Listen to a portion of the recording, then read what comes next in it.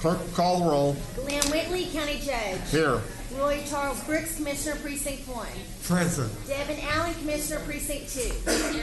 Gary Fickus, Commissioner, Precinct 3. Here. J.D. Johnson, Commissioner, Precinct 4. Here. Constitutes a quorum. Thank you. Our invitation today will be delivered by our own chaplain, Frank Liddicky, from the Tarrant County Sheriff's Department. After the invitation, please remain standing for the pledge. Shall we pray? Father, it's at times like this we need you. We need you all the time, Lord, and so many times we go about our ways and we forget. But Father, we ask for your guidance and your help. Lord, you said in the book of Romans to let every person to be subject to the governing authorities. There is no authority except from God, and those that exist have been instituted by God. You also say in the book of Timothy to pray for those who are in authority. And in James you say, if anyone lacks wisdom, let him ask of God who gives to all men liberally. And so, Father, today we ask you for these things. We ask you for wisdom. Lord, we pray for the leadership in our country. Specifically, Father, we pray for the leadership on the members of the Commissioner's Court. We ask, Lord, that you would give them wisdom and guide them. Lord, we thank you for their attitude of service and their passion to help, and we pray for these wonderful people and guide them, we ask. Father, we also pray for our police officers, those on the street, and then as well as those in the areas of correction and in our jail. We pray that you would watch over them, keep them safe. We also pray for our country, Lord, during this time of unrest. We pray, Lord, that there would be a protection over all that are involved, and watch over and help us, Lord, to get these things settled. We pray that you would help us in that area. Help our country, Father. And then, Lord, there's many folks that have been affected by the virus. We ask, Lord, that those that are healing and those that are in a hospital would get better, and those that have lost loved ones, Lord, that you would comfort those families. So, Lord, we've asked you for a lot today, but you're a big God, and nothing is too hard for you. And so, Lord, we ask for your help today. We pray that we would glorify you in what we do and say. We ask these things in Jesus' name. Amen. Amen. I pledge allegiance to the flag of the United States of America and to the republic for which it stands, one nation, under God, indivisible, with liberty and justice for all. For all. Honor the Texas flag. I pledge allegiance to these Texas, one state, under God, one and indivisible. Thank you, Reverend.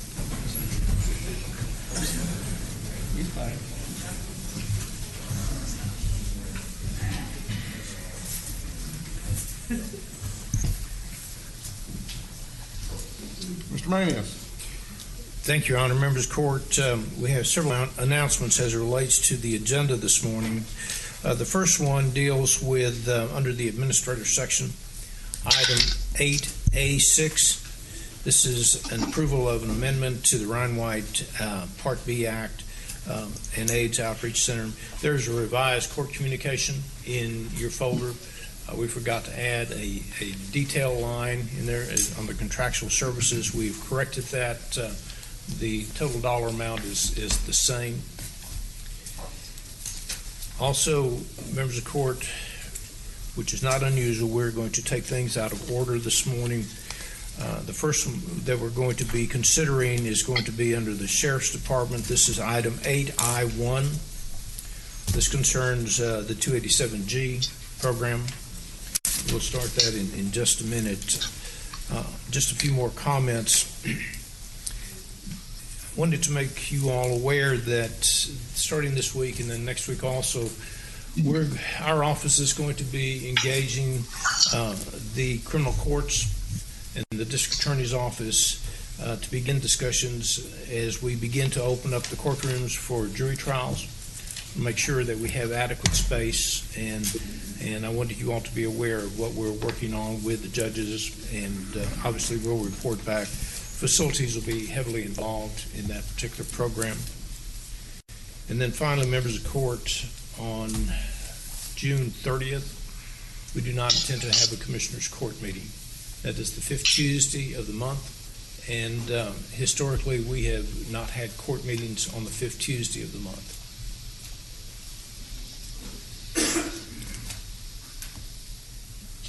Thank you, Your Honor. Thank you.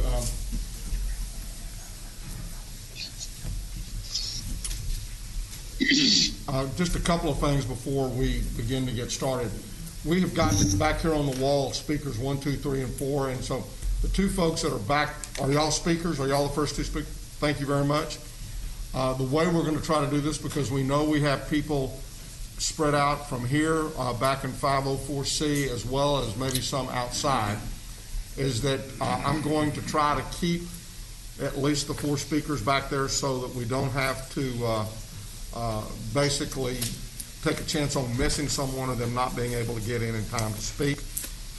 So as we begin that, we will we'll be calling folks, and then I'll ask folks to come forward. The one thing I am going to do is we have some elected officials who have asked to speak, or former elected officials, and we'll be calling on them first as we go through this process. So we'll get to that in a minute, but I will say that our first 4 speakers are going to be Tom Wilder, District Clerk, former Representative Lon Burnham, and then also our Rick Barnes, our Republican Party Chair, to be followed by Devin Rosenberry, and then also by John Eubanks. So before we get to that point, though, I would ask for the...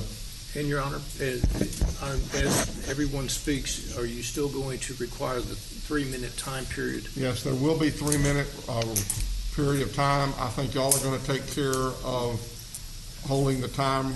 We will, and we will announce whenever there's 1 minute left for everyone so that they know where they are in their time sequence. Okay, and then the other thing that we're going to do is, if we have, and I haven't looked through the request forms yet, but for those, if somebody wants to just register for or against but does not wish to speak, then I'm going to ask that y'all would read them into the record as we get to the end of that. And so with that, I'll ask the court for the approval of the minutes of our regular meeting of June the 9th. Move approval. Second. We have a motion and a second. Please vote. Commissioner Pickett? Yes. Commissioner Johnson voted in favor. Motion passes unanimously. I have a proclamation on elder abuse, and I will move for its approval. Second. We have a motion and a second. Please vote. Commissioner Yes. Johnson voted yes. Motion passes unanimously. Court members, you have before you the consent agenda. Move approval of the consent agenda. Second. We have a motion and a second to approve the consent agenda. Please vote. Commissioner Johnson? Yes. Motion passes unanimously. And that brings us now to the Announcements. announcements. That's Yes. correct. It does bring us to the announcements. And Yes. Commissioner Allen, I think you have a couple of announcements. I do. First off, I want to share with the community an opportunity provided by Tarrant County Public Health Department to participate in the Tarrant County Birth Equity Collaborative. It's a group of parents, community leaders, and health partners who are working to identify, plan, and implement strategies to eliminate birth equities in Tarrant County. Of course, given everything that's going on with COVID, we certainly still want to work on this issue, and so they are hosting a Zoom call on June 23rd at 6:30 p.m., and that will provide an opportunity for discussion and participation. Of course, we know that this is a critical issue facing our county. And public health data tells us that African American families experience maternal and infant death at much higher rates than other ethnic groups in the same communities. And so we need everyone's collective voice to guide the work to identify solutions. And I will add that African Americans, regardless of their educational attainment or their income status, are disproportionately affected. So again, that is June 23rd at 6:30 p.m. It's a Zoom call with the Tarrant County Birth Equity Collaborative. And I know that this court has worked on that issue for some time, and Commissioner Brooks has championed it for years. Then I wanted to be sure to recognize this Friday as Juneteenth. Now, I know that not everyone in our community is particularly aware of what Juneteenth is, and especially if you're somewhat new to Texas, you may not know what this day means to African Americans and the supportive community. So, of course, 155 years ago, slavery was ended in the United States. Juneteenth is an annual celebration which commemorates the 2.5 years from the Emancipation Proclamation when it was signed, and then when the enslaved people in Texas were freed. Black communities around the country celebrate this holiday in many different ways. And I will say that just like any community, we're not monolithic, we as in the black community. So some folks in the black community don't celebrate it, they don't think it's anything worth celebrating, and others in the black community celebrate it every year and do so in a very large fashion. There has been a local effort by a 93-year-old woman who is a legend, Miss Opal Lee. She has been working to see Juneteenth as a national holiday, which it still is not recognized federally. And so there are celebrations in Fort Worth and Dallas, Grand Prairie, Mansfield. It's too many to list. But you could just Google Juneteenth, Texas 2020, probably find any number of events. So I welcome the community, those who are familiar with Juneteenth, to celebrate if that's your choice. And then if you don't know anything about it, just to do a little research. And then if you have any questions about it, if you don't know a black person that you can ask me. That's it. Thank you very much.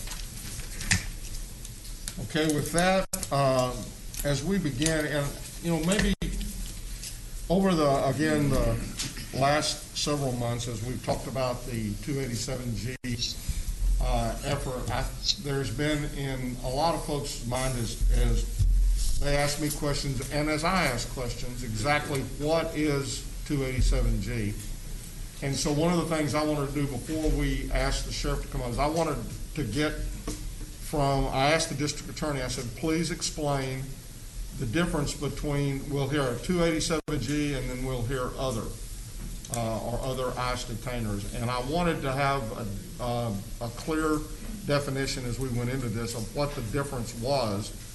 And so I asked the district attorney's office to be prepared to address that, and I'm going to ask them to start out, and then I'm going to call upon the sheriff to make his presentation, allow time for the court members to ask any questions that they may have, and then we'll go into public comments, and then subsequent to the public comments, we will make any additional comments that we would like to make at that time, and then take any action that the court wishes to take at that time. So, Chris, would you start us off, please? Yes, sir. Thank you, Judge, Commissioners. As the judge stated, I've been asked to give a brief synopsis. Is that better, Commissioner? I've been asked to give a brief synopsis of 287G and what the world would look like if the county did not have a 287G agreement, and looking at that from a legal perspective only. So, to begin, what 287G refers to that particular section of the Immigration Naturalization Act. And what 287G does, a very boiled down version of it, is it creates two different types of training for officers. There's field training, and then there's jail detention training. Now, we're talking, of course, today about jail detention training, and those particular officers are only trained to question persons who are already in unlawful custody. So basically are heading to jail, have committed a crime, or have been accused of committing a crime. So what those individuals do, they're trained by the federal government in order to learn how to properly ask questions from the jail personnel of these individuals who are coming into the jail, inquiring about their immigration status. Now, according to ICE's website, they're trained on civil rights, complaint procedures, multicultural communications, the avoidance of racial profiling, and the limitations of 287G. So what those individuals will do is they would potentially ask those questions and come to the determination of whether an ICE hold is appropriate or not. Now, according to my understanding, the Sheriff's Department receives a lot of these individuals who come from other arresting agencies or municipalities who already have ICE detainers on them. So I'm going to explain, that's 287G in a nutshell. So I'm going to explain what the law looks like if the county does not have a 287G agreement. It's first important to note that when the individuals come with an ICE detainer, so when the sheriff gets them, the sheriff realizes there's an ICE detainer already on these individuals, that Texas Code of Criminal Procedure, Article 2.251, specifically requires that the sheriff honor that ICE detainer. He's legally obligated to honor that ICE detainer, whether there's a 287G agreement or not. In fact, Texas Penal Code Section 39.07 makes it a Class A misdemeanor if the sheriff does not honor that ICE detainer. So therefore, if we don't have a 287G agreement and the sheriff receives someone who has an ICE detainer and doesn't honor that ICE detainer, he's committed a crime. On top of that, Texas Local Government Code 87.031 subsection C specifically states that if an official like the sheriff is to be convicted of a Class A misdemeanor, it's an immediate removal from office. So again, whether we have the 287G agreement or not, the sheriff has to follow those ICE detainers and must honor those ICE detainers, and it's a crime if he does not. And actually, as to follow along, I actually brought copies of the relevant law for the court, if you'd like to take a look at that. Please, thank you.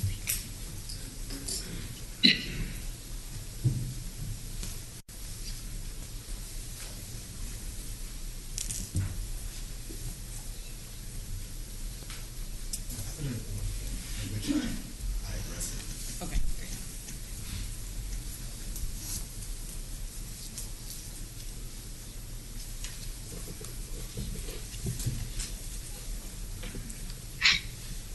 I put those in order of which I address it. So the first one is 2.251 of the Texas Code of Criminal Procedure, which is the law that specifically says that the sheriff must honor these ICE detainers. The second one being Penal Code 39.07, which is making it a Class A misdemeanor to not honor the ICE detainers. And then the Local Government Code 87.03, subsection C is what I refer to, should be the third one in your packet. And that's basically saying that it could be a removable offense if the sheriff does not honor those ICE detainers. And this is a world, of course, without the 287G agreement. But moreover, the sheriff is also, without a 287G agreement, is also legally obligated when you receive someone who has an ICE detainer or ICE hold placed on them, must hold that individual for at least 48 hours, and that's excluding weekends and excluding holidays. And that's listed in the federal regulations, 8 CFR 287.7, that's subsection D.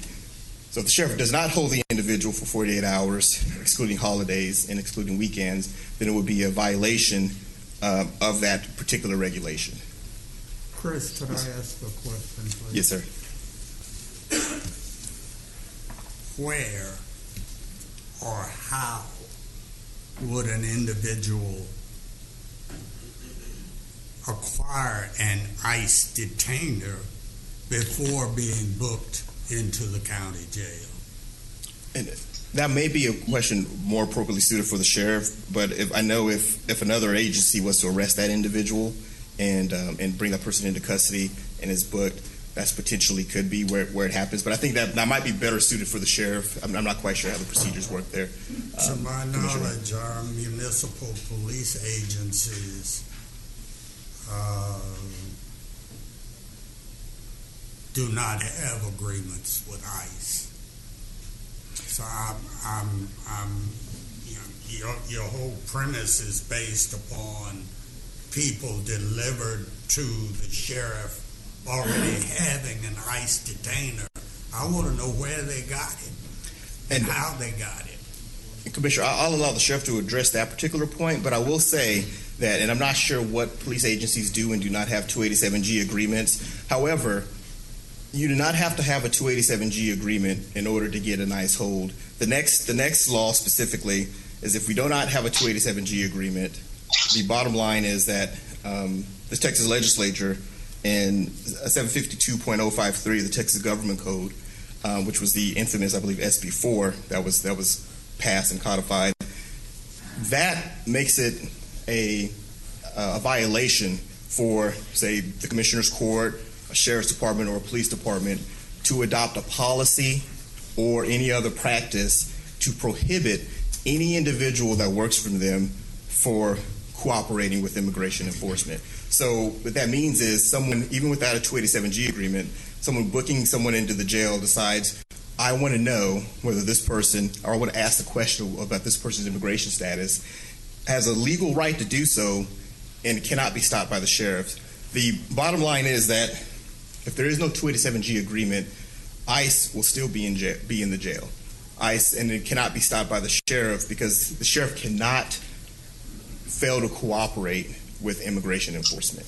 So the main difference would be that there might not be any trained Tarrant County individuals, but I think it's important to note, pursuant to Texas legislature, ICE would still be in the jail. Now, as far as what happens before that and with other arresting entities, I'm not quite sure, Commissioner. I'll let the sheriff address that, but that's the state of the law if we do not have a 287G agreement. Any other questions? Thank you, Chris. Thank you. Chris, Yes, Commissioner. when you came up, you mentioned there's two parts. There's in the jail part and training. Yes. Training in the jail, training in the, I guess, in the field. What are we doing here at Tarrant County? Right now, it's my understanding that this is only in the jail, and I think that the sheriff can probably answer that question better, but according to my understanding, this is only in the jail training.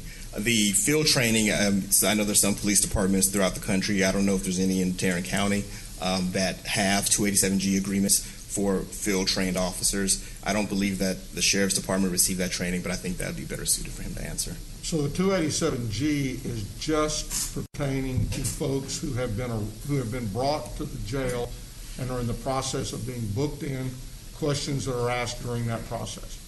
This is not, 287G doesn't refer to patrol or anything else. It's just for the folks that are being booked into the jail. In the way that we are using it, yes, Judge. Now, there's other agreements in which there could be police full forces out there doing 287G, but the way that Tarrant County is in our jail, it's my understanding we are just doing once someone is lawfully arrested and coming into the jail. Okay. They're in the confines of the jail. Yes, sir. They're not out. Are they out looking? They're not out looking at, going by a restaurant and, taking people away or doing that kind of stuff. It's my understanding that's not occurring, but that's probably better suited for the sheriff as well. I'm not quite sure. I don't want to speak for the sheriff on exactly what Tarrant County is doing with the Tarrant County Sheriff's Office. Further begs the question, since almost the totality of your argument was about people being delivered to the county jail who already had an ICE detainer, where did they get it? And under whose authority did they get it? before booking into the county jail. And I understand that, Commissioner, and you're right. I think it's twofold. And I think that is something that the sheriff. The sheriff will answer that, but I do want to point out that according to the No Sanctuary Cities law that the legislature passed, even without a 287G agreement, someone could call ICE to come into the jail. I don't know exactly how often that occurred. This is not about sanctuary cities. This is about ICE. Yes, sir. This is about 287G, not about sanctuary cities or counties. We are neither of those. But we are concerned about 287G and how it's implemented in our county jail. I completely understand that, Commissioner. The only point I really wanted to make with that particular section, although it's an unfortunate naming of that law, is that ICE has a statutory right under that provision to come into jails, even if there was no 287G agreement. And I guess the thing that I want to emphasize is that whether we have a 287G agreement, which talks about the training our officers receive on folks that they're booking into the jail, that if someone comes to the back door of our jail with a ICE detainer on them already, the sheriff has no authority not to honor that ICE detainer. And at the point in time that individual is to be released, the sheriff or his department is required to notify ICE that this individual is about to be released. And then ICE has 48 hours, excluding weekends and holidays, to come and to pick that individual up. And if the sheriff's department or the sheriff does not do that, and he could be convicted of a Class A misdemeanor and would be subject to removal from office. That is correct. Okay. And Chris, is it also correct that the 287G agreement is not necessary in order for the sheriff to uphold his statutory requirement to abide by ICE regulations? I'm sorry, can you ask that one more time, Commissioner? Yeah, so if you could, correct me if I'm wrong, that the sheriff is not, required to implement 287G in order to uphold his statutory requirements. That is correct. Okay. Thank you. Thank you, Chris. Thank you, guys. Sheriff. Thank you, sir.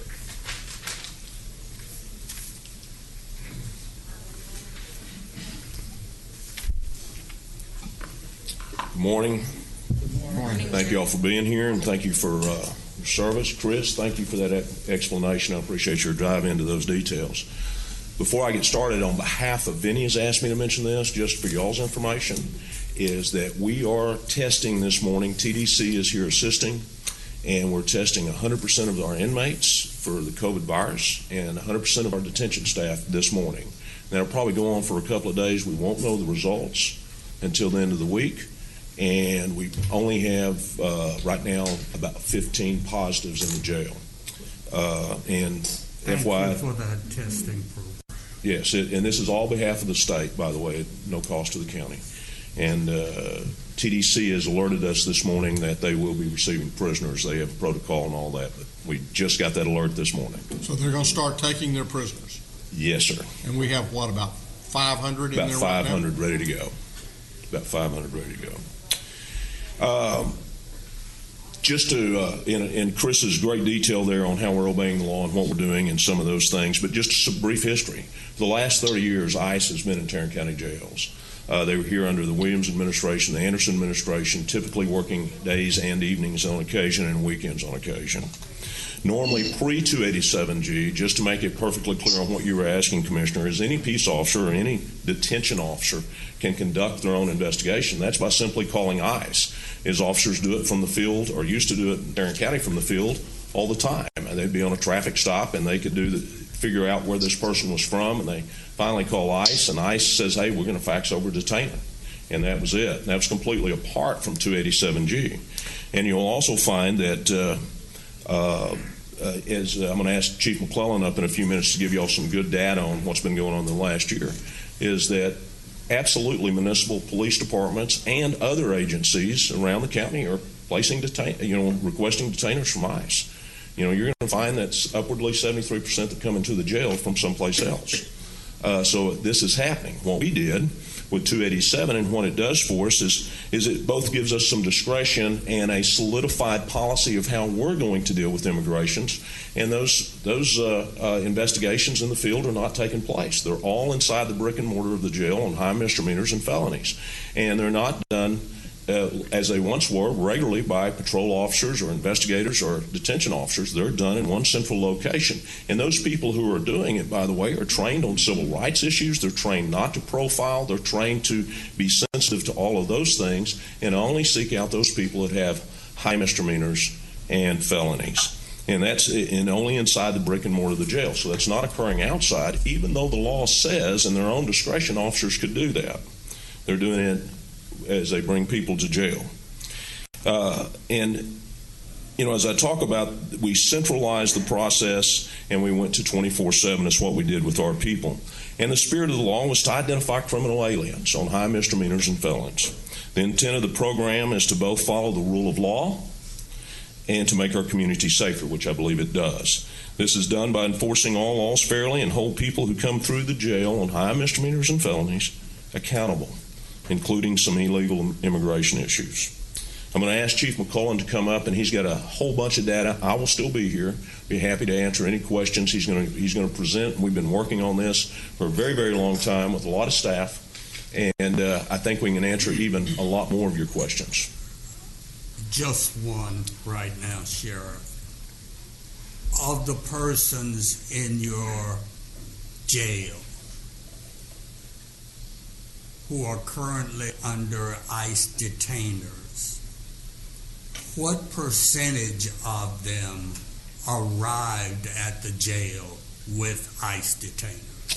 I believe that's going to be 70+%. Really? Yes, sir. So these would have come from the arresting jurisdiction? Yes, sir.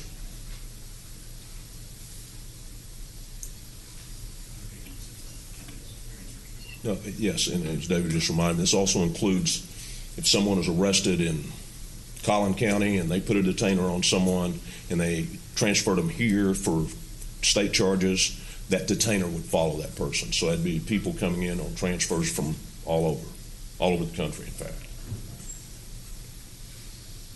But also local agencies. Over 70%. Yes, sir, and David's going to show you the exact numbers on that and what we're doing.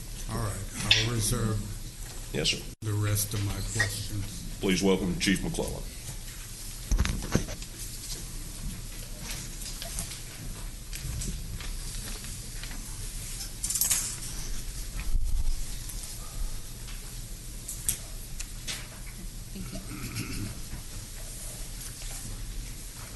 Is this the same thing that's in our red folders? I wasn't sure if you had a copy, so I wanted to make sure. Okay, okay. Thank you.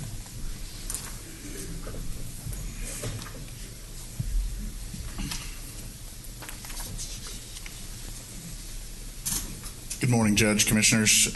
We have a presentation, if we can get that put up on the screens, please. So we worked over the last year, since June 1st, to clean data. We worked with the county IT department, the budget office, the county administrator's office, to really focus in on ICE detainers, specifically TCSO detainers. So we could tell you 287G versus the rest of ICE detainers and what those numbers were. So what we did was IT pulled information from our database, the mainframe, and we looked at the total number of ICE detainers and then specifically how many of those were 287G detainers. So this first slide shows that 52,000, a little over 52,300 people were booked into jail from June 1 of 2019 to May 31st of 2020.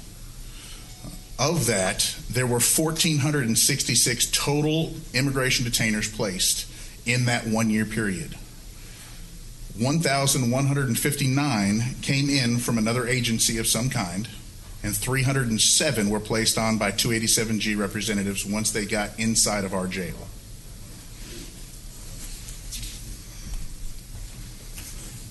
This list right here lists the highest severity offense broken down for all ICE detainers and 287G detainers. And it goes through from felony, first degree, second degree, state jail felonies, all the way through misdemeanors. The category on the left is only the 287G detainers that we placed once somebody got inside of our jail. The category on the right is all detainers, which includes those 287G detainers. So out of the 1,466, you have the breakdown on the right. On the left, the 307, which is what we did, there are no Class C misdemeanors. So we can conclusively say TCSO 287G places 0 holds on Class C misdemeanors.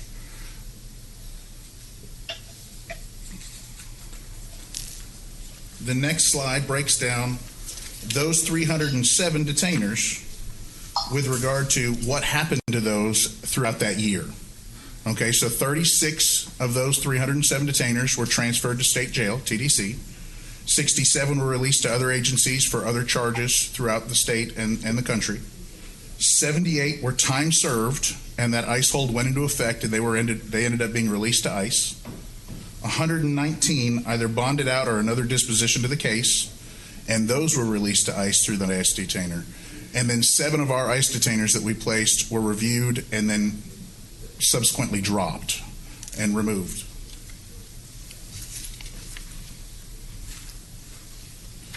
Over the course of that year, we ended up releasing 236 total people with ICE detainers to ICE. And now one of the questions we had last year was what happens to people once they get released to ICE?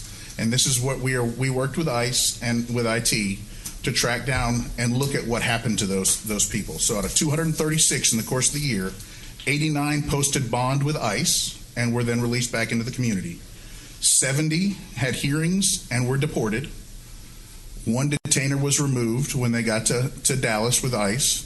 15 are still currently in ICE custody, and 61 chose to voluntarily remove and go back to their country of origin. This is of the 307. That's a great question. Let me clarify those 2 different numbers. We placed 307 holds throughout the year, but not all of them have been released to ICE. That is a daily number that flows anytime you look at it. The 236 were actual ICE holds that ended up going into effect and being released to ICE. Currently, we have somewhere around 264 people in our jail with ICE holds on them. So some of those are still in our jail. Some of them might not be. Some of them are repeat offenders and have come back into our jail.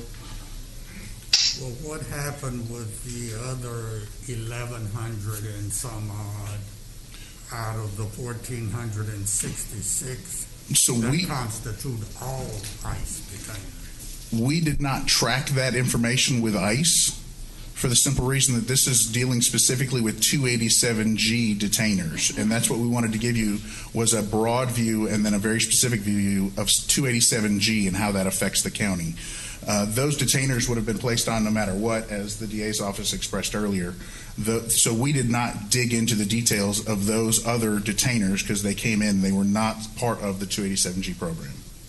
But are those figures that you regularly track, especially given the statutory requirement to abide by ICE regulations? So, I mean, as what happens to them once they're released to ICE? Yeah.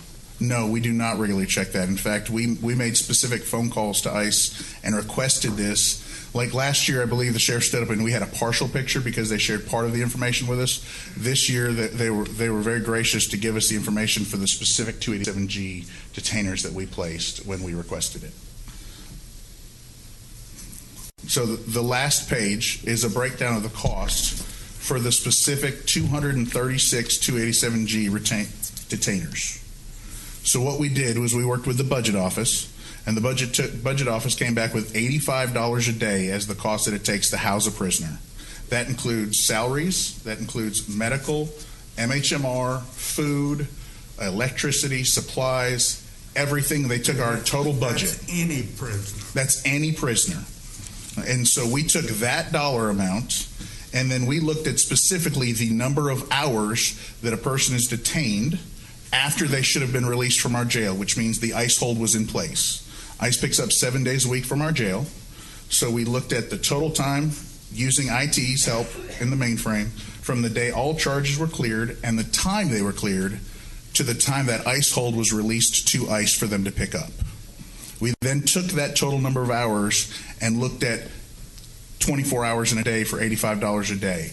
That came up with the $15,924. Now, the additional $1,069, we added an additional hour for all 309 detainers that were placed in that same year, because it takes roughly an hour to place a detainer. So we wanted to go ahead and show that number based off the $85 a day. So if you take 309 and times it by the 1 hour of $3.54, which equals $85 a day, that's where that extra additional $1,069 comes from.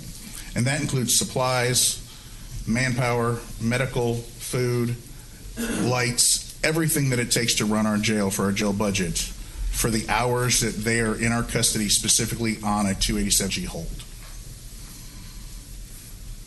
So, Chief, you invited us to consider the presentation that you made last year. And last year, this the cost of participating in 287G was somewhere around $1,800. Yes, ma'am. Okay. The difference would be that did not take into total amount of hours with regard to employee salaries. That was more supplies, paper, printer cartridges. That's why we went with the budget office numbers this year of $85 a day, because that takes and encompasses our entire budget, including retirement, manpower, everything, and that's why the number is where it is today. Okay. But then the program was, per the agreement, the original agreement was in 2017, so we're talking about multiple years of implementation. Is there a reason why we just have information, these kind of numbers for 2019 to 2020?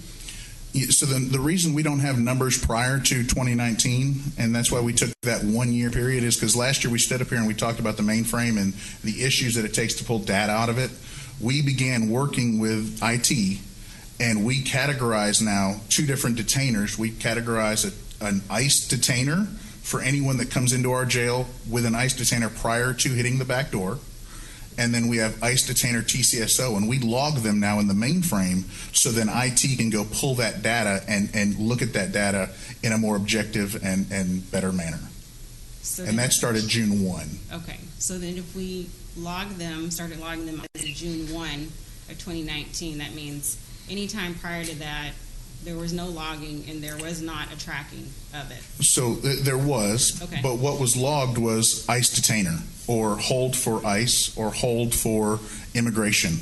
It's a free flow text form, so any person can enter that any way they wanted. So that would be, we couldn't differentiate between a 287G hold and an ICE hold where somebody came in our back door unless we pulled the physical folder and went through every single folder for every inmate and looked at who put that hold in place. And that's why we started categorizing them as TCSO and ICE, so we could then go in and see which ones we placed and which ones came in our back door. Okay. So then would you share with me again what program was used to pull these figures? I believe it's called Power BI, but there's a gentleman in IT that is exceptionally good at writing code, and he wrote an algorithm, and we've refined that algorithm over the last year to where he can go in and search for specific things in the mainframe, different subcategories of the mainframe, to pull the information out and then download it to where we can look at it in a spreadsheet format. So then over the course of this year leading up to the presentation today, how often have those numbers been reviewed? Quite frequently, actually. The information I gave you last week, we actually reviewed it again, and we worked with ICE and realized that we could refine those numbers even further, and that's why it came down from roughly 17,000 and change is what the information I gave you last week to the 15 and change, is because we actually refined them even further over the course of the week.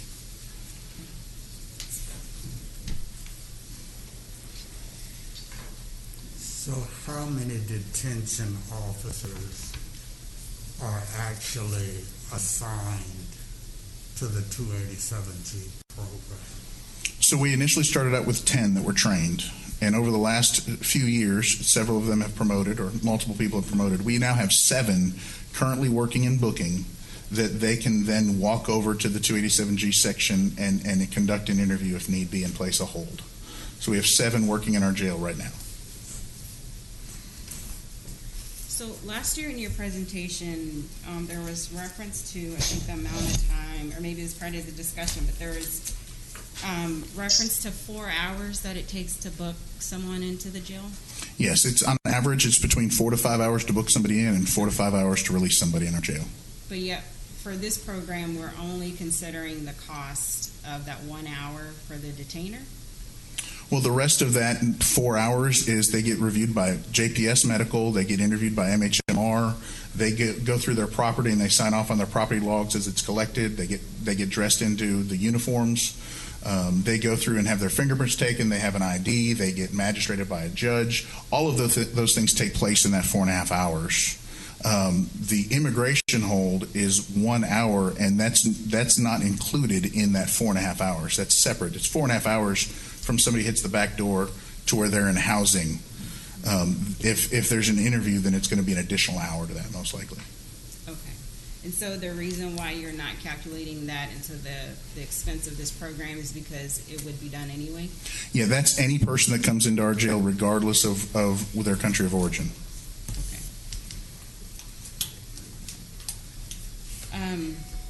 I'm going to move to something else. Did anyone else have questions on this particular presentation? Not at this time. Okay. So then the information, the report that you gave us last year, which not last year, I guess. Last week. There we go. Okay. Yes, ma'am. So you're saying that the cost to do the check, the detainer check, is, remind me again what that figure is? The current numbers on that slide were a little over 15,000. No, the detainer check was that's the interview you're talking about, isn't it? Well, That's about a little over $1,000 for 309. which is about an hour. It can be done between 30 minutes and an hour, so we took the high end of an hour to go ahead and interview and place that detainer. And $85 a day divided by 24 is $3.54 an hour for total cost, and so we just times that by the 309 to come up with that number. Okay, so then what's involved with that process of doing a detainer check? How's a determination made? Who decides whether to do the detainer process? And then walk me through that 30 minutes or so to an hour that it takes. I don't have all the details of what goes into place with that detainer, with what our interviewees go through with that process. I'm not trained in that. I haven't been through the ICE interview process. When somebody comes in our back door, I can speak to that process and what it leads up to. We ask country of origin for every single person because we have to notify consulate. We ask specific questions, driver's license, name, social, gathering information. They go through medical. If at any point there is any type of red flag that they tell us they're not in the country legally or they're not from America, then that could get flagged to move over to an immigration interview at that time. And then our officers or an ICE agent, if they are present, will conduct the interviews and determine whether or not there's a hold that needs to be placed on that person. And once we place those holds, they are reviewed by Dallas as well prior to pickup. Dallas Immigration Office. I apologize for that. And so then as you do this check, that approximately for the cost of the program for 19 to 20 was $1,000 or so. How long does it take to, what's the end result is, and how long does it take to reach that end result? The interview and ICE detainer takes on average between 30 minutes and an hour, and that's why we calculated an hour for that result. At the end of that 30 minutes to an hour, that's when you have your answer, and you say, okay, we're placing a detainer on this person? Or? That's when our officers feel that there's enough reason to justify a detainer, and they do place the detainer, and then it's logged into our mainframe at that time, and they continue through the booking process. And then that detainer would take effect once they're eligible to be released to the community. And that's when the hold goes into place and the 48 hours starts. May I ask a question? Of the 307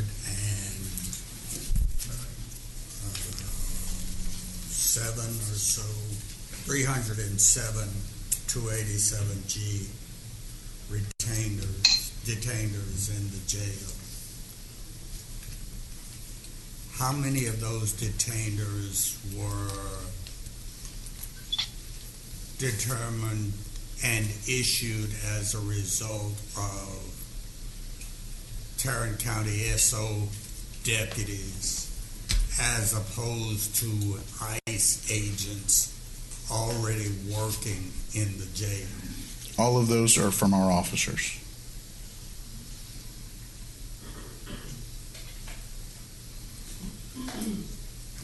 So what do the ICE agents in the jail do? They're going to be reviewing the folders once we place a detainer to make sure that we've got all the paperwork filed and properly done. But we place all of those 307. We've placed all those holds on there. Our people did that. I think I know what he's asking, so let me see. The ICE officers are in our jail, as Chris mentioned earlier. They have a right to be in our jail, and they are in our jail on a daily basis, 5 days a week, maybe not over the weekend. I don't know the total amount of time they're in our jail. But Yes. they're there. Do they interview and do they place ICE detainers on certain individuals coming through the jail?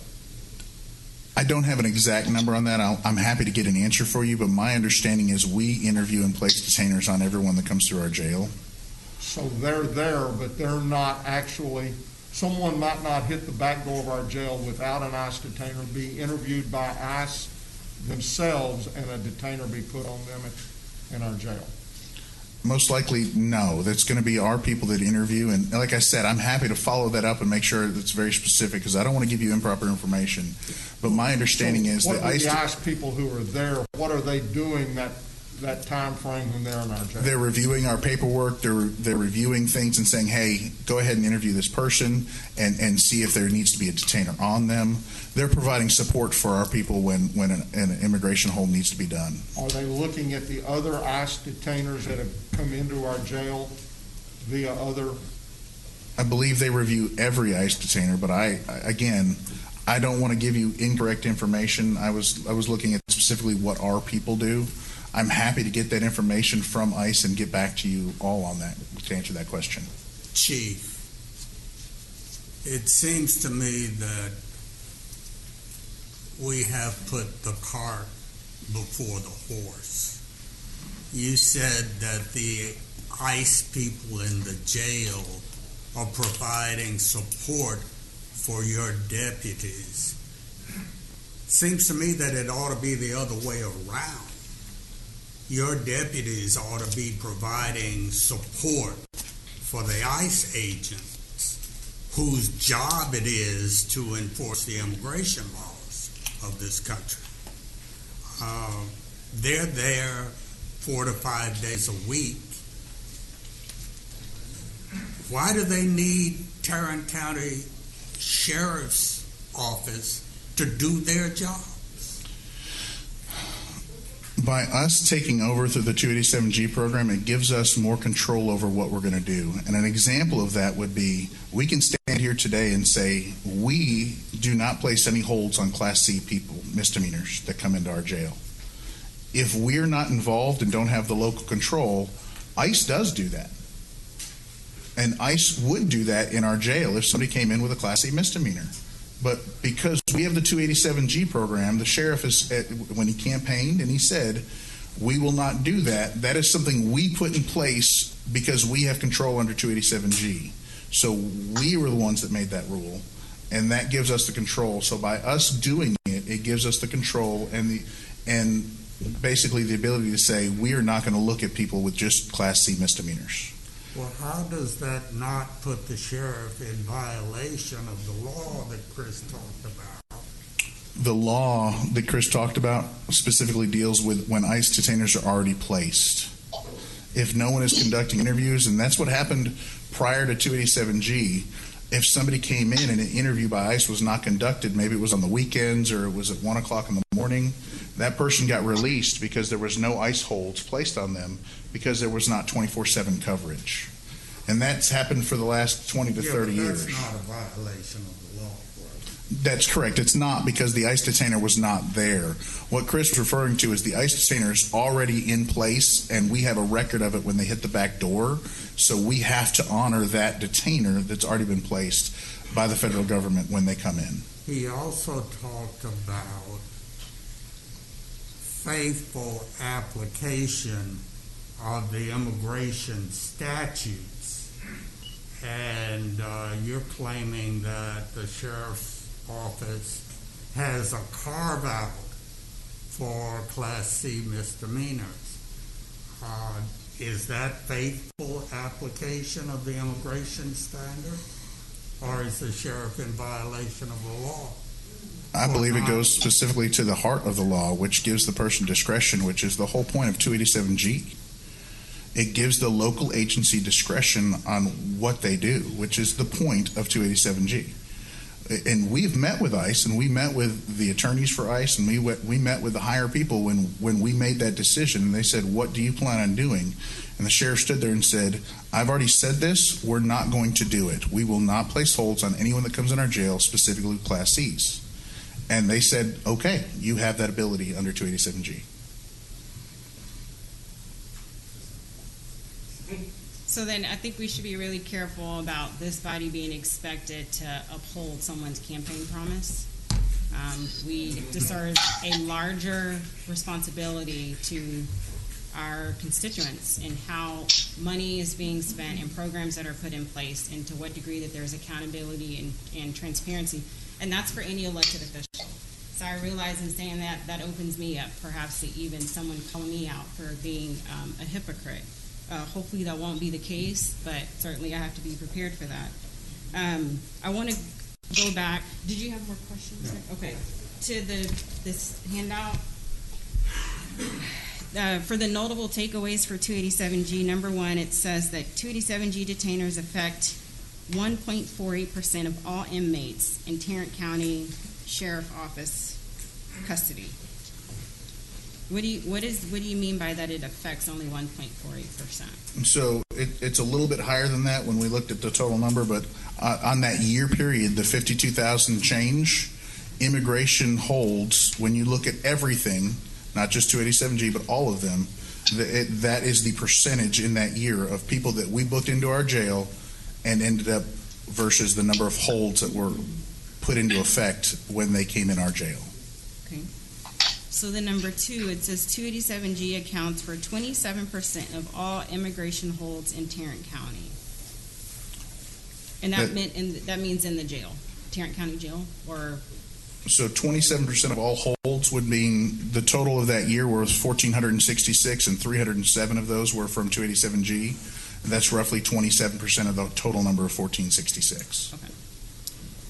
And then I think you've elaborated on this. But number three, 0 287G detainers were placed on people with only Class C charges.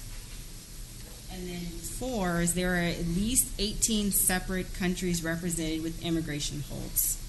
Why did you think that was notable to mention? We put that on because it affects globally. It's not just one country or two countries.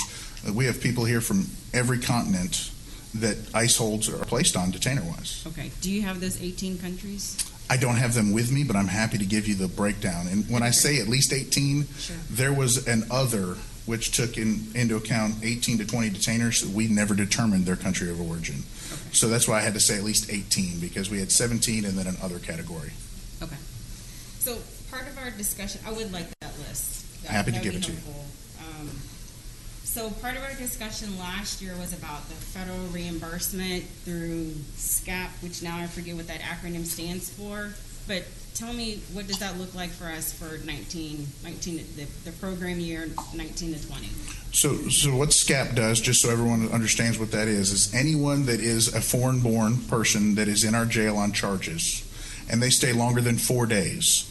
After that 4-day period, we are allowed to be reimbursed on a daily basis after that 4 days from the federal government. So if somebody is here on a student visa and they're arrested in our jail for 20 days or 5 days, we can start counting that 5th day and submit to the government for reimbursement. And we're doing that right now.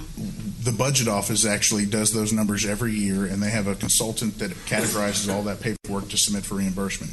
Last year's number, we were reimbursed a little over $440,000. So then, what does the federal government require for us to submit in order to seek that reimbursement? You would have to ask the budget office that. We provide them blanket information for inmates with regard to country of origin and various things from our booking. And then, like I said, they actually have a consultant that prepares all that paperwork and categorizes, submits the paperwork for reimbursement. When was the last time that you saw that paperwork? Do you review it before it gets submitted, or how does that work? I do not review it. The budget office reviews that and then submits that paperwork. The last week, I actually spoke with Helen and the budget office to make sure that we had been being reimbursed, and that's when she gave me the $440,000 number for last year. So we haven't submitted and been reimbursed for the current year. And so that would happen regardless of 287G, right? It's just based off of... Yeah, because that's completely separate from 287G. That has nothing to do with it's anyone that is in our jail on charges versus an ICE hold. And we wished we got that from the state of Texas.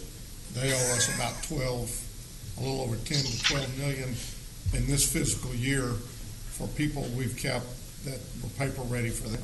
Sure.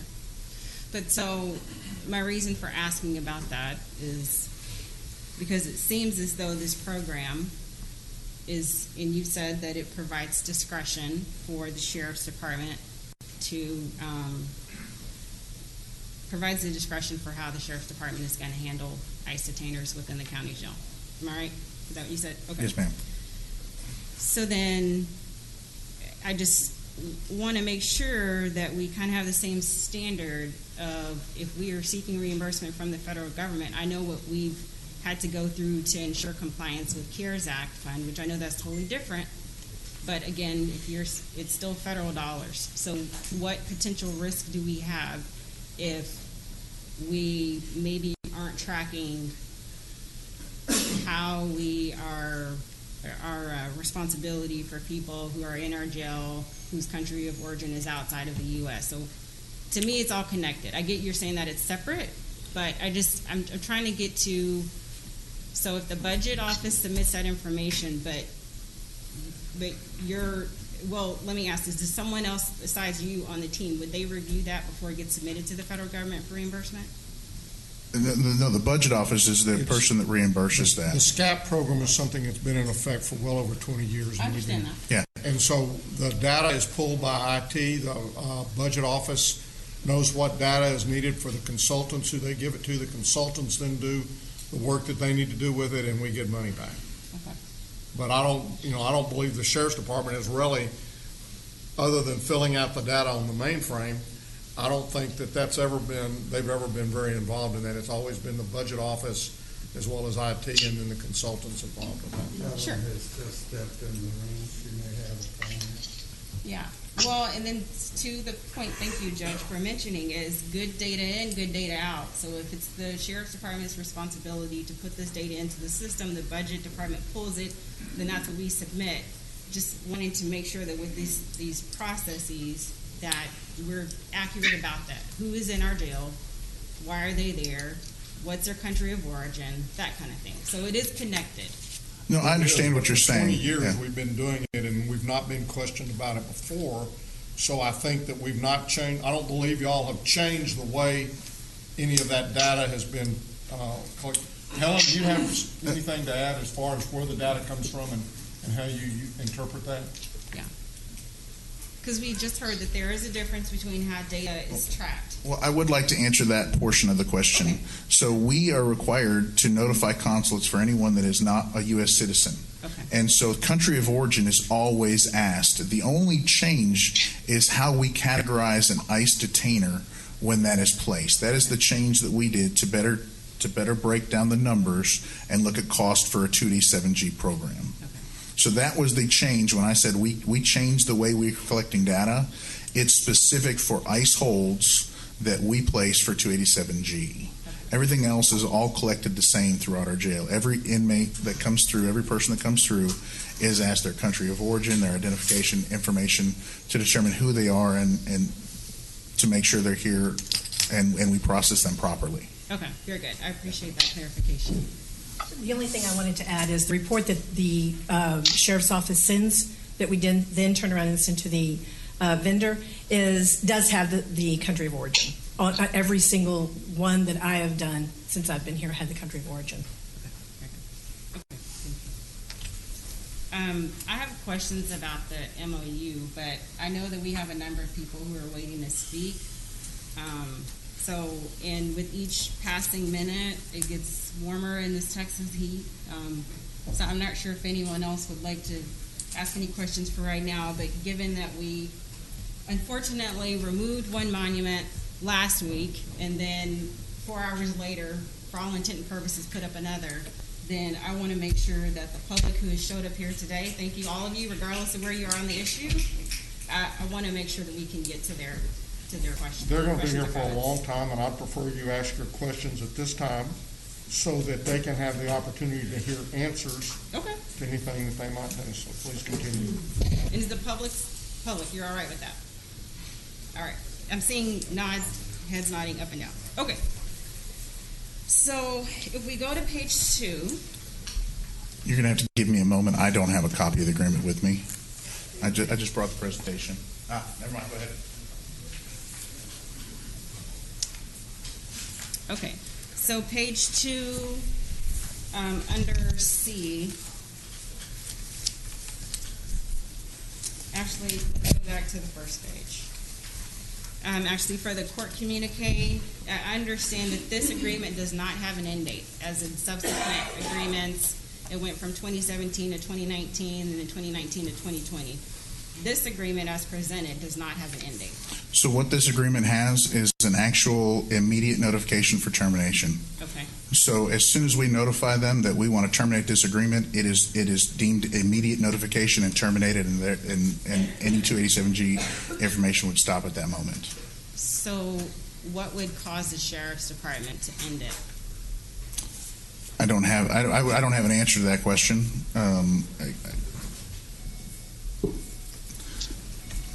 I don't know. It doesn't what have that's to be terminated speculation. by them. It can be terminated by us. Yeah. It could be terminated by ICE for some reason as well. So any party has the ability to do an immediate termination upon notification. Sure. So I just want to make it really clear, these aren't trick questions. So No, I I'm just understand asking that. to get an understanding. I understand that. All right. So, what are the checks for the program then? What do you all see are the checks for the program, so that if it doesn't have an automatic end date by virtue of the calendar, it's if the sheriff's department or ICE or this body were to decide to end it, then what are reasonable checks so that we can see if the program is working as intended and serving the greater interest of the county? So every year we actually hold a meeting that is open to the public for anyone to come ask questions or have concerns, to discuss over the year the numbers and the information that takes place throughout that year, to look at ideas for the community to see if they have any suggestions on how to better the program or better knowledge for the program. Is it every 2 years that we're audited? Every 2 years we actually have federal auditors come through our program, review information. That happened last year, and they actually recommended a spreadsheet change that we put in place. But that happens every 2 years from the federal side. They come through and audit every piece of paper that goes through the federal government for this program. Is there, please. Interject just a moment. Whose idea, how did this get changed from a program that has to be renewed on an annual basis to one that's evergreen? It's the federal government. They changed their application process. We actually added the language. We worked with the DA's office and got the federal government to agree to the language that upon written notification, it can be terminated immediately upon the notification or a specific date that we give them. So we asked to add that language in.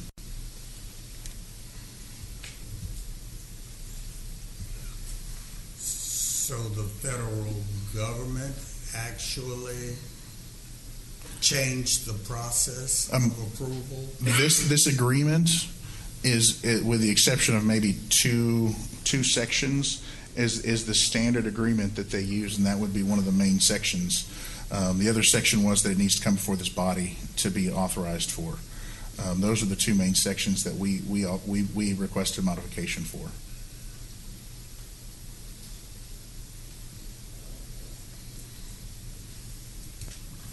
So are you saying that it does have to come before this body for renewal on an annual basis, or it doesn't? So it is our understanding and the DA's opinion that this is considered a contract. The federal government just believes that this is an MOA, and the sheriff could authorize it himself.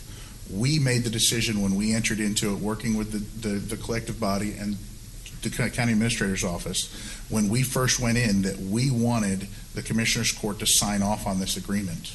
And that's when it was presented. And so that has been a change that we added to the contract. If you go review a majority of the 287G agreements throughout the United States, the sheriff enters into that agreement on his own. We made the decision when we initially looked at this program to bring it before the body, the commissioner's court, and ask them to authorize it and look at it. The other change that we made on this agreement when it came through was the fact that we wanted, upon written notification by any party, that it could be terminated immediately if there is no specific date given for termination. So will it be the sheriff's office policy to continue to ask for approval on an annual basis? I believe what we're planning on doing is providing briefings to the commissioner's court at any time they would like. And So at that would time, be a no. that would be a no. And at that time, if the court chooses that they want to revisit whether or not that this should be terminated, then obviously you guys have the authority to do that as the commissioner's court.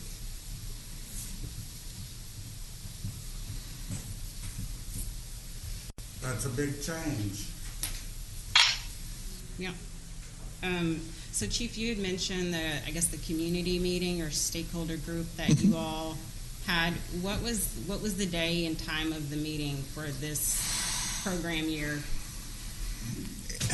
It happened at the end of last year, and we put it out on the county website and the sheriff's office website, advertising it, because we had to coordinate that with ICE, because they have the ICE directors and their public information officer that come in as well to answer questions for that program.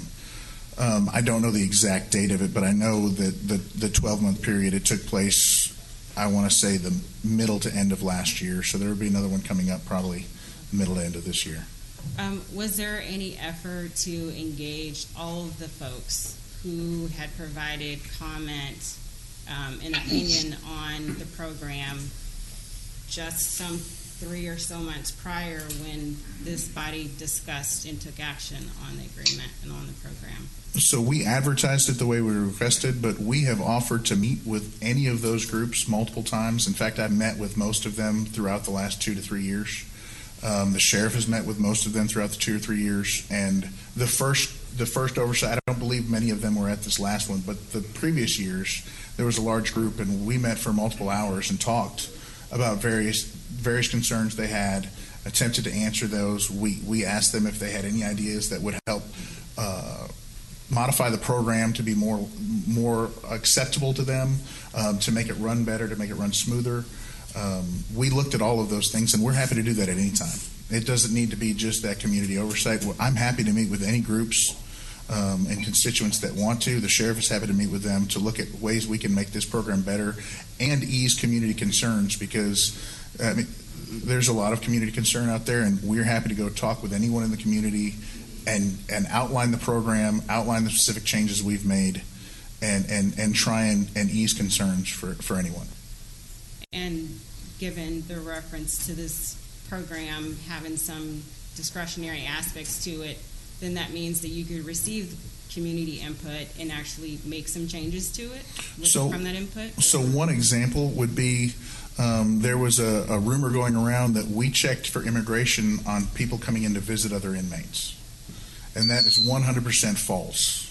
And so what we did was we worked with various groups of people that brought that concern to us, and we helped them. We gave a statement to them, and they helped craft it.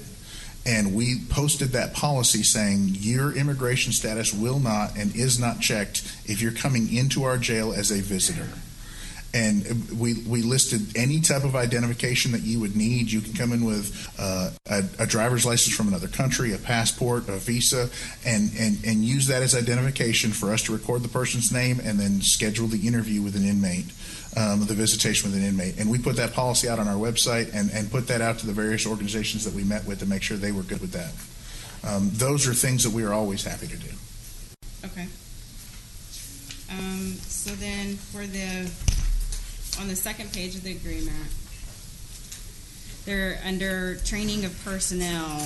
The last paragraph in there, that first sentence, it references the LEA, law enforcement agency personnel, will be required to complete refresher training as needed, but not more frequently than every 2 years after the initial course completion. So has the personnel completed that refresher training? I believe all of them have, yes. All 7 people that are still currently active with their license have completed their refresher training. Okay. Next, under, let's see, you answer that question. Okay. So then I think that you answered this question, but I just want to make sure I understand. On page 3, the very top sentence, it talks about delegating authority to revoke the certification of the personnel. So if you started out with 10 personnel that are part of this program, I think the sheriff said that 3 of them have been promoted, so 7 remain. So that means that there has not been any revocation of certification for any personnel. Well, the 3 that were promoted, those were technically removed from their credentials, were pulled because they're no longer with the program and in booking because they promoted to sergeant. Okay. and throughout. I think one of them's a lieutenant now. Okay. So yeah. So on page 4, under interpretation services, how is that accounted for in the budget that you presented? Is it, and if so, how? Do we have an interpreter for every interview that requests it? Yeah, if somebody doesn't speak English or they request an interpreter, then we get on the phone with the federal company, and that is actually the interpreter is on the phone with the person and interprets the conversation back and forth. And interpretation is a part of your budget and would be used to calculate the $85. I would need to check with Helen, but I believe that our interpretation services are factored into our budget. In fact, I know they're part of our budget, so they would be in that $85 a day.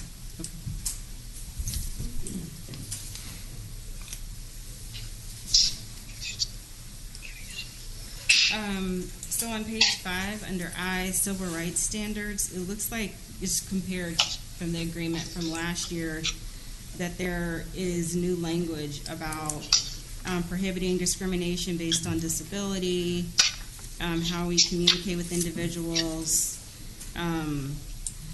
Just wasn't sure if that was just a cleanup of the agreement, or can you speak to the change in that reference? That's the standard language that ICE updated when they sent the agreement. We did not have any. Some changes you all made in working with the DA, and then some. Yeah, okay. that had nothing to do with us, and it might need to be updated again after the civil court, after the Supreme Court ruling yesterday, thankfully. So.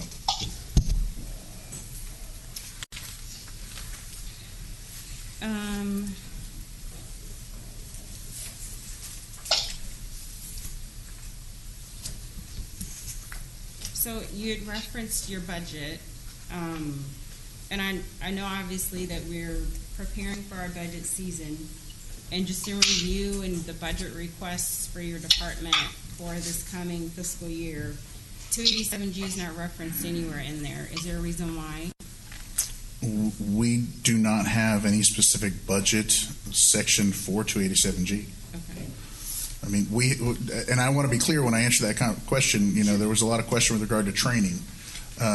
All of our officers that have been trained, we have not paid a dime for that. The federal government has paid for it up front instead of us paying for it and asking to be reimbursed. Training, food, travel. Including travel, food, everything. Okay. But so you don't have a specific budget for 287G? We do not, no.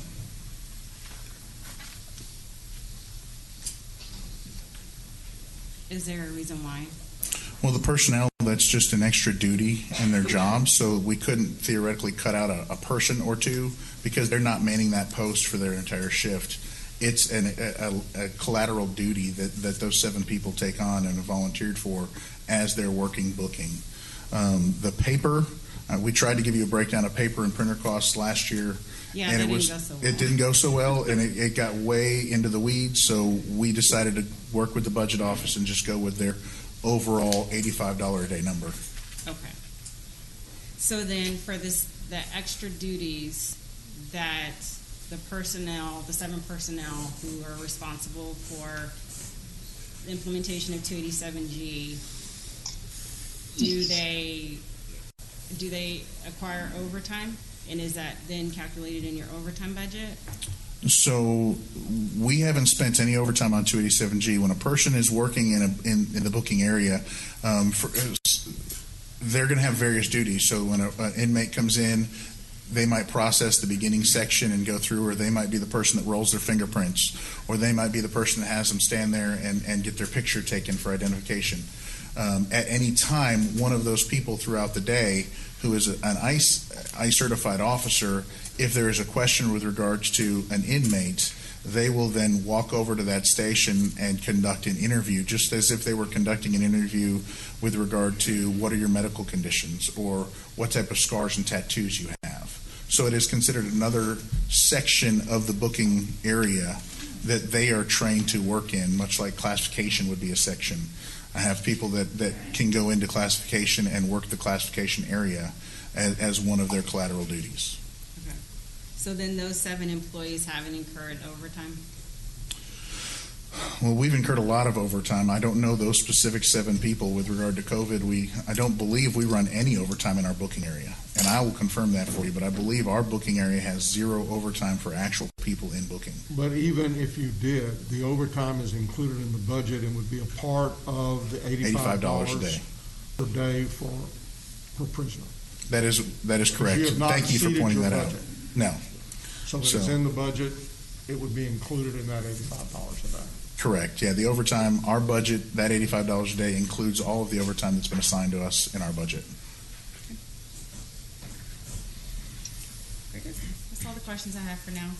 I do reserve the right to ask any after public comment. No, I just want to make that really clear.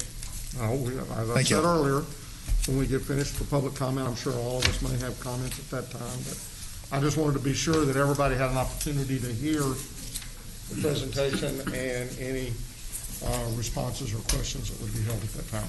Thank you, Chief. So with that, we're going to begin the public testimony. Again, you will have, please come forward, say your name. You're going to have 3 minutes to make any comments you wish to make. At 1 minute, Mr. Manius or someone from his office will say 1 minute. And then please try to stick within that 3 minutes. At this point in time, we have a little over 70 folks who wish to make comments. So we want to be respectful of everybody's time. The first person that we're going to hear from is Tom Wilder, our district clerk.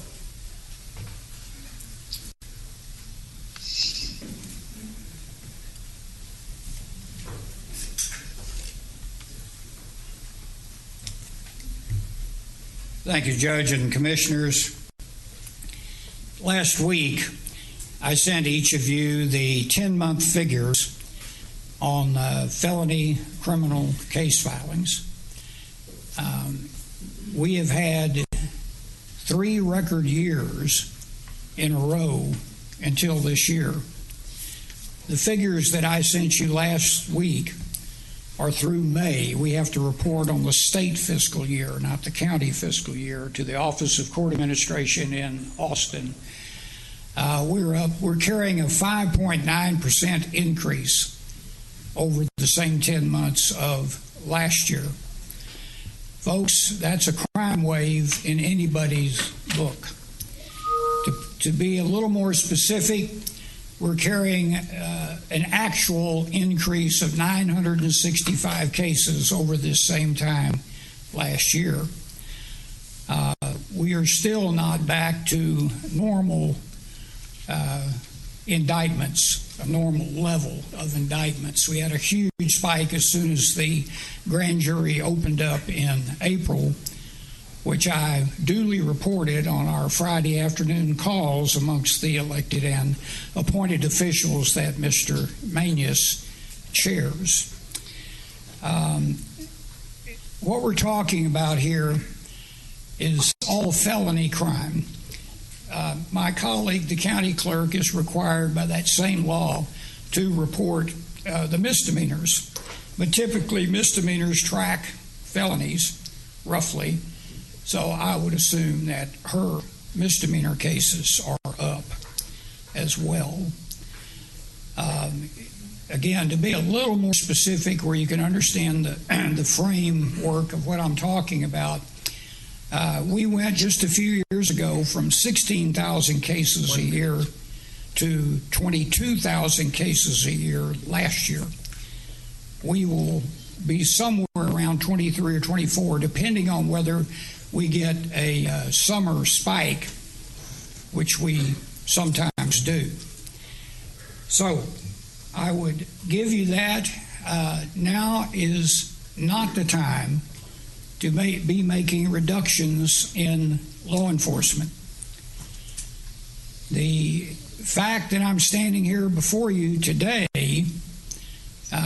was because the wife and I packed up our household and moved out of Dallas County to Tarrant County in 1972 because of the depredations and arson and continued attacks from a gang in Farmers Branch. Time. Thank you, Tom. What is it? Time, or where's my 1 minute? Oh, he said 1 minute. Oh, sorry. Didn't hear you. Anyway, Tom. that's why I'm here before you. Repeat offenders are out there, and we need to stop it. I did not hear a nexus between your statistics and 287G. All I heard was a bunch of politics. Well, Commissioner, you know, how much time? I mean, a lot of politics.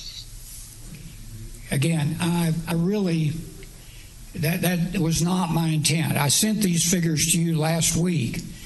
We're in the middle of a crime spike here. 287G is a tool to use against that crime spike. Thank you. Is Lon Burnham in the room? If Lon is around, then I had pulled him out of order, and he may feel like he's 21. But Rick Barnes, and if Lon Burnham is either over in 504C or downstairs, please come forward. Good morning. Morning. My name is Rick Barnes, and I live in Keller, and I have the privilege of serving as the chairman of the Tarrant County Republican Party. I want to thank Judge Whitley and all of you for being here this morning and for being present and for allowing us to come see you in person versus calling in on the phone. I also want to thank each of you for the tough decisions that you have to make on a daily basis. If there's somebody out in Tarrant County that has concern about big government and big budgets, it would be me. You and I assume everyone in this room this morning, lives in what I consider the greatest county, in the greatest state, in the greatest country in the world. I believe that personally, but I also don't think it's just anecdotal. Proof lies in the fact that people are moving here in the thousands every day. Some seeking a better country, some seeking a better state, and some seeking a better county or a city within which to live. Some move here for a job, but some just simply to flee that which they left. The United States was established on a set of principles and ideals that have guided and shaped the public life of this country since its founding. The American people continue to strive to realize more fully these principles and ideals, drawn from an examination of human nature and the purposes of government. These principles and virtues form the framework of the American Republic government of ordered liberty. I hope the point is clear. We live in a great country, and it's not by accident. Our founders were very specific in their dedication to founding a country that would serve as the model for all others. People are flocking here by the thousands on a daily basis and have been for decades, if not hundreds of years. Legal immigration is the bedrock upon which this country was founded. 1 minute. Legal immigrants come here for opportunity, for a better life, to better provide for their family, for a better education, for better jobs. But with that opportunity, with the privilege of living in this country, they also are expected to follow rules and laws. I know I can readily speak on behalf of hundreds of thousands across Tarrant County when I say that we stand behind Sheriff Wayburn and his staff. We have an excellent sheriff in Tarrant County. In fact, I would put him up against any sheriff anywhere in the country. I encourage you to support funding for 287G program so that he and his staff may continue to provide the service and protection to all citizens of Tarrant County. While I represent the voice of the Tarrant County Republican Party, this really is not a partisan issue. The safety and security of all citizens of Tarrant County should remain the responsibility of us all, and the 287G program is one of the many steps in place that help provide that safety. I encourage your vote in support of Sheriff Wayburn, 287G program, and for the safety and security of all citizens of our great county. Thank you. Thank you, Mr. Burns. Is Lon Burnham come back into the room? Okay. Next is Devin Rosenberry. Good morning. Welcome. My name is Devin Rosenberry, and I live in Fort Worth. I'd first like to start off by saying, shame on you, Judge Whitley. We are in the midst of a global pandemic. This is your job. You are required to be here, even though some of you have not shown up in person today. In fact, you're requiring all these folks to come down here after you've commented to the Fort Worth Star-Telegram that you are very unlikely to change the way you vote. That is cruel. I guess I should not be surprised by your lack of human decency. You put all your cards out on the table last year when you renewed 287G. This is a new low, even for you, and nonetheless, we're here. We care, so please listen. I'm here today because our diverse community is what makes us beautiful, and I am sick of the police terrorizing them. Judge Whitley, you say you want proof that our law enforcement is intimidating. With all due respect, sir, please turn on your TV. There are massive protests worldwide yelling this and more from the rooftops. I've often asked myself how someone like you could invoke policies like these and still sleep at night. I think it truly comes down to one of two things. The first is racism, the second is greed, and sadly many let their greed outweigh their humanity. For example, we know you won't be shifting your vote, Commissioner Johnson. You're the liaison to the sheriff, and playing his puppet is part of your gig. Whether you fall in the first camp or the second, just know that by extending 287G, you are all personally at fault for those who have been hurt by his terror. While he is gaslighting this community with false information, you are right there to back him up by changing the rules at the last minute. If you give the sheriff this discretion, you are responsible. And this is the type of manipulation that is eating away at public trust. In a survey last week, 64% of respondents ages 18 through 34 said they did not feel that police treated local residents with respect. It's time to wake up and realize that your racist tactics have gone too far and will not stand with our generation. While you paint these immigrants as criminals, you are the real terrorists. You're the ones scaring them. Your racial profiling hurts mothers, fathers, sisters, brothers. It separates families. If you want proof, please listen to your constituents. They're here, they're outside. They want to tell you their stories. That is your proof. If you want a data point, we have plenty of them. For example, as a percentage of their respective populations, there were 56% fewer criminal convictions of undocumented immigrants than of native-born Americans in Texas in 2015. As Maya Angelou said, hate has caused a lot of problems in this world, but it hasn't solved one yet. This is your chance to change it. Take it. Vote against 287G. Thank you. John Eubanks. Mr. Burnham is in the courtroom also. Okay. Hello, I'm John Eric Eubanks, Precinct 4. It kills me that today I need to come here before you all again. I was here last year, and I'll keep coming back until you hear us. Mi abuela, Pauline Valenciano, began fighting for civil rights 50 plus years ago. She then taught her children, her grandchildren, and sadly, 4 generations later, before she passed, she had to teach her great-grandchildren the importance of protesting, voting, and speaking out about injustices.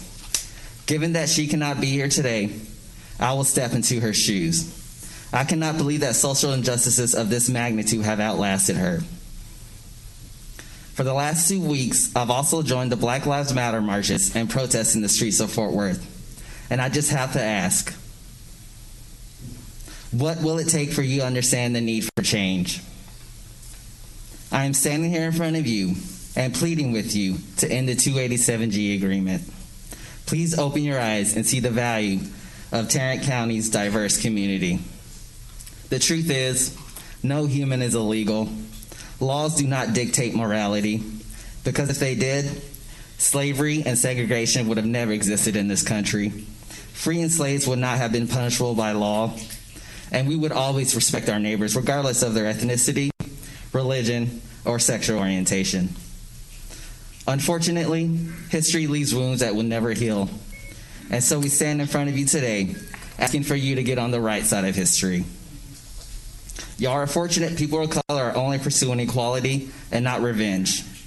If you continue to stand behind 287G, you will only prove to the people of Tarrant County that police are not here to protect and serve, but to victimize our community based on the color of their skin. Please do the right thing. Si se puede. Yes, you can. Thank you. Thanks, sir. John, I'm going to ask Representative Burnham to please come forward at this time. Jim, I'm sorry.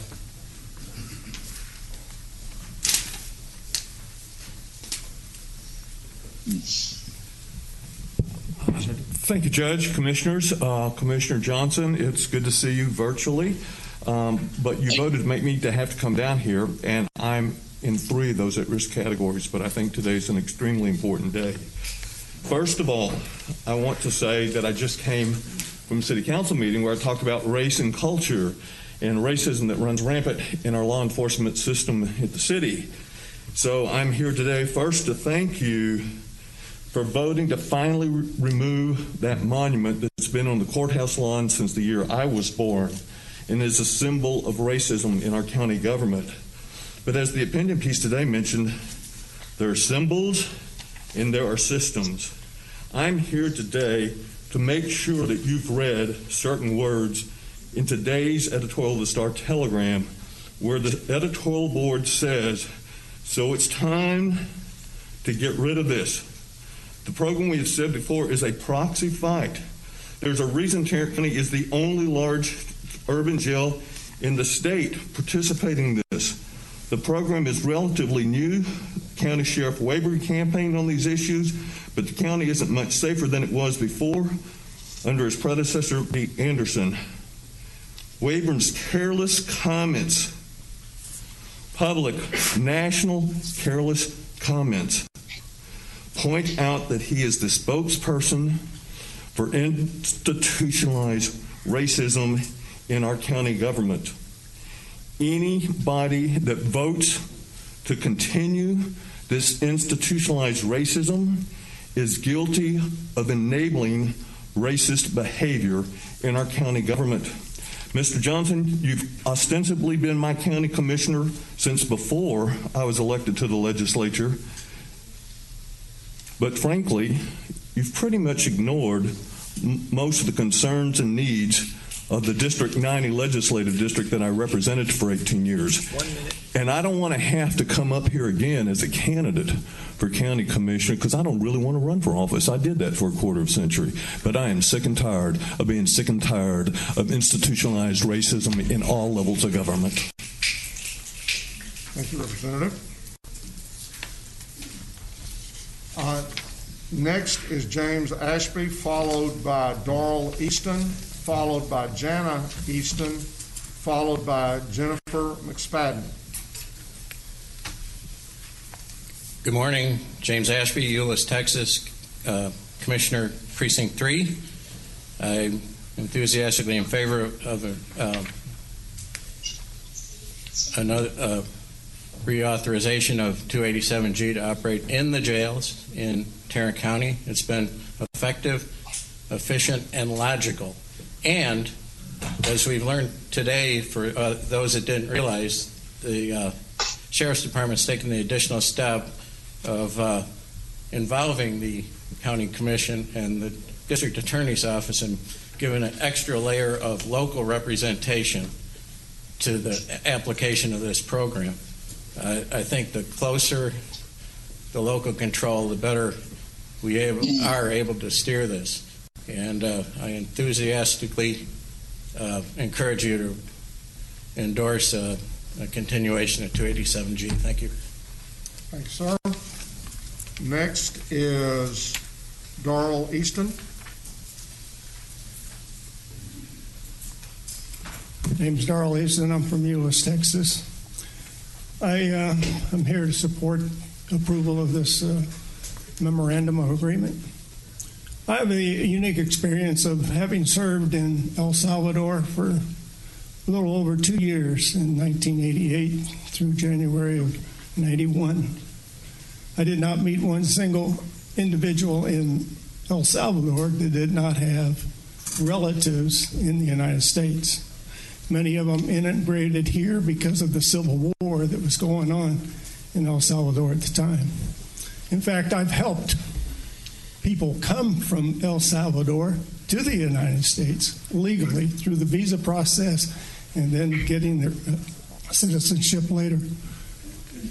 I've also been to all the cities in Central America, all the countries in Central America, and I have not met many people that I would not want to come to the United States legally, because I think most of them are honest, hardworking people. However, coming here illegally is like cutting in line at the grocery store. You know, how many people would put up with people cutting in line all the time at the grocery store? And in addition, when they get here, if they've committed crimes, then I think they need to be returned to their country of origin and let them apply again legally. In that regard, I believe that the ICE and this 287 agreement here in Tarrant County is a vital resource to removing those that do not want to live by laws in the United States. Once again, I've worked with Sheriff Wayburn. He is a member of the Frederick Douglass Republican Club, which is quite prominent. A few of them will be here to speak as well. There is no racism in his background at all. And I do believe, when I say the Pledge of Allegiance, I want liberty and justice for all. But those that are violating our laws need to be held accountable one way or another. Thank you. Thank you, sir. Next is Jana Easton.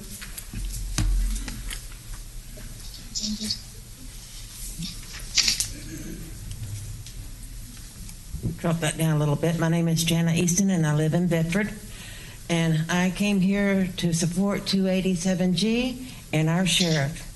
I think that there is too much racism going on in Tarrant County, and because I disagree with some of you, you might call me a racist. And I think that that is wrong. We need to learn to live together. But when it comes down to people coming into our country and coming here illegally and breaking our laws, I feel like they need to be returned to their country. And as far as the fact is they're breaking up their family, they came here, they didn't stay with their family at their local country. Why would we be concerned about them having family here and being deported? I don't agree with that. If you come here and you break our laws, you need to pay the price and you need to go home. Thank you. Thank you. Jennifer McSpadden, followed by Felix Alvarado, followed by Fran Rhodes, followed by Vera Sweet.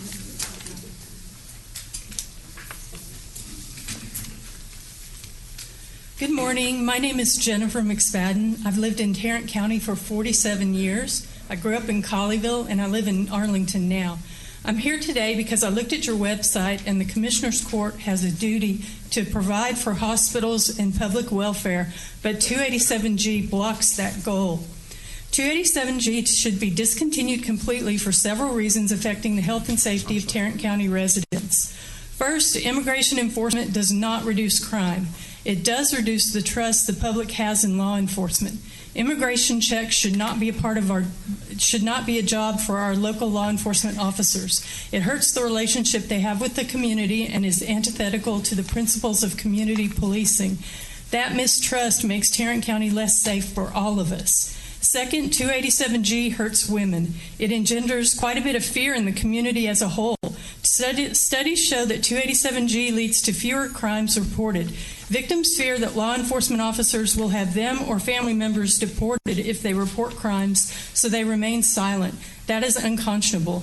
287G harms women. Some women are in terribly abusive relationships, but they feel they cannot report their abuser because of this fear. Third, research shows that 287G causes people to be less likely to access health care and to delay seeking prenatal care. It leads to poorer physical and mental health and higher mortality for adults and children. This is true for non-citizens and citizens who have fear by association because they're afraid for family members. Finally, and most importantly, 287G hurts children. It hurts children.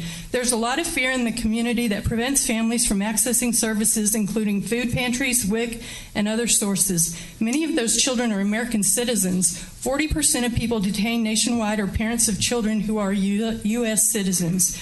But regardless of whether they're citizens or not, that is not who we are as Texans. We do not put up barriers that make children go hungry. We do not. 1 minute. An enormous amount of solid research shows that 287G is bad for the community. The cost is too high for very little benefit. 287G is bad for our children, it's bad for women, it's bad for the community, and it's bad for law enforcement officers trying to build trust with the community. Eliminating 287G will improve the long-term public health and safety of the Tarrant County community. I trust that each of you will do the right thing and end 287G in Tarrant County. Thank you. Felix Alvarado.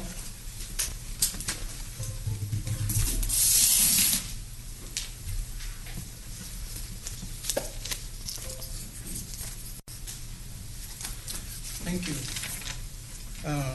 Judge Whitley, members of the Tarrant County Commissioners Court, I am Felix Alvarado, and I am Blue Light District 21 Director in several counties around here.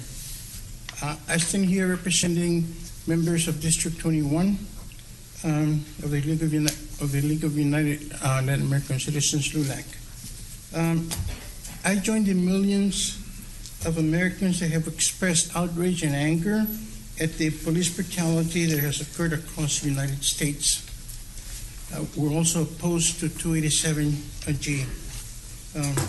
Never before in the history of the United States have so many American people spoken so loudly, not about change, but about justice. I would ask you one question. Do you recall Ruben Garcia Villalpando? He was the Mexican that was walking towards a policeman, a grapevine policeman, holding his hands up like this, saying, "Are you going to shoot me?" And you know what happened? 2 bullets killed him.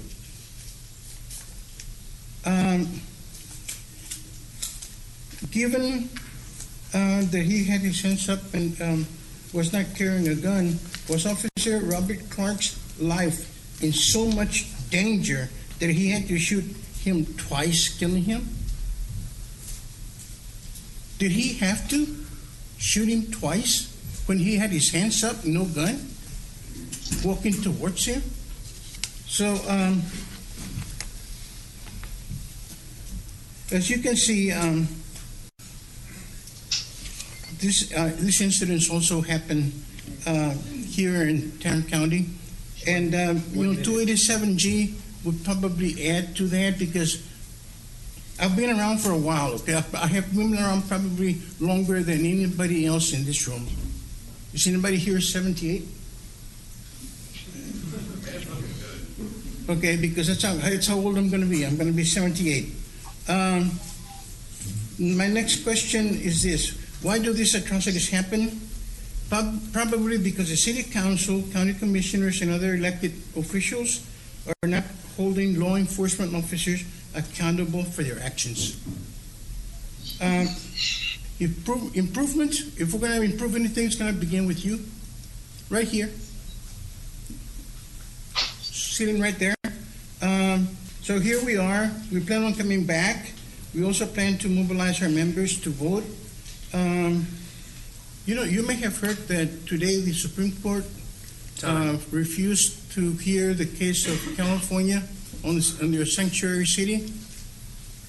I heard it this morning. So therefore, the sanctuary cities in California stand as they are. Please begin to wrap up your comments. Thank you. I'll tell you one story about when I was a teacher at Trimble Tech. I had two little girls. They came in one day and they were really distraught. They were tore up. So I asked them, what is the problem? And they told me, last night, ICE came to the house.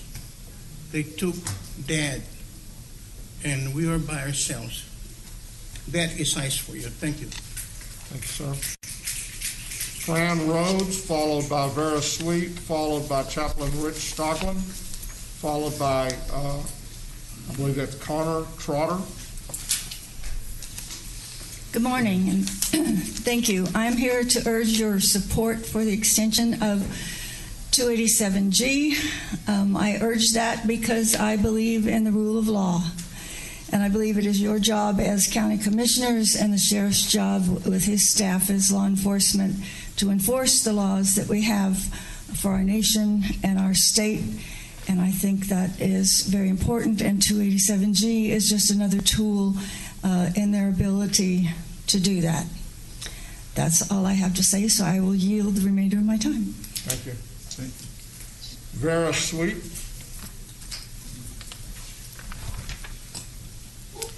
Good morning. My name is Vera Sweet. I reside in Keller, Texas, 3040. In 1976, I came with J1 visa to this Tarrant County, and I became a student. And in 2000, I became a citizen. And so I'm in the international community, and I want you to know how very thankful we are for the good structure you have for the legal in this community.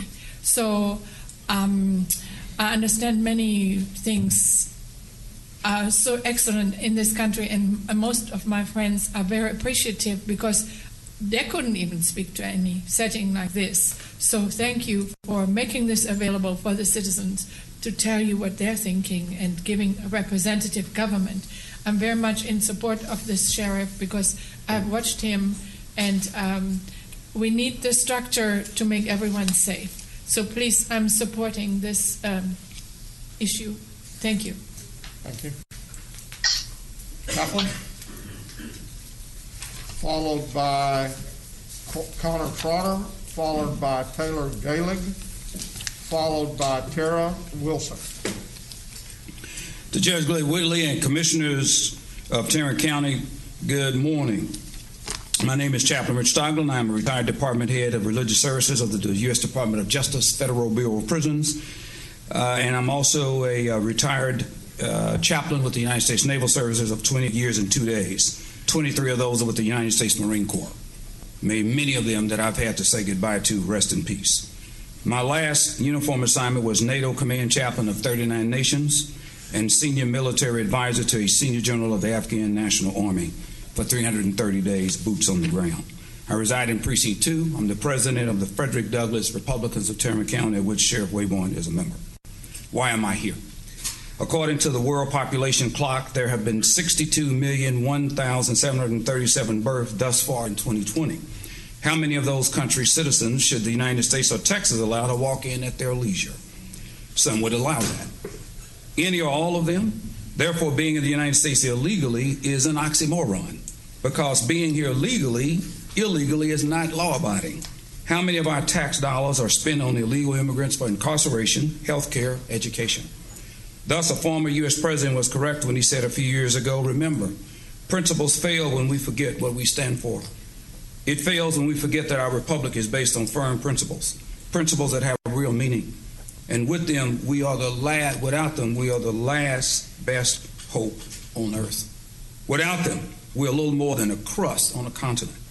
This is why I see U.S. citizens weeping for strangers with whom we do not know and who illegally cross our borders into our country while neglecting to even stop to say something to the children of veterans who have lost their parents. And in some cases, both of them. Who's weeping for them? For the record, I'm not opposed to legal immigration. However, this madness of not supporting 287G is a critical must stop. 1 minute. By not supporting 287G, we're willingly making our country vulnerable to unforeseen attacks. How many of our law enforcement personnel and regular citizens in this country have been killed or injured by illegal immigrants? How many untold criminal acts have illegal immigrants perpetrated? What is it costing us? 287G does not affect non-criminal activity. This is your opportunity to choose principle over popularity. Of those who want this commissioner's court to ignore these important laws and not support our law enforcement personnel protecting our own citizens. It is unfair for Texans to pay for other countries' indifferences toward their own citizens. Let Tarrant County be a beacon for other counties by firmly saying no to illegal entry violators. Disregarding our laws is akin to spitting on the graves of those who died, including those who served in segregated times of our military to protect our great nation and its legal citizens. Thank you. Simplify. Yes, sir. Connor Trotter.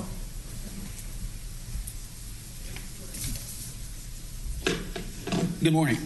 My name is Connor Trotter, and I'm with No Sleep Till Justice DFW. Thank you for having me, and thank you to the 70-plus people that have come here to speak today. What does it mean to be an immigrant in America? In previous history, it meant you were looking for a better life. You wanted your children to have better access to health care and education. You wanted to make something of yourself and do more. You dreamed of being the change you wanted to see in the world, and you dreamed of being safe. In recent years, however, we have forgotten the weak, the sick, and the poor. Instead of welcoming our immigrants in and giving them the safe haven that they deserve, we are scaring them away. For ages, Texas saw itself as a red state, one able to govern without federal intervention. There's even still talk amongst crowds about seceding from the Union. But in June 2017, those same fears of big government and oversight snuck into the Tarrant County Sheriff's Office, handed them a check, and allowed big government to enforce federal laws within state and local jurisdictions. We understand that the measures are aimed at keeping those who commit robberies, sexual assault, domestic violence, and DWIs off of our Tarrant County streets. But that same condemnation did not apply to the officer who killed a Tatiana Jefferson. If the officer who killed a Tatiana Jefferson were an illegal immigrant with a Class C sexual assault misdemeanor, he could still be a cop. But if he had 2 ounces of marijuana on him, he would be deported. Tarrant County is a diverse jurisdiction. These are our family and our loved ones. Is it worth the tax dollars to hold immigrants in detention centers? Tax dollars that should be going to police reform and mental health centers? We are not all law-abiding citizens, but we should enforce measures that are. We should not enforce measures that are crueler than the crime being committed. Should we force mothers into detention centers where they are stripped of the lives they bore? Do we want our poorly trained and overworked cops to have this added responsibility? As Texans, do we want to be characterized as the state who left people to suffer within our own government-ran facilities, or do we want to be the face of how things should be done? In 2017, ICE had a budget of $40.6 billion. 1 minute. Yet many of these immigrant detention centers refuse to purchase Pedialyte Tylenol for those babies they left on the floor crying for their mothers. Do you know what we could do with $40 billion? We could rebuild El Salvador 3 times over. But Tarrant County residents aren't asking for that. We're simply asking to show humanity for our brothers and sisters.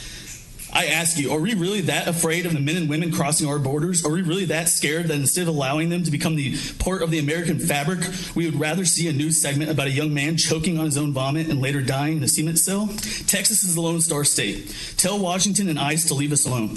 We can take care of our own citizens and immigrant population. We can show them the dignity they deserve. We can set the new standard. The people of Tarrant County oppose 287G. 287G is nothing other than a federally mandated racial profiling stop and risk manual. It isn't worth another broken home or another dollar. Vote no. Thank you. Taylor Gillig.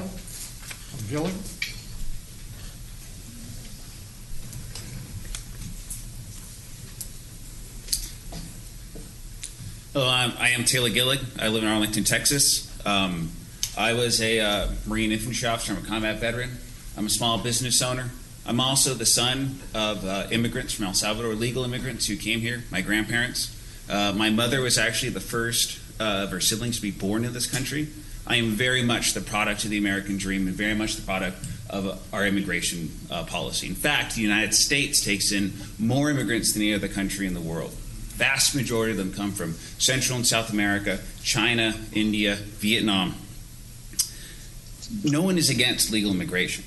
In fact, if you probably did a poll amongst the entire country, everyone's in favor of legal immigration. But that's not the issue here. The issue is obscured by this racist idea that police are monolithic, that they're homogenous in idea and thought, and that regardless of the color of their skin, they are actually, in fact, white supremacists out there to terrorize folks. And that's the exact opposite of reality. The issue here about 287G is about public safety and keeping people safe. You're going to hear a lot of anecdotal evidence that's tangential to the actual 287G policy here about things that have nothing to do with what this policy actually is about. But what you are not going to hear are stories about how pedophiles were released back into their communities to victimize those people again. You're not going to hear how murderers, robbers, sexual assaults, rapists let back out into the communities to help those people again. I'm asking you to pass 287G because it protects those exact same communities that people out here are so passionately speaking about helping. If you actually want to help them, keep the criminals away from that community so that way they can live in peace, that way they can actually prosper. Policing is the bedrock and foundation upon which we build our civil society, and if you remove that element from people's lives, you're going to see us fall into a far worse, far more depraved society than we would ever want. 1 minute. So I'm asking you, don't fall into the racist woke left idea that police, that minority police, that because somebody disagrees with you an idea that they are in fact white supremacists, but actually vote to help fight for communities by taking these criminals off the street. Thank you very much. Sir. Kara Wilson.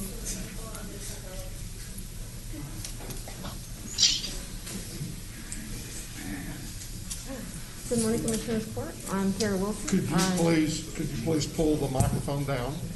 Can you hear me now? Great. I'm Kara Wilson. I reside in Fort Worth. I live in Precinct 1. Thank you, Commissioner Brooks. I'm sorry. I'm not going to ask you to remove your mask. Can you just get closer? Is that better? Okay, sorry. Thank you. I'm sorry.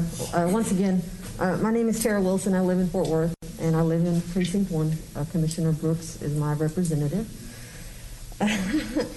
First, I gotta say, all of this anecdotal evidence that was just brought up to this podium, I'm pretty sure the American public definitely understands that the police are not a monolithic, nor are they white supremacists. They're actually against everyone who actually questions their power. I'm pretty sure that's been quite evident across this country for the last few weeks. And as far as pedophiles being released back out into our community, we know that this is not true because really pedophiles live within amongst us, and most of us know that pedophiles are actually people that we are supposed to care for us and be there for us, but they are not. So let's get rid of that rhetoric. We've discussed a lot of numbers today. The first numbers I want to throw out there are for the 2020 budget. Tarrant County Sheriff's Office has a budget of almost $145 million. Almost $93 million of that is towards confinement. We had a gentleman up here that said we had 23,000 cases with the estimated 5% increase in those cases. Yet we were told that under 287G, they only accounted for 307 inmates for a whole fiscal year. So how exactly do we get to 23,000 cases? Secondly, if we go through the confinement budget of $93 million and we go off base of 307 inmates brought under 287G, the budget of that $92 million for interpreter fees is a total of $2,000. So my question is, do we actually have an ICE issue in Tarrant County if we have a budget of $92 million where this 287G program operates? 1 minute. Yet only $2,000 of that is used towards interpreter fees of so-called ICE holds placed in the Tarrant County Jail. Currently, we have 2,600 inmates as of this morning in Tarrant County Jail, and of those 2,600 inmates, we only have 7 total ICE holds, 6 of those implemented by Tarrant County Sheriff officers.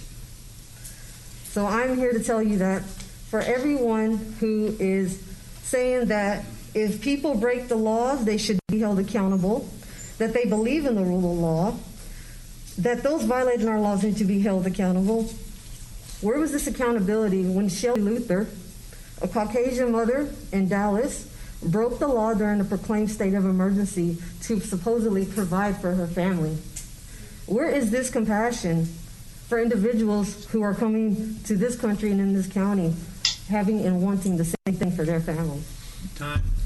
Thank you. Thank you. Esteban Blanco, followed by, I have somebody sitting back there. Did I miss somebody? Okay. Followed by Clayton Criswell, followed by Gabrielo Rodriguez, followed by Angelina Escovedo. Mr. Bond? Good morning, Commissioners. My name is Esteban Blanco. I live in Arlington. I want to start by maybe setting up my credentials in this issue. I'm from Costa Rica, born and raised. Came to the United States legally in 1997.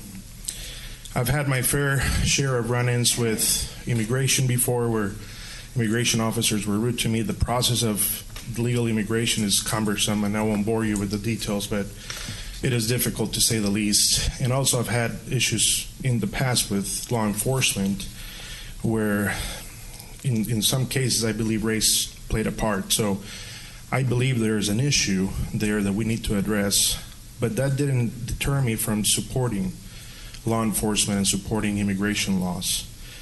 One of the things that, and I understand the way and the issues that some of my friends behind, I was talking to some of them today, I understand a lot of the issues that they bring on the 287G. But I think one of the very important pieces of 287G is to enforce immigration laws for those who have committed a serious offense. I can tell you that in Costa Rica, for example, if you're there illegally, say from Nicaragua, and you commit a serious offense, it's don't even pass go. You're going from jail back to Nicaragua. That's just the way they enforce the law there. And I think immigration laws are harsher in a lot of other countries, and I think the United States are maybe a little more lenient. But one of the things that I think is important for 287G is the training that it provides the officers to deal with immigrants. I know the sheriff well. I think that he's a man of integrity, and I know there's some people have voiced some issues, but I know him personally. I think he's a man of integrity. I would like to see that our officers have the proper training to deal with immigrants, that the immigrants that they're seeing, that their rights are not violated, 1 minute. that they are able to voice their concerns, and that they have the training to deal with those concerns. But I believe that if you come here and cause or break the law in an egregious offense like murder or rape, then maybe you should be sent back to your country. But once again, I want to, on the record, speak to the rights of these immigrants and ensure that their rights are not violated.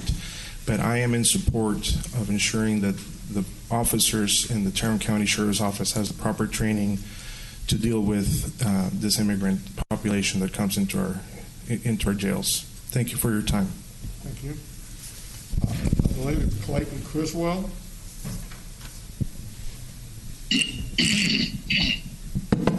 Come on, Clayton, come on forward.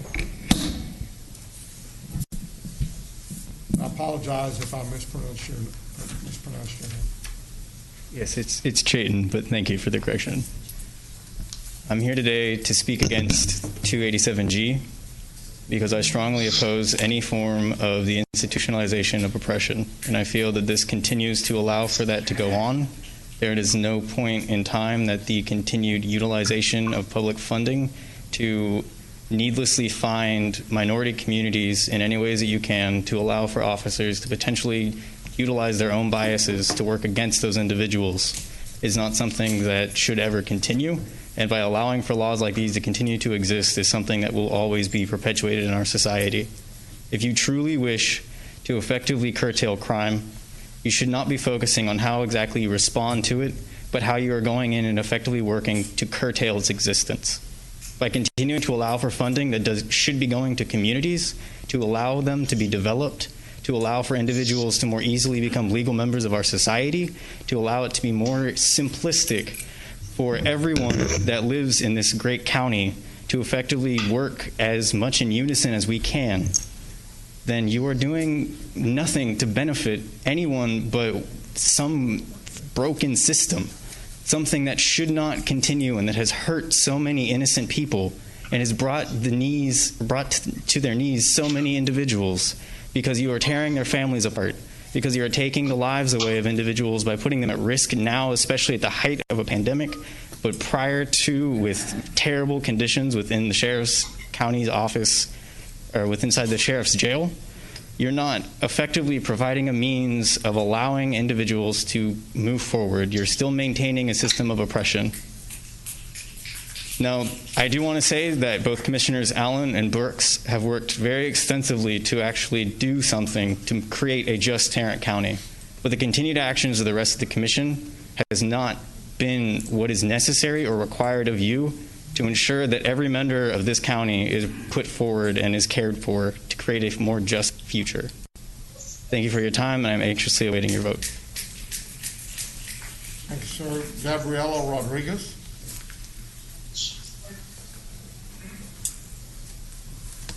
Followed by Angelina Escobedo. Her name is Angelica. Okay. Followed by Jonathan Guardian, followed by Willie Nichols, I believe. My name is Gabriela Rodriguez, and I am here representing the I Set of Tarrant campaign. I'm here to firmly request the termination of the 287G agreement in Tarrant County. Here we are another year fighting the same fight. For weeks on end, members from all over the county have appeared or called in to express their concerns over this voluntary, oppressive agreement. The fact is that we have been here, that we have to be here during a pandemic is a slap in the face. People here are immunocompromised and they do not have to show up for something as basic as family unity. We're fighting for the community to be afforded a basic human right to remain as a family unit. This agreement separates families and causes irreparable damage. This costs the county thousands of dollars and does absolutely nothing to ensure the safety of the community. The sheriff takes a few separate, unrelated incidents and paints them out to be statistics. And with the exception of today, this court just goes with it without question. This court has allowed itself to be spoon-fed lies. As working professionals, as elected officials, you have a duty to ensure that the accuracy of these bold, accusing statements. And to address the statistics that were provided, they tried to make it seem like 307 detainees that were accounted for as a direct result from the 287G agreement was not a high number. At the end of the day, those are 307 individuals, 307 families that were traumatized by this oppressive agreement. This court failed the community last year by voting to renew this agreement. Hopefully, you will all see the light and choose to stand by the community when it needs you the most. If you vote to renew this agreement, you have openly turned your back on one of the most vulnerable populations of this community. And I will yield my rest of my time as a moment of silence for our lost brothers and sisters due to police brutality, and for any person that has been a victim of systemic and systematic injustices. So I will stand here until my 3 minutes are up. You let me know. Yes, sir.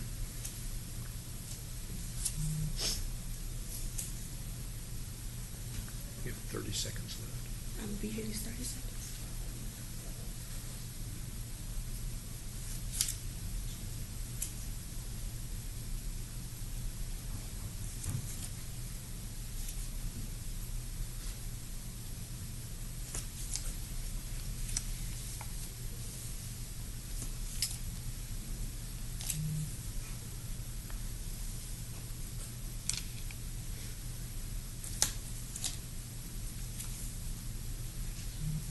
Time. Angelina?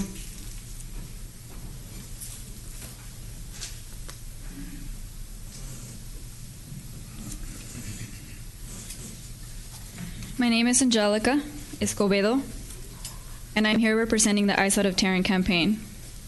287G puts the undocumented community in danger of deportation over nonviolent offenses. I grew up with undocumented parents. I didn't understand the gravity of this until I was older and learned what it meant to be undocumented in America. To live with the fear that one day your parents will not make it home can take a toll on your mental health. I remember 2008 with a lot of heartache and anxiety. ICE raids were occurring nearby more and more. I went to school and looked around at my classmates and wondered, do they have to think about these things? Do all 13-year-olds live with this fear? As a 25-year-old, those fears have not changed. I still pray for my parents' safety so that my younger siblings do not have to grow up without them for the simple fact that they were not born on American soil. I remember sitting in the back seat twice while my parents got pulled over. For many people, they know that they are going to get a pricey ticket and will have to decide to pay it or take it to court. For my parents and other undocumented folks, they fear deportation and separation from their family. Not to mention the Black lives that fear a higher sentence. One of the commissioners expressed that if people really cared about 287G, then they needed to show up in person, completely disregarding that we are in a pandemic and would prefer to not put ourselves or others at risk. But here we are. Now that we are here, giving numerous statements about the importance of ending this agreement, how are you now actively listening in what we have to say and what we have been saying for the past year and a half? Many of you call yourself Christians, but it seems your Christianity ends where the rule of law begins. End 287G and better fund the communities which you serve. When 287G comes up for a vote, please remember my story. Jonathan Guardian, followed by Willa, followed by Christopher, followed by Al. Hello. My name is Jonathan Guardian. I have spoken on this issue for the past 2 months almost. And even though I speak every week for Commissioner's Court and introduce my name, Judge Whitley can't be bothered to pronounce my last name correctly, which is quite frankly very racist. I am here today to discuss a specific case regarding the racist 287G agreement with you all, in hopes that it will influence your decision to vote against renewing the agreement. On May 15th, a gentleman by the name of Marlon Josue Leon Melgar was arrested in Fort Worth because of a possession of marijuana charge. He was issued a TCSO ICE detainer. His bond of $100 was paid the very next day, and yet Marlon Josue was not released from Tarrant County Jail for 13 days. During those 13 days, the average amount of COVID-19 cases among inmates was 42. The average amount of COVID-19 cases among jailers was 32. For a $100 marijuana charge, Marlon Josue was denied his right to due process of law. For a $100 marijuana charge, Marlon Josue was in custody during most of the worst days of COVID-19 spread within the jail.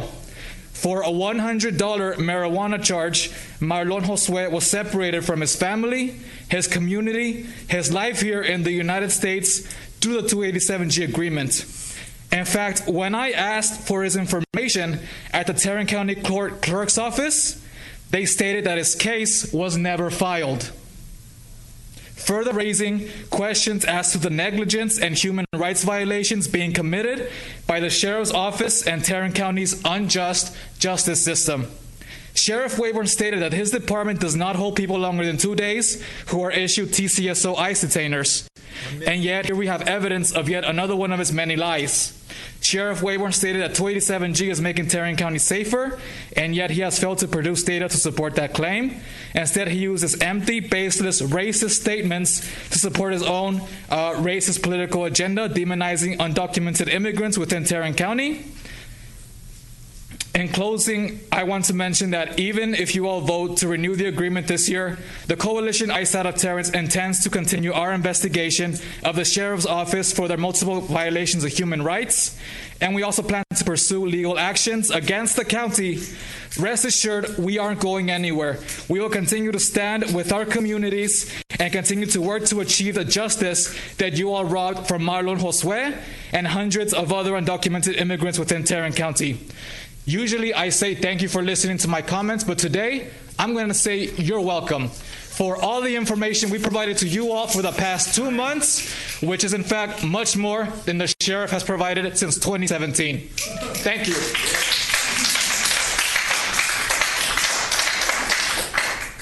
Well,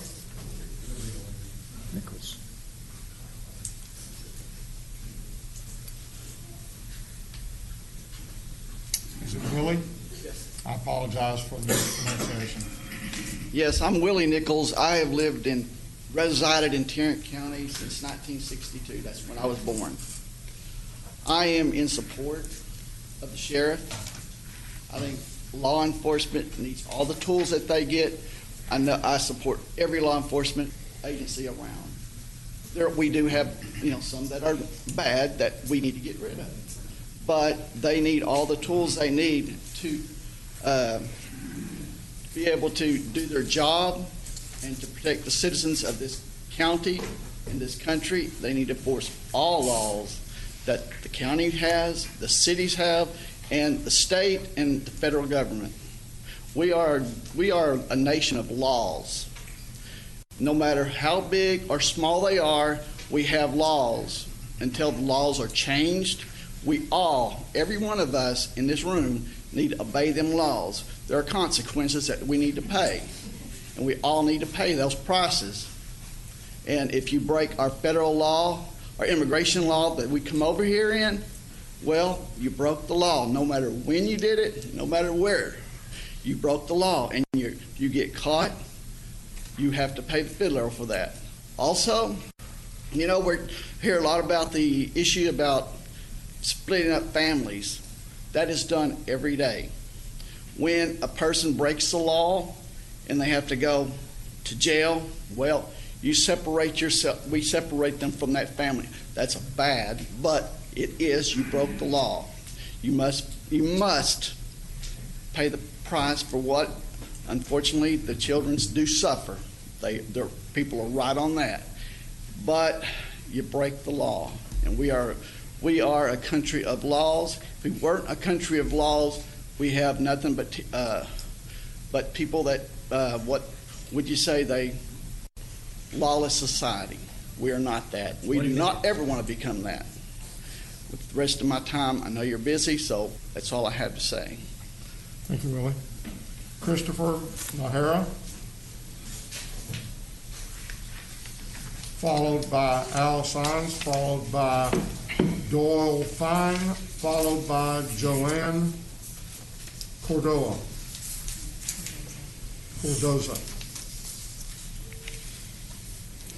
Hello, this is Christopher Nahara. I think I reside in Brooks's precinct. I'm fully aware that this is a small issue relative to the bigger issue of racism, prison reform, and immigration. But based on what the attorney has said today, the sheriff would still have to comply with ICE even if 287G wasn't in place. So then why do we need 287G if ICE agents are present anyway? Why are we putting in our money to fund a program that we don't need to have? There was a lot of talk on budget today, but to my knowledge, we still don't have any data on how this makes our community safer. Per the numbers, there were more than 140 people under 287G with A and B misdemeanors. You are telling me that we're separating families because someone might have some weed on them? I just don't understand. And then also, to my knowledge, aren't you leaving soon, Whitley? Why are you trying to please these conservative, racist members of Tarrant County? Which I don't even think make up the majority of our citizens. Based on our activism and picketing, the majority of the people were on our side. These are your constituents, the people you're trying to please, and they're on our side, not yours. I would be really worried if I were either one of you two. I sign up for LinkedIn or something because you're about to be out of a job. Yeah. Al?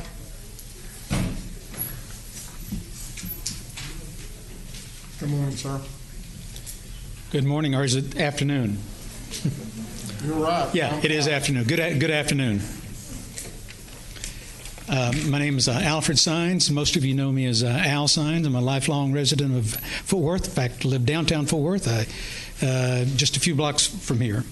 Thank you for allowing me to address the court. It's regarding the extending of this memorandum of agreement between ICE and the Tarrant County Sheriff's Department under the program known as 287G. Let me give you some facts and data. I'm a numbers guy. Just as Judge Whitley is. There are over 3,141 counties in the United States. There are approximately 18,000 law enforcement agencies in the United States. But there are only 141 counties and law enforcement agencies in this program. There are 254 counties in Texas. About 10% of those, 25 counties and law enforcement agencies, are part of this program. Tarrant County is the 15th largest county in the United States, the 3rd largest in Texas, but Tarrant County is the largest of the counties in this program. And Tarrant County is the only large urban jail in Texas participating in this program. I ask, why are so few counties and law enforcement agencies in this program? And why are Houston, San Antonio, Dallas, Austin, El Paso, Denton, and Waco not participating? I would think it's safe to assume that most of the country is safe without being in this program. I recognize there is an undocumented population in the United States, in Texas, in Tarrant County, in this city. And there are criminals in that population as there are in all groups. And Sheriff Wayburn has gone on record that his deputies are not racially profiling or conducting raids for ICE. I believe him. But the current climate between law enforcement and the public, particularly for people of color, is not good, and that's an understatement. And the program is too divisive and produces too little benefit to continue. Our community desperately needs to know that our local law enforcement agency is sympathetic and empathetic to our community. And by not approving this MOA, it would be a positive step in that direction. So I implore you, please do not approve this MOA for the sake of our community. Thank you very much, and be safe. Thank you, Al. Doyle Fine.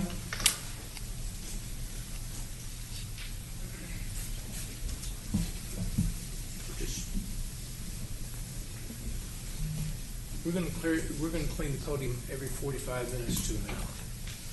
We're changing out the mics for that same reason, for the COVID issue. Thank you for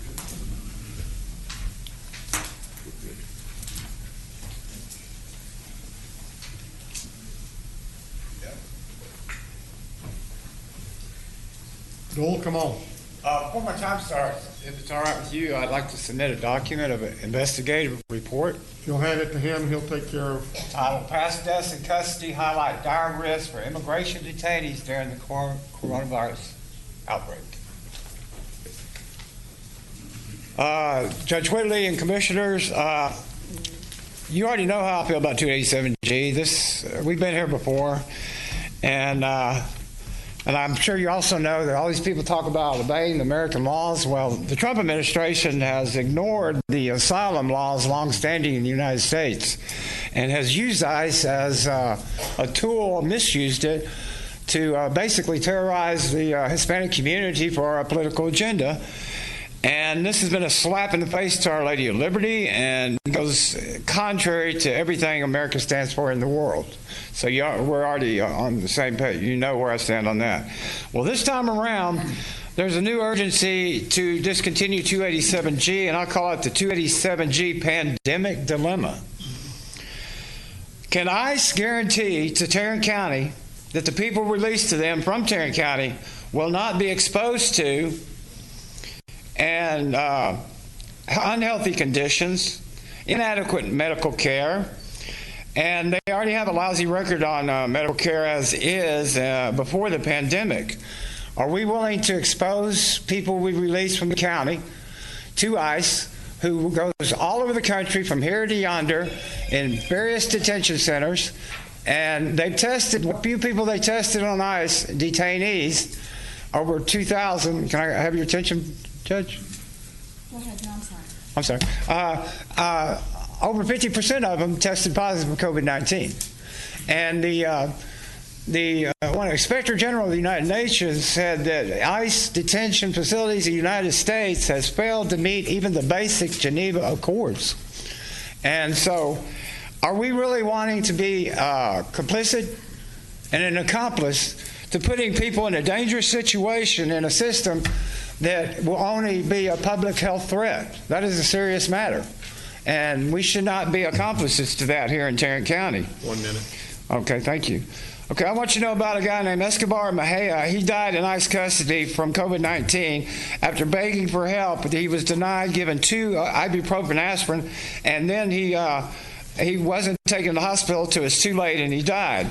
You know, and a lot of people that are deported from this country, like El Salvador alone, who wanted asylum and were denied it, went back. 138 were killed, dead, in their home country because of the denial of asylum. So I don't think that y'all would be comfortable with ICE babysitting your kids or your grandkids.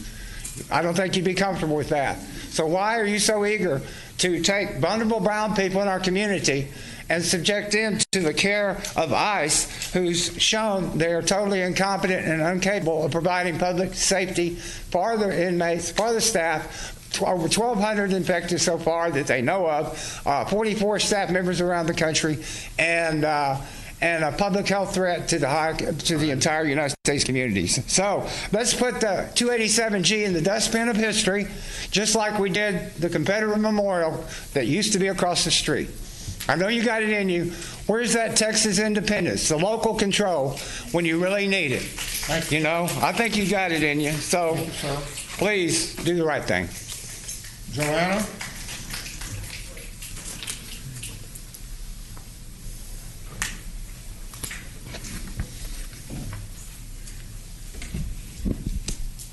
Good morning. My name is Joanna Cardoza, and I live in Precinct 2.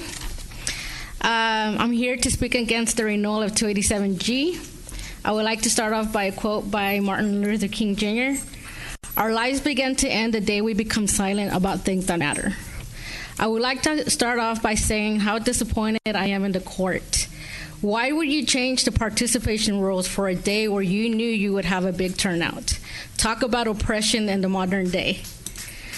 While putting my thoughts together today, it was very hard to decide from which perspective I would provide comment from a taxpayer perspective, person of faith, or their daughter and wife of immigrants. As a taxpayer who really works hard to pay our property taxes that the county collects on my property, why would I want those tax dollars to go to a program that the federal government is responsible for to enforce immigration law, not the county?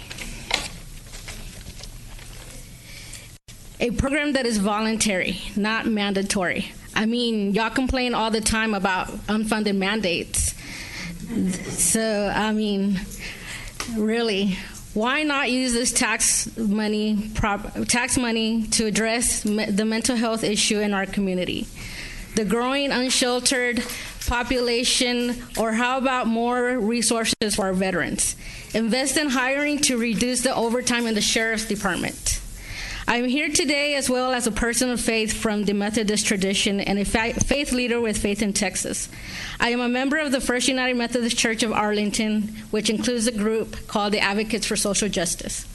As a person of faith, I strongly believe that it is my duty to be present, to speak up to the pain of others, and to speak up for and use my voice for those that cannot. Jesus calls it on us not only to speak, but to join in the liberation of the oppressed. It is unfortunate that the current anti-immigrant rhetoric, attitudes, and actions are turning our beloved community into places of inhospitality and exclusion. I will remind you that 287G is not mandatory; it's voluntary. May I remind you that just like everyone else in the county jail, all of those detained still have the right to a trial by a jury of their peers. Unfortunately, when a person with an ICE detainer is bonded, they are automatically released to ICE without the right to a trial by their peers for the charge that they are being accused of. As a taxpayer and a person of faith and a member of this community with family members that are undocumented and fearful every day that they of getting out of their house and ending up in the county jail, I ask that you please not renew 287G. Thank you. Thank you. Elizabeth Rodriguez, followed by Maria Aguilar, followed by Felicia Hernandez, followed by Ian Pierce. Apparently let the numbers get down, so we're going to wait for just a few minutes and see if the folks show up. Elizabeth Rodriguez, Maria Aguilar, Felicia Hernandez, Ian Pierce. Okay, we're going to take about a 5-minute recess.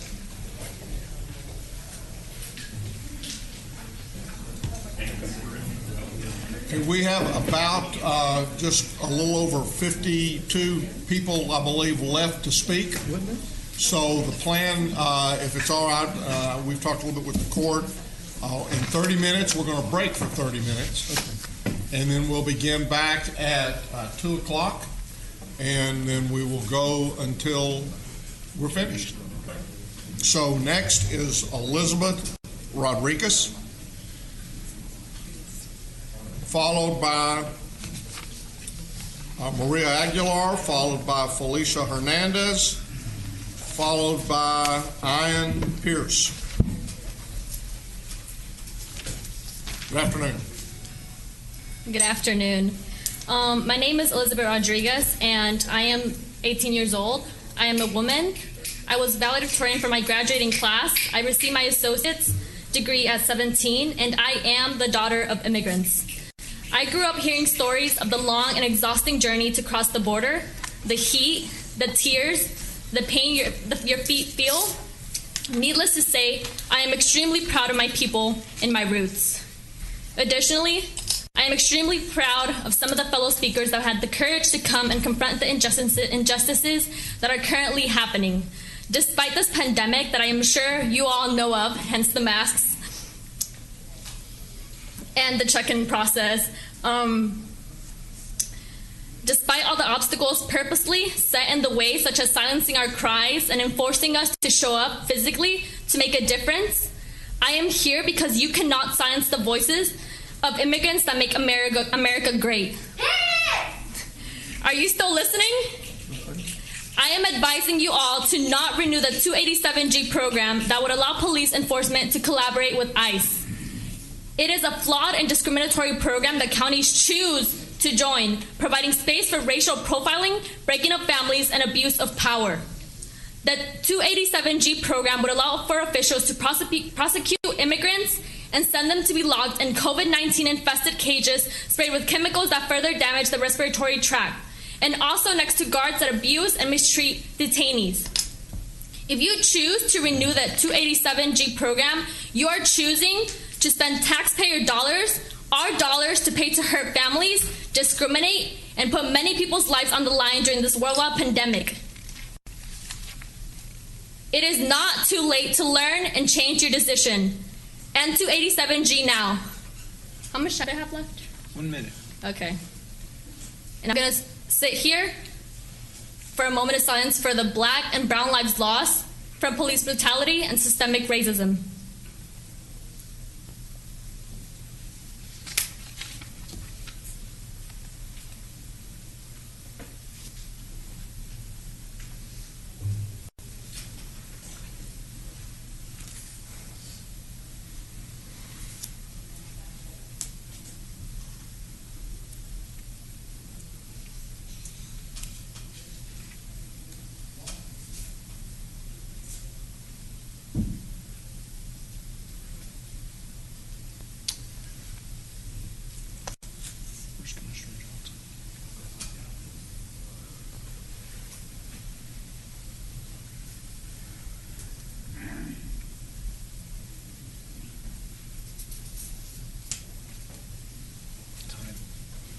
Maria Aguilar.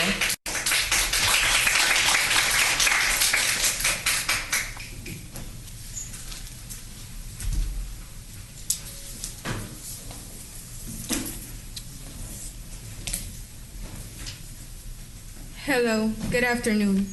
My name is Maria Aguilar. I am 14 years old.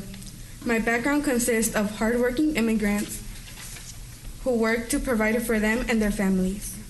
My mother, who is a single mother, raised all 5 of my siblings and me by herself.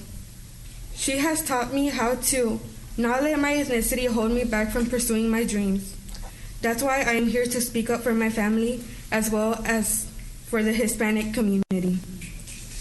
I believe that the 287G program is another way to put immigrants down. Many families have been affected by this program and targeted simply for who they are, not for what they've done.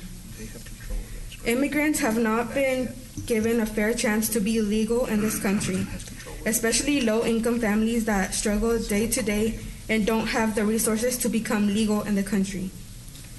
And for the few people that are in the process of becoming legal, they always put obstacles to stop their process. I want to see a change. I want to make a change. And if I'm able to speak up for those who can't, I will. Therefore, I am against renewing the 287G program. Stop 287G from blindingly harming families. I am tired of feeling like I live in an era I am learning in history.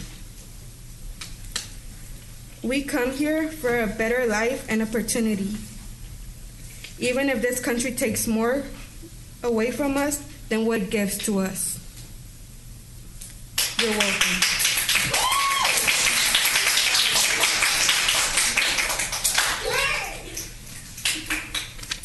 Alicia Hernandez, we would ask that you please keep the responses down out of respect for everyone.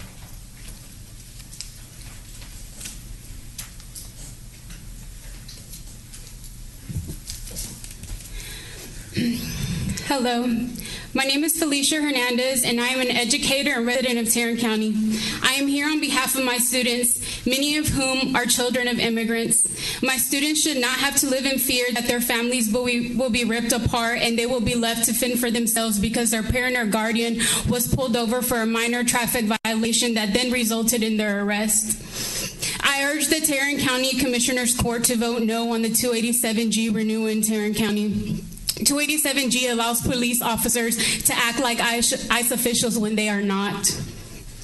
We do not even have a system in place to ensure these officers within the jails are receiving proper training on how to handle these situations and are not abusing their power. 287G targets the immigrant community and leads to racial profiling, civil rights abuses, and discriminations, all of which cause irreversible damage in our communities. Furthermore, spending local resources on federal immigration enforcement activities such as detaining individuals in local custody for ICE is unnecessary, inhumane, and unsafe. Immigrants contribute greatly to this country and are what makes America great. How can you use immigrants for their labor but not see their humanity? We are using our local resources to do what exactly? 287G does not deter criminal activity, and from the presentation we just seen earlier, the majority of the individuals apprehended were nonviolent offenders who committed misdemeanor offenses. So how does 287G help our community exactly? Vote no on 287G renewal. This is your opportunity to actually stand for what you say you stand for and have equality and justice and treat everybody in this country fairly. That's it. Thank you. I am Pierce.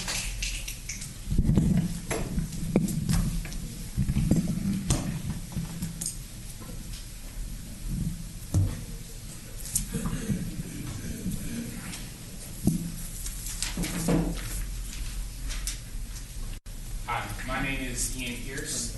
I am a resident of Tarrant County. I live in Arlington, Texas.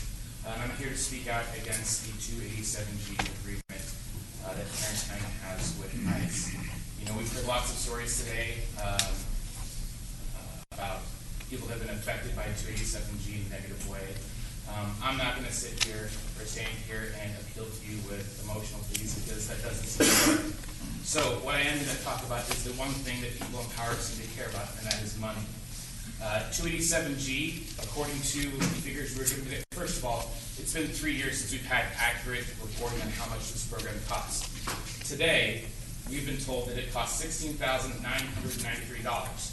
A week ago, it was $17,827.86. Last year, it was $1,800. I have zero faith in Sheriff Wayborn and police department's numbers they provided us today. They just don't add up, right? If we are to believe that these are the true numbers, why do they keep changing? So I have zero confidence in the numbers that we're given that this is the true financial cost of this program. Secondly, on top of that, our district attorney's office has assured us that even if 287G agreement was not in place, ICE would still be in the Tarrant County jails, right? We'd still have ICE detainers. It would still be an issue, okay? Sheriff Wayborn's office has also made it very, very clear that it affects a very small number of people, 307 people, right? What they have not done is shown how this has reduced crime in Tarrant County at all. No evidence has been produced that this actually reduces crime. In fact, maybe to the contrary, by their own numbers presented today, okay, 11 people, 11 of the 287G detainers are for repeat offenses, repeat criminals who have committed more than one act, right? 11. That's not a huge number. That's not enough to say that, yes, we are reducing crime. By their own numbers, only 0.6% of all inmates are held on a 287G detainer. So we don't know how much this program costs, right? We don't know if it actually affects crime. Evidence seems to suggest that it really doesn't make a positive impact on crime, right? I am a high school public school teacher in Arlington, okay? I am required by law to account for every single penny I spend when it comes to state and federal and local dollars. 1 minute. If I took 3 years to provide shoddy financials of my accounting, I would be fired, right? Maybe that's time. Maybe that's what we. Maybe it's time to fire Sheriff Wayborn because he has shown us he cannot provide accurate financials for a program that we don't even know that it's effective. Thank you. Janet Diaz, followed by Jessica Ramirez, followed by Chuck Magu, followed by Astrid Fuentes.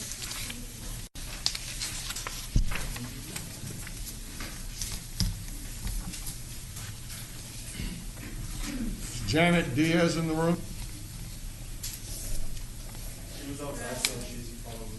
Okay, thank you. Jessica Ramirez. Okay. Chuck, I know Chuck is here, so Chuck, come forward.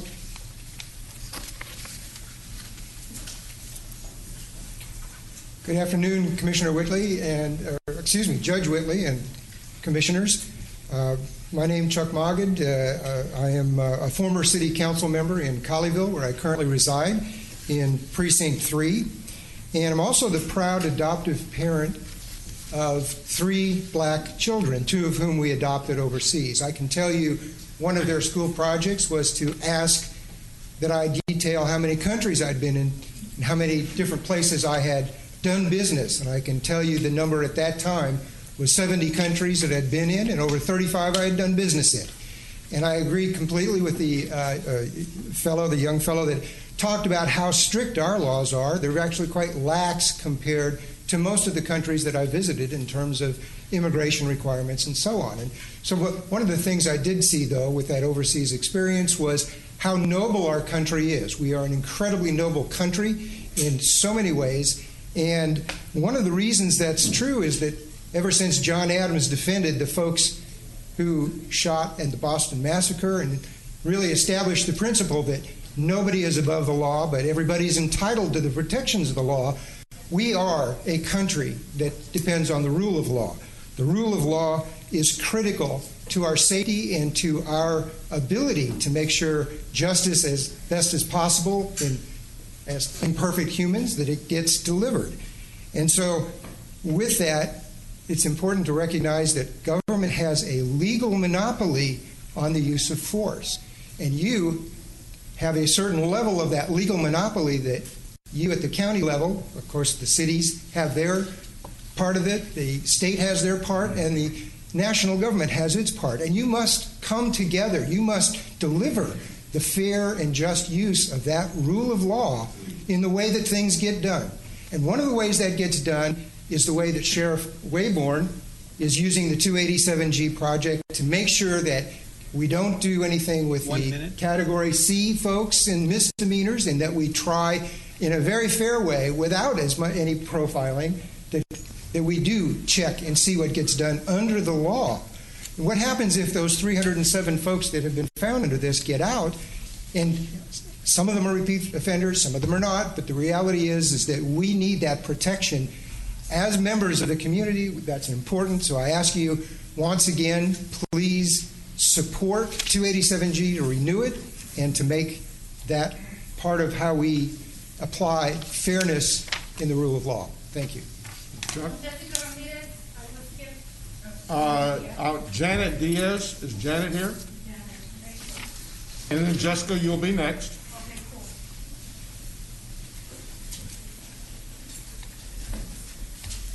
Welcome.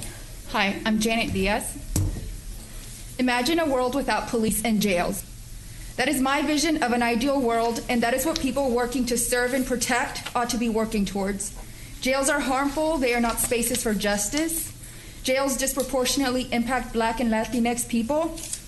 Police do not make communities safer. That's an illusion that has been sold to communities even as police are given more and more military equipment.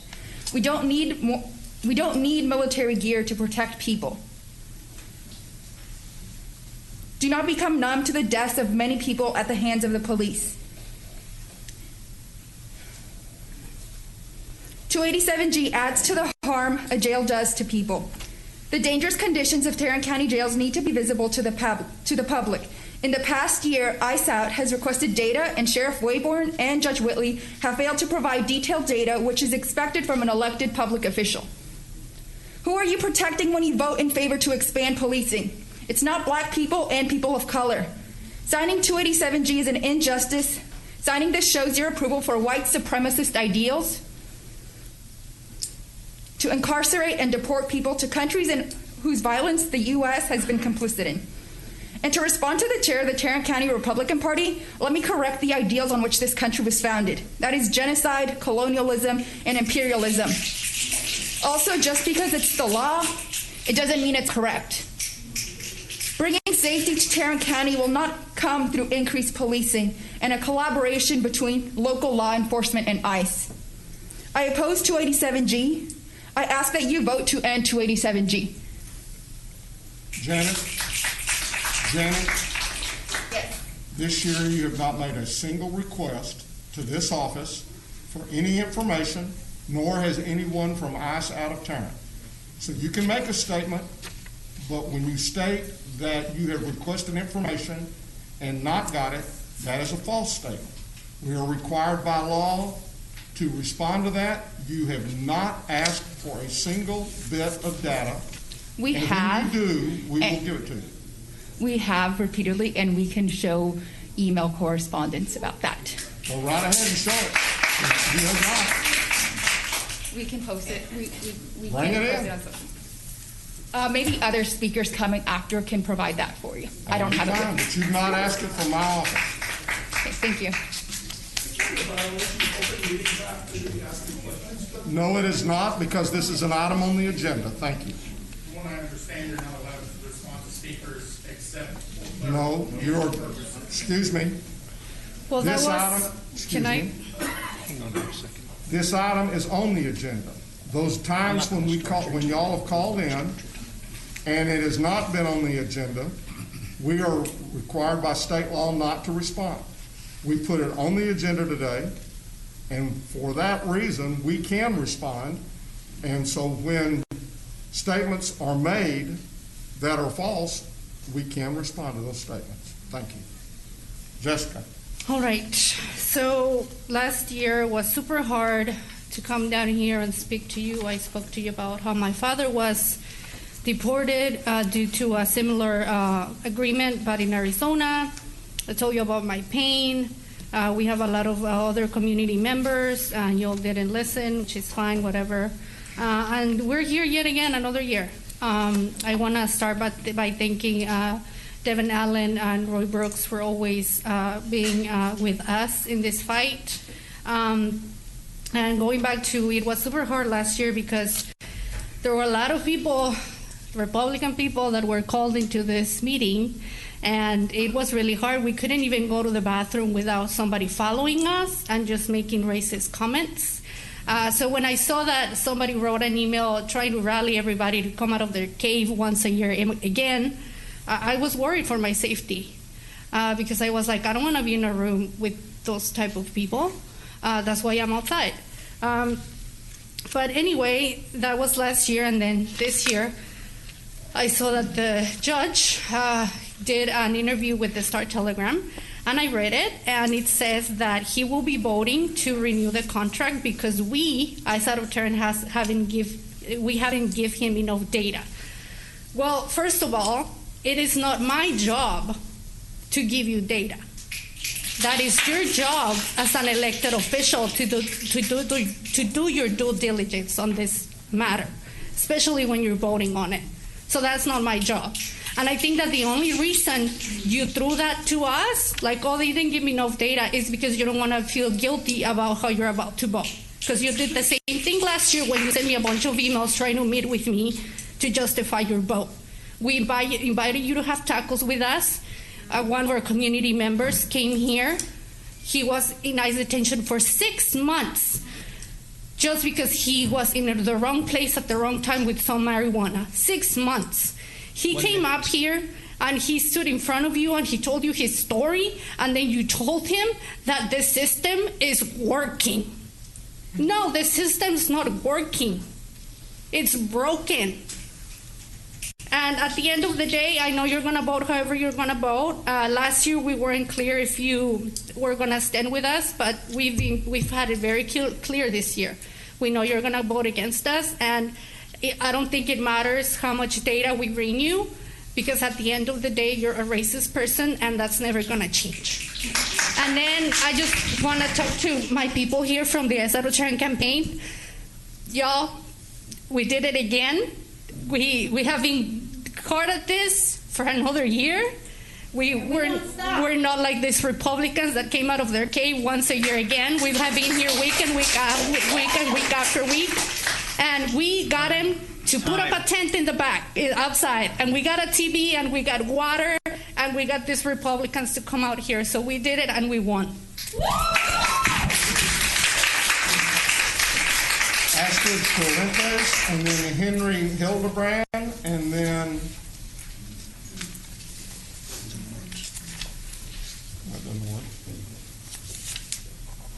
Joffrey Mitchell and Emma Jones.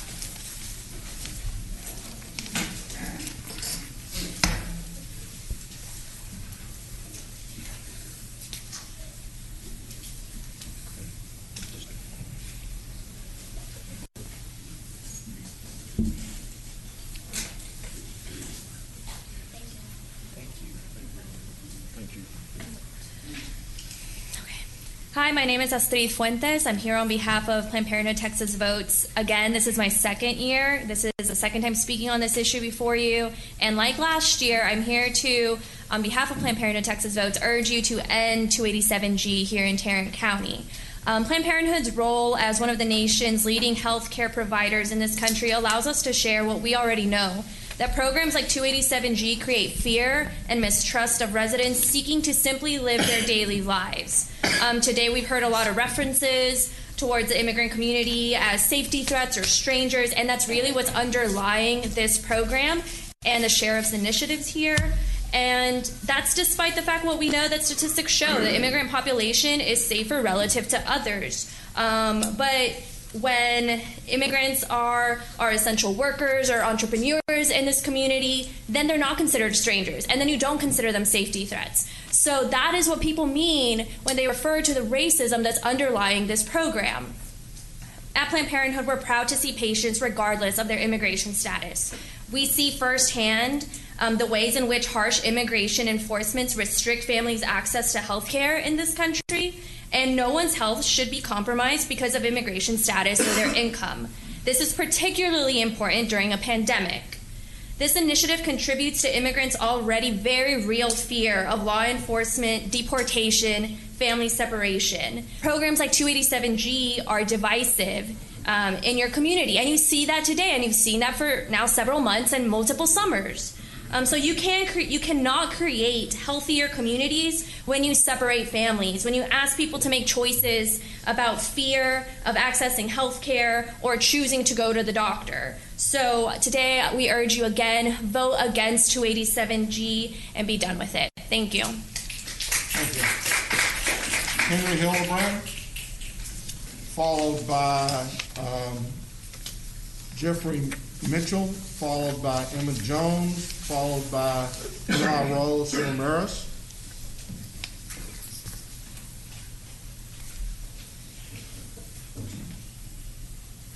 Good afternoon. Thank you again, Judge Whitley and County Commissioners, for administering to the needs of the residents of Tarrant County. This is the sixth time I've addressed the court over 287G. As always, I request that you consider the matters of my comment fairly and focus on what is best for Tarrant County. I have no doubt the members of the court and the sheriff want to make Tarrant County safe, but mistrust of law enforcement makes us less safe. It is clear the agreement isn't about processing criminals in general, it's about targeting a specific community. The burden of the proof is that is not acting out of racism is on all of you, the authorities. It is, if the proof is in the number of charges filed, that is not enough. That is where the problem of mistrust lies. Picking someone up on a charge is not proof of the efficacy of the agreement. It's on the authorities to prove a crime is committed. What proof do we have that once a person is detained and questioned and found to be undocumented, that our authorities don't wash their hands of it and turn the person over to ICE, even though they have not followed through on the due process of the original charge? Does the accused have a chance to prove that they were unjustly targeted? Surely the court can see how this leads to us, or leads us to believe in the insincerity of the agreement.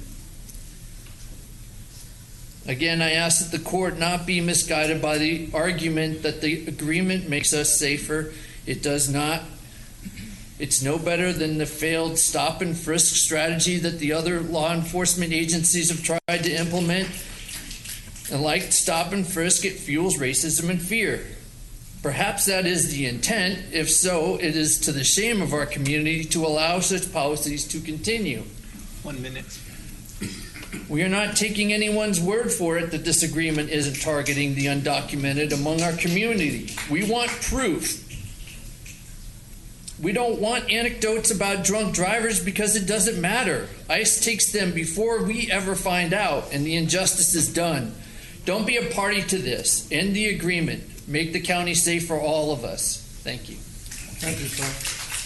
Jeffrey Mitchell.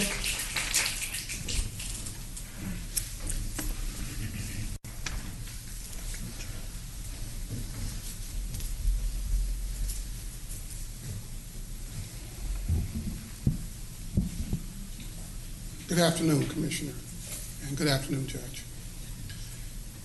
We've heard a lot of different testimonies with regards to what's going on with 287G. And so I can remember when I've traveled abroad for the last 5 years, and I had an opportunity to go to Dubai to do a lecture. I've had an opportunity to go to Kinshasa in the Democratic Republic of the Congo, and I had an opportunity to spend some time in Brussels. And I had to get a passport, I had to go through a visa, and they had to vet me to make sure that I would make sure that not only I obeyed the laws of this country, but I would also obey the laws of their country. So I just am interested in hearing some of the things that I've been listening to, because I just don't know any country in the world that you got to go to and you go visit their country and you don't have to follow their laws, because they get real persnickety about it, and it gets very expensive when you go there and you violate their laws. So I support the 287G program because of its objectives. It's designed to work with and identify criminals in Tarrant County Jail that have been charged with high misdemeanors and felonious crimes, the Latin for harsh crimes, who have been in our country illegally. Second, the goal is for criminals to not be released back into our community, but be held accountable for certain crimes. One of them is murder, aggravated assault of a child, kidnapping, human trafficking, robbery, theft, and DWI, not DUI. Finally, this program is to assist in reducing patterns of release and arrest for the same persons for similar offense. 1 minute. Again, I support this initiative, such as 287G, to curtail illegal, illicit, and hold accountable malfeasance of non-citizens within the borders of the United States, and namely Tarrant County, Texas. Thank you. We are at about 1:30. So with that, I am going to suggest that we're going to break for 30 minutes. We'll begin back at 2 o'clock. Okay, we're ready. Eli Rios Ramirez.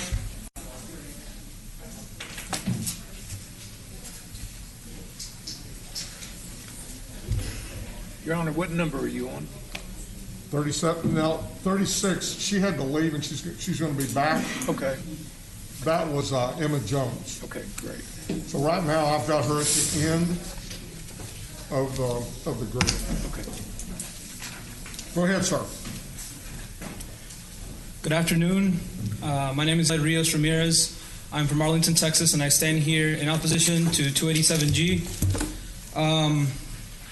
A gentleman before me, I think it was the first speaker, said that there was an increase in crime in the last 3 years.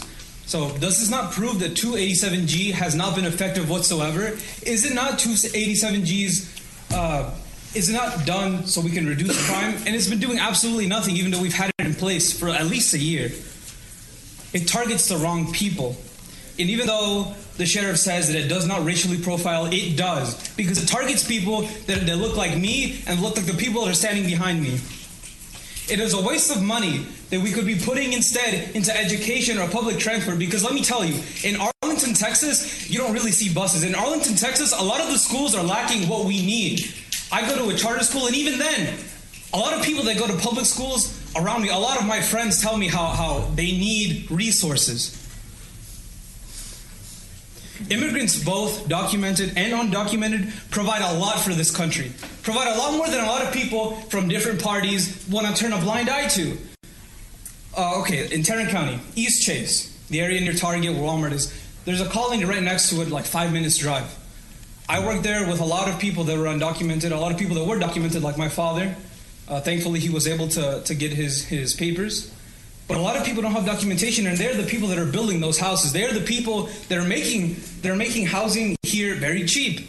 There's a reason that a lot of people are coming to Texas, and that's because housing is cheap, and it's because of us. It's because of our labor. Now, maybe that's just like one example. Let's look at Crowley. There's a lot of houses that are being built over at Crowley that are built by undocumented and documented immigrants. Excuse me. If we keep targeting them, does that not cause fear in our community? If we keep targeting them, does that not take away from our economy? Because it seems like a lot of you people care about money. You don't care about us, but you're going to be taking away from your money. Now, 1 minute. Somebody else said that coming here illegally is like cutting in line at the store. Now, it's a completely asinine point to make. One is because maybe you're going to be late to watch a football game, and the other is caused by disparity that the United States imperialist policies cause. Let me give you an example. A long time ago, before, whenever Mexico, this is Mexico in specific, Mexico had control over their oil, it was 3 pesos to $1. Now it's 24 pesos to $1. If you really think that we're going to live there while the United States is screwing us over because they want to have their money, then it's just not going to stand. Now, my last point, I just want to say that I thought we lived in the land of the free, but with policies and agreements like 287G, it seems more like the land of hypocrisy. Thank you. Sheriff Keefa, followed by Nick Valenti, followed by Cassandra Dobbs, followed by Mendia Whittier.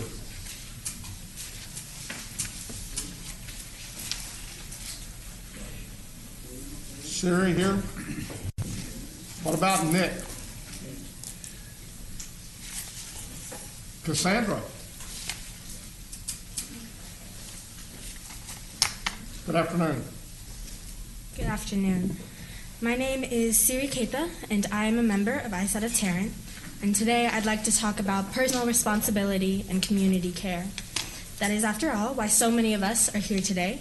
That's why you have received over 200 emails opposing 287G, and why our petition has over 1,400 signatures. And I'd hope that is also why you are listening to us right now. Yet I, like many here today, and much of Tarrant County, have good reason to doubt that.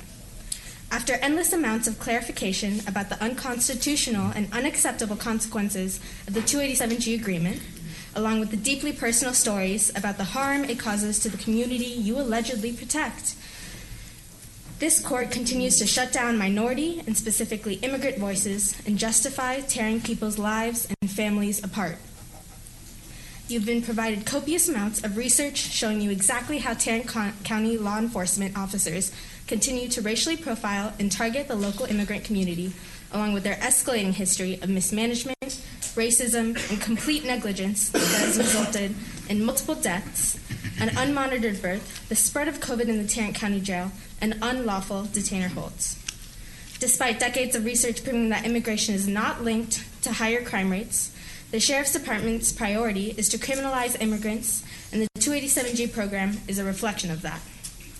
The Sheriff's report to the court adds to this dehumanization, because the program does not target individuals convicted of violent offenses, which would mean they have been declared guilty after a criminal proceeding, but instead most individuals are given an ICE detainer after being charged with committing nonviolent offenses.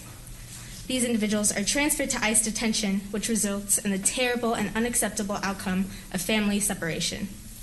We repeatedly tell the court, hoping for transparency and accountability from our elected officials, and have yet to receive it. The sheriff said last year that he has no direct evidence how the program directly makes the community safer. 1 minute. Whose communities are made safer? Whose interests are you protecting, even after this program is canceled, which it absolutely and immediately must be? Sheriff Wayborn will continue to target communities of color, particularly immigrant communities, despite any official statements against racial profiling. We have not seen evidence otherwise. We know that 287G is not the only way this county and local law enforcement are complicit with ICE, but ending this voluntary agreement is one step away from this dangerous pattern. Instead, you seem to be committed to empowering a sheriff and a department that abuse their power and endanger this community. If so, you are not just complicit, you are far worse. You are white supremacist bullies. The evidence speaks for itself, but you refuse to listen. This evidence isn't even our job to provide you. If you vote today to renew 287G, it is not because you lack the knowledge, inspiration, opportunity, or access to power, and it would prove to the people of Tarrant County that you are committed to injustice. Time. Thank you. Thank you. Nick Valenti.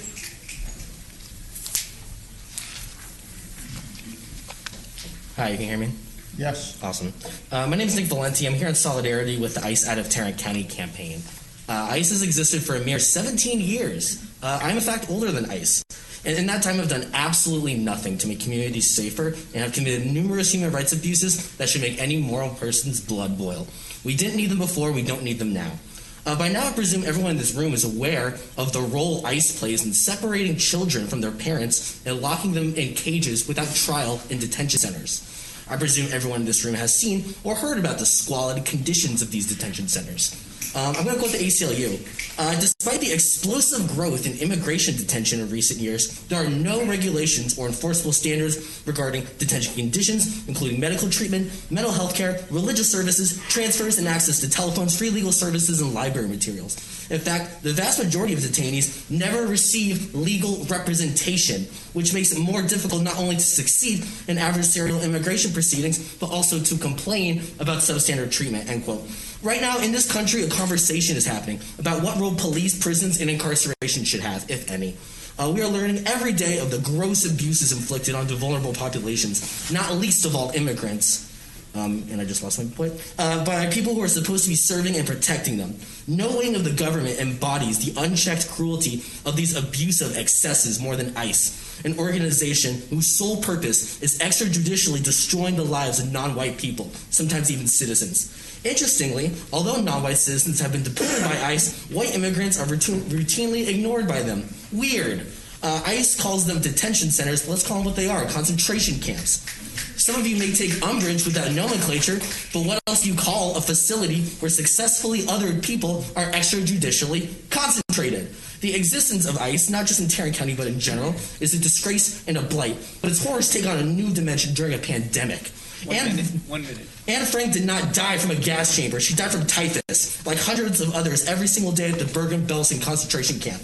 A pandemic is all you need to elevate a concentration camp to a death camp. And if you believe that the undocumented single mother who's been pulled over for a broken taillight deserves a de facto death sentence for it, then I don't know what to say to you except that those who make peaceful revolution impossible make violent revolution inevitable. I know you don't give a shit about these people, but it may behoove you to pretend you do more convincingly. Suspending 287G would be the very least you could do for this community. I yield my time. I might call to your attention the slide that said we had delivered 236, and of those, only 15 are still in custody. Of those, 61 voluntarily agreed to deportation. 70 were deported. Is this a call response thing? And 89 were posted bond and were allowed to leave. That's 15 more than zero. It's 15 families. Yes, it is. And those 15 families, those folks. You don't care about, sir. Just be honest. I mean, that's all we're asking. Please. If you don't care about, say those. No, sir. Say you shout from the pulpit if you can't. I was responding to his comments. And sir, I'm not responding to you right now. When you come. The Open Meetings Act is not the letter. The Open Meetings Act basically states that you cannot intimidate public speakers. And yet that's the role you are taking from that bench. Now, we may spend some time looking at the You can either hush right now, just a second. Please remove him. If you remove him, you might as well remove me. Okay, well then, let's just stop for a second. Hold it for a second. Chris, would you please come forward? Now, let's be perfectly clear. When someone comes up there and speaks, we can respond. But we're not going to have people talking from the audience. That's just not going to happen. Chris, they've now twice brought up this issue with regards to responding. Would you please, from a legal standpoint, explain this? Y'all can leave them alone, or just go ahead and leave them alone, because I'm sure they're going to be respectful of the environment. Chris. Yes, Judge, you are correct. If someone makes a comment and during public participation about something that is not on the agenda, then at that point, this body cannot respond. However, if something is on the agenda that's being considered by this body and there's comments during that time, then this body is able to respond according to the Open Meetings Act. So the actions today by this body thus far is completely within the confines of the Open Meetings Act. So if someone comes forward, we may respond to that individual, and that's the way we do it. We're not going to have people talking from the audience when you come up here, but at the same time, there have been a number of statements that have been made that we have not responded to them, but when you come up here and talk about all the people being held in a concentration camp, that is not the case. And so there are going to be certain things that we may respond to. But again, it will be to the speaker, and we will not have outbreaks from the audience. It's just that plain. Thank you, Chris. Thank you, Judge. So actually, Chris, before you leave, will you just address what people's First Amendment rights are? So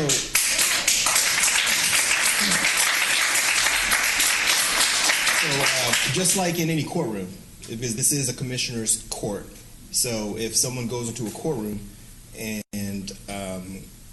and of course they have the ability to speak when recognized by the court. So here, individuals have the First Amendment right to participate via public participation, and this body can respond. Now, of course, if someone wishes to, who was the speaker or whomever wishes to respond to whatever this body has said, should, according to rules of decorum governed by this body, should ask permission to respond to whatever response was given. But the court, as of right now, the rules are from a state law perspective, have the right to address this body within those parameters. Anything outside of that is by the whim of this court. By the court? Yeah. The entire court? Yes, ma'am. The judge presides over the meeting, of course, but the court is are the ones who ultimately gets to decide. So you want people to talk from the audience? No, don't put words in my mouth. Well, okay. I was speaking. I just want to make sure that we're not making up the rules as we go along. I'm for anyone sharing their opinion, and what we've heard is a lot of opinion. We have heard some fact. We have heard some information which we can't really verify if it's fact or not. So what I don't want to do is to limit anyone's ability to share their remarks with us. We've already now taken it from last year. We had it as a briefing item 1 week, and we voted on the second. You weren't supportive of that this time. We've now removed people's ability during a global pandemic for them to participate via telephone. We set up this system, which by and large everyone has been receptive to it and respectable and respected it. And so while it would be nice for us to make sure that we can hear everybody, amid the claps and the snaps and things like that, it has largely not been disruptive. And so we shouldn't get in thank you.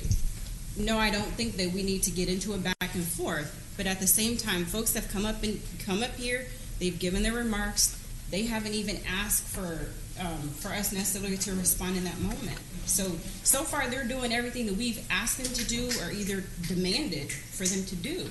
And we've done everything that we can do. We can listen if we want to, just as you can ask questions, so can I. You can. And so, again, that's the question has kept coming up as to whether or not I could respond. Okay. We just heard that I could. Sure. So that question doesn't need to be continued to be asked. Doesn't. No, it doesn't, but- Doesn't a person who wants to speak before the court, and we have court rules, and this is part of that court rules. You fill one of these out, you put the subject you want to talk in, and you turn it in. You don't sit in the back and holler. I'm not. That's all I'm saying. I'm not disagreeing with you. All I'm saying is, It sounds before like we you go are. calling for people to get pulled out, then we should. That Right was there your is the the place. immediate Exactly, that's right. response. If people are not Right going to there. abide by the rules, then we're going to ask them to leave. Okay, so I started my remarks by saying I want to make sure that we're not changing the rules as we go along. And that's Is what this- Chris told us that we weren't. Okay.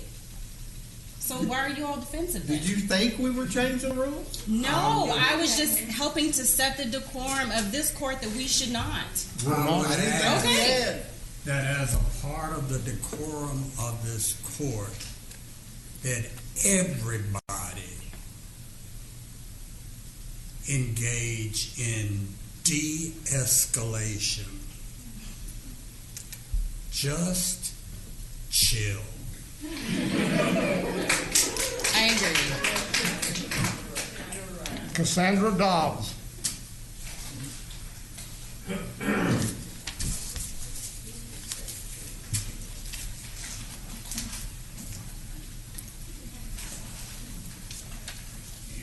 Hello, my name is Good afternoon.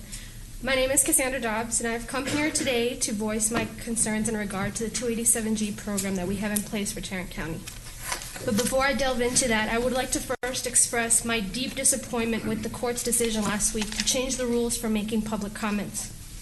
The reasoning behind the last-minute change is claimed to be because Commissioner Johnson is now able to join the meeting via a video conference. Regardless of the 287G vote that is happening today and the fact that this change in process seems extremely strategic on your part, it makes absolutely no sense as to why average citizens like myself and all of those who have spoken before me and will continue to speak after are being held to a higher standard than a literal elected official. It is outrageous that the virtual presence of a commissioner somehow equates to the requirement that all of us today are expected to put our safety at risk amongst an ongoing pandemic. Having known that safety would be one of the biggest concerns for many of us speaking today, last week Judge Whitley said that if people cared enough about the issue, they would appear in person. Well, due to this newfound rule, I was left with no choice but to call in from work, which I just started this past week, and that was because I wanted to be here on this important day. So yes, we are here, and we care, and we hope that you guys all show a willingness to listen once all of this is said and done.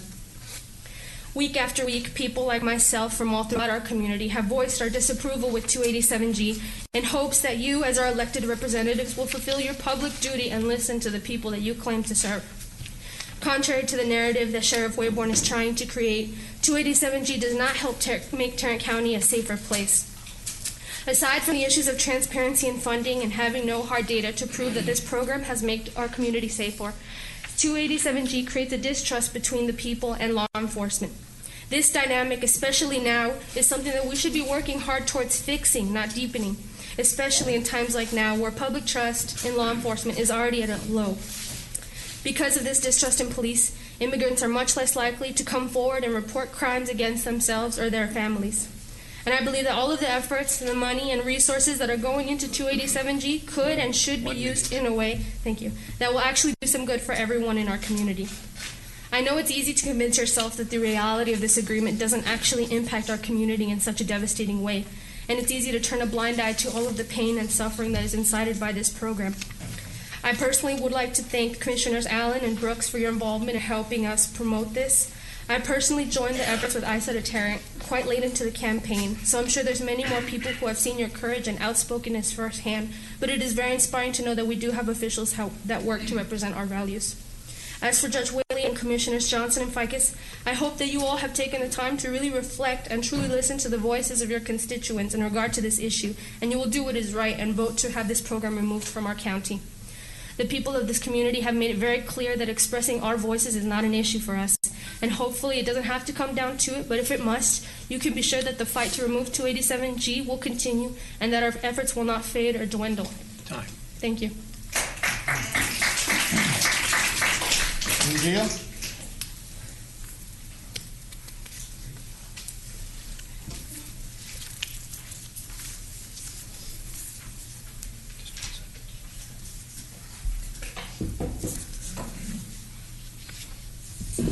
All this assessment about the mechanics of the 287G agreement is an insufficient and anemic analysis. Because 287G predominantly impacts people of color, it must be assessed in a broader context. If Tarrant County wants to be an anti-racist entity, 287G must be considered through a lens of equity. So what is the broader implication of how it functions within the Anglo-dominant system? Consider these things. First, 287G was renewed in 2019 as a foregone conclusion based on party lines and lines of color in the total absence of credible, transparent data about its efficacy or its cost. A white male was given privilege of obfuscation. Second, Wayborn has leveraged the 287G agreement to lift his own prominence as a white elected official. For a man who is up for re-election, the stage doesn't get any bigger than national television. Is it any wonder that he jumped at the last-minute chance to be the spokesperson at an ICE press conference? Then you all voted on a consent agenda to reimburse him with our tax dollars for that campaign appearance. Third, people of color have been placed at risk because if they care enough to speak, they will be here in person. If the last names of the anticipated speakers had been Bass or Moncrief or Leonard instead of Garcia and Ramirez and Guzman, that comment would have never been made. This process has prioritized the well-being of a white male, Mr. Johnson, over the well-being of black and brown people. To me, it's reminiscent of the 3/5 constitutional clause. The lives of African Americans were worth 3/5 the amount of whites. Likewise, you voted to say that black and brown lives are worth less than the life of Commissioner Johnson. Fourth, Whitley and Johnson have asserted that it is the responsibility of the public to bring counter evidence regarding 287G to you. But you are the ones who get paid $172,000 a year in tax dollars to do that work. Yet you put the burden of your job on the impacted community. Sixth, today we have also witnessed numerous microaggressions directed at Ms. Allen by Judge Whitley as she sought to do her job and ask the thoughtful questions aimed at ensuring accountability and transparency. And only opponents have been the recipients of rebuttals from Mr. Whitley. These are just a few examples of how 287G isn't just a program that functions in isolation from a broader system of white oppression. But I'll stop there and call on you to vote against 287G because it's the only anti-racist action. And in the interest of equity, Mr. Johnson should abstain from voting on 287G like he did on the Confederate monument last week, because if he cares enough to cast a vote, then he should be here in person.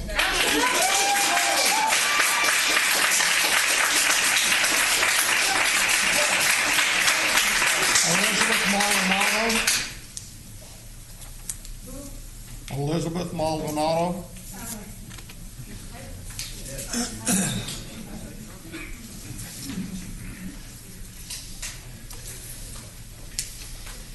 Followed by Thomas Moore, followed by Charles Herms. Hello, my name is Lizzie Maldonado. I'm a resident in Precinct 4, and I've been here before to speak against the 287G agreement in Tarrant County. In recent weeks, the nation has erupted with calls to defund police, to limit the scope of policing in our communities, and to reimagine public safety.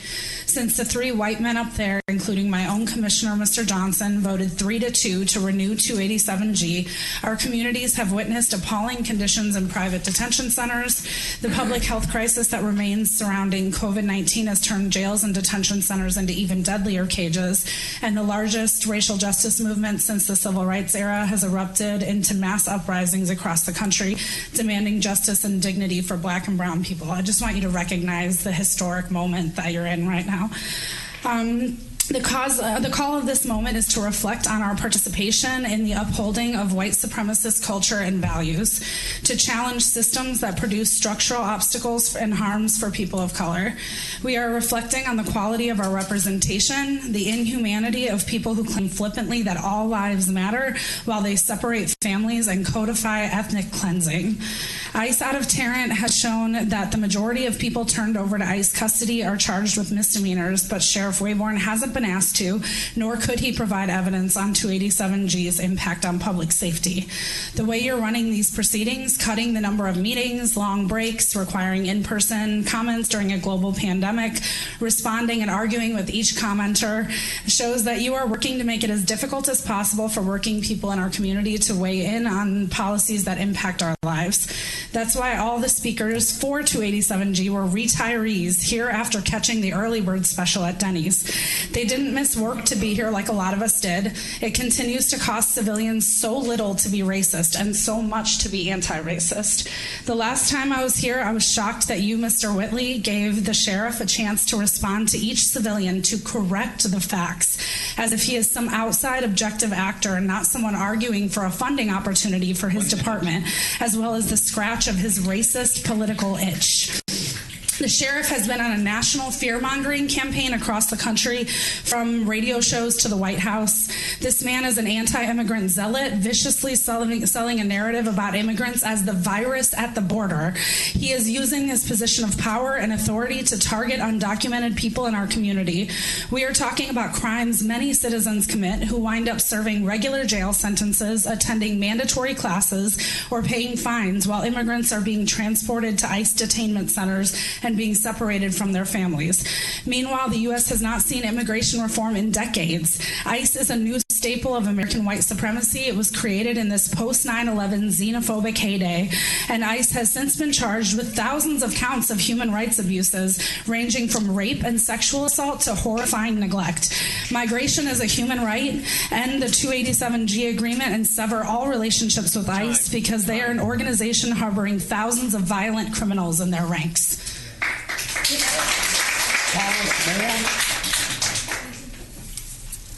Followed by Charles, followed by Tyler Long, followed by Jesus Olenis.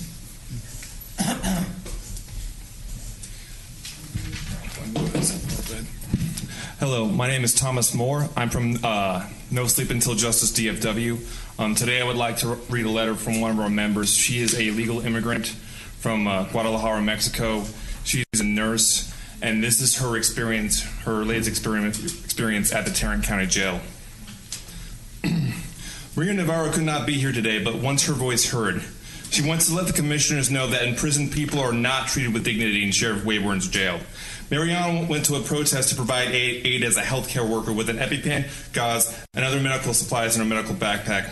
She handed out water and masks. This was the night that police arrested peaceful protesters, including Mariana.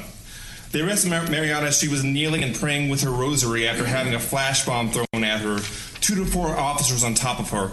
They threw out her medical supplies. Here are Mariana's words after being transferred to the Tarrant jail after 8 to 9 hours in the city jail. They transferred us to the sheriff's department to process us. The LVN punished me for asking him if he had a temporal thermometer or if he would use clean gloves by making me go last of the group of women who were there. He removed my mask and refused to put it back on me, though I was handcuffed. They asked personal financial questions and took away my N95 mask, and most masks, if any, were worn incorrectly by the staff. They didn't seem to believe in COVID-19, one jailer calling it the heebie-jeebies. I remember it was Officer Winters who explained to me why I was there, when others were just saying go here, go there. They asked medical questions, took a urine specimen, and did TB testing. They then singled me out for being in scrubs, so they strip-searched me and put me in inmate clothing and in an isolation cell, a dirty room. The cross-contamination was disgusting. I was in isolation for 10 to 11 hours. While in there, I could hear every little conversation the jailers had with each other. They made fun of the mentally disabled and the physically disabled. When a man yelled, everyone stood up. When a woman yelled, no one even moved. They made fun of me for sleeping. They made fun of me for crying and having panic attacks. She can panic for a while. She's fine. No one really knew or cared why I was in there because no one felt any responsibility. 1 minute. They didn't know or care what effect the isolation was having on me. In relation to 287G, if a healthcare worker and people with disabilities were treated so poorly, how then do they treat people who are undocumented? After seeing the judge who approved me to leave on my personal bond, it was another 12 hours to be finally released with bruises, abrasions, and physical and psychological trauma. Mariana concludes, now that I am free, I will fight. Even though fear and humiliation, even while I cry, I will fight. Even though I am terrified, I will not stand down. Even though I was treated as a criminal, I will continue to protect the innocent. I can do all things through Christ who strengthens me. Philippians 4:13. If Mariana is a citizen, where were her civil rights? Thank you. Paul?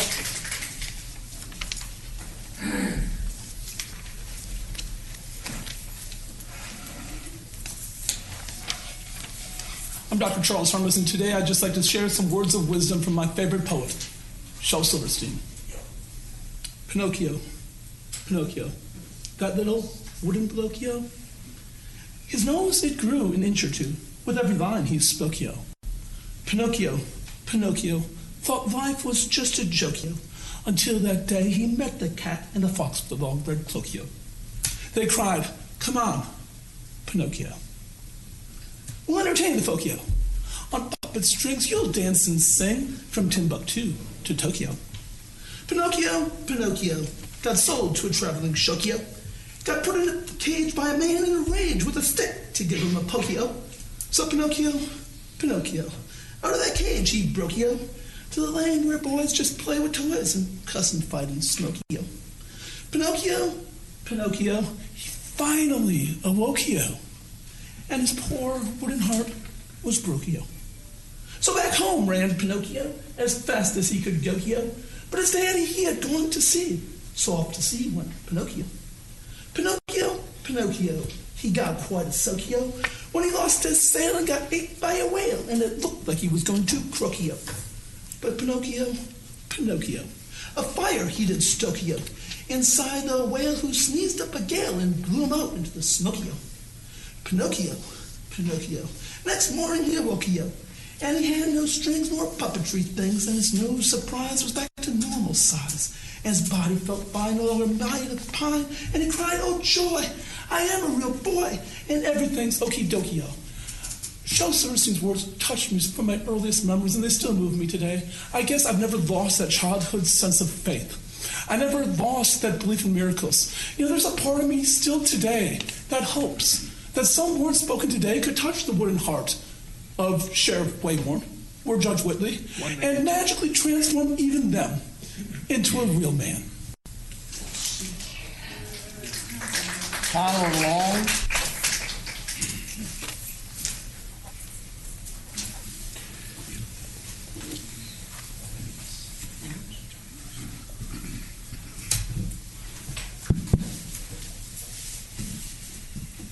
Followed by Jesus, followed by Nolan, followed by Adam Warner.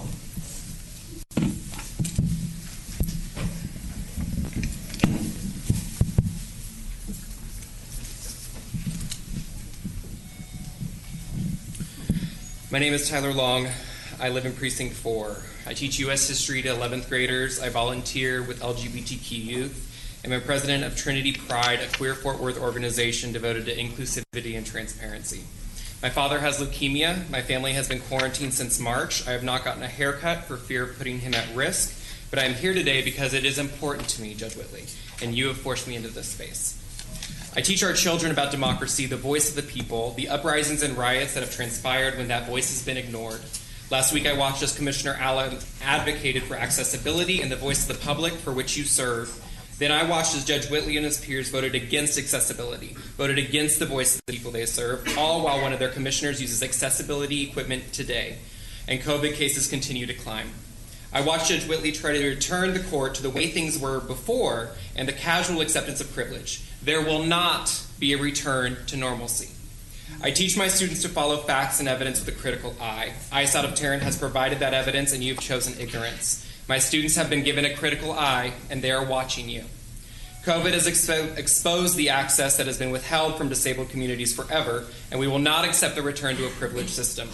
The current movement in this country, the generations coming of voting age, they are all calling for inclusivity and transparency. There will not be a return to normalcy. I am here because I am a public servant who serves every child with transparency and our entire community. Teachers who cannot do this need to leave the classroom. Actions last week showed public servants serving their own interests and their own agendas. These are the actions of bad apples. I am called here to represent the queer community negatively affected by immigration policies like 287G. I am called here to represent children in classrooms negatively affected by immigration policies like 287G. I am called here to stand with my Fort Worth community living this experience out of fear of a government that does not serve them. I oppose 287G. I oppose a board that lacks transparency. I oppose a sheriff's department that does not value transparency or respect for its citizens it serves. I oppose public servants that do not serve the entire public. 287G suffers from poor oversight and lack of transparency. The agreement leads to irreversible damage to American families. A few questions. If the district attorney established that ICE would be in jails regardless of 287G, why are we still honoring this agreement?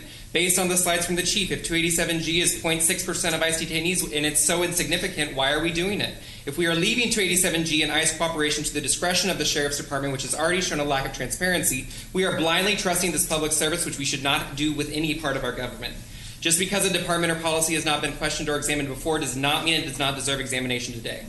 We are seeking change. We will not be satisfied with words or policies, but only institutional change. Let us all become humble students of the world and continue our learning. The good old boy system and trust in honorable men has been broken. We trust evidence, facts, and actions now. Millennials are the largest generation this country has ever seen, so I hope you have enjoyed your reign. Jesus.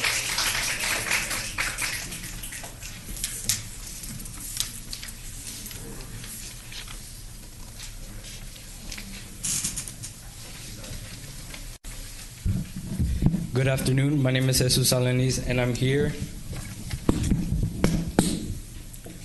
Good afternoon. My name is Jesus Alanis, and I'm here on this Tuesday afternoon to urge all the commissioners and the judge to vote no on the renewal of 287G.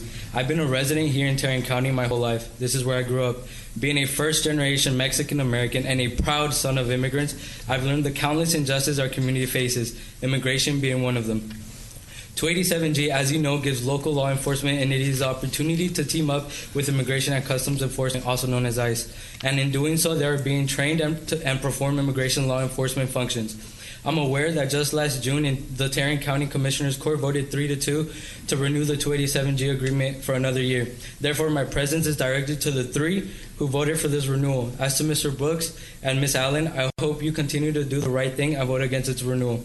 Now, as I was saying, our community consists of hardworking, dedicated men and women. As of 2019, Tarrant County has a total of 482,907 Latinx members, and that number is only growing. The simple thought of local law enforcement working alongside ICE, an organization known for terrorizing our people, known for its inhumane acts of terror in these countless detention centers, creates an immense, and I mean an immense amount of fear within our community. Now, don't tell me racial profiling isn't a thing. It's 2020 and it's still very well alive whether you choose to acknowledge it or not.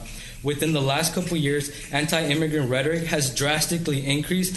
So what are the chances that immigrants will be targeted or deported for misdemeanors, something as small as a traffic ticket? Anti-immigrant rhetoric is blatantly an excuse for white supremacy. Not to mention our community is greatly impacting our economy. We are working in jobs deemed essential, frontline jobs, agricultural jobs, etc. Our people are working day by day to sustain America despite the various risks. Don't forget, since the beginning, America has been intact solely due to the work of immigrants. Our community tends to stay silent on these issues affecting us, simply because we're afraid of any negative outcome that comes with fighting these injustices, so we rather take them than overcome them. And I'm here to say that stops now. With our generation, within the last couple of weeks, we've seen a huge amount of unity within our community and a huge amount of participation from our people. We're no longer staying silent. We're using our voice not only because it's our voice, but because we speak for the unheard and the unspoken. So when the 287 agreement comes up for vote, remember all our voices and vote no. Thank you. Nolan Adams, followed by Adam Warner, followed by Madeline Montelego, followed by Natalie Credilla.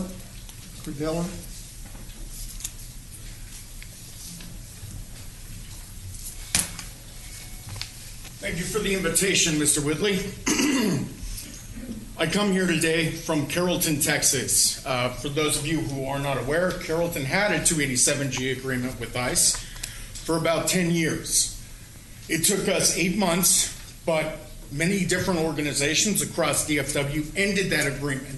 And I have to say, all of the rhetoric I've heard from the Republican members today, I've heard 100 times before. It's all false.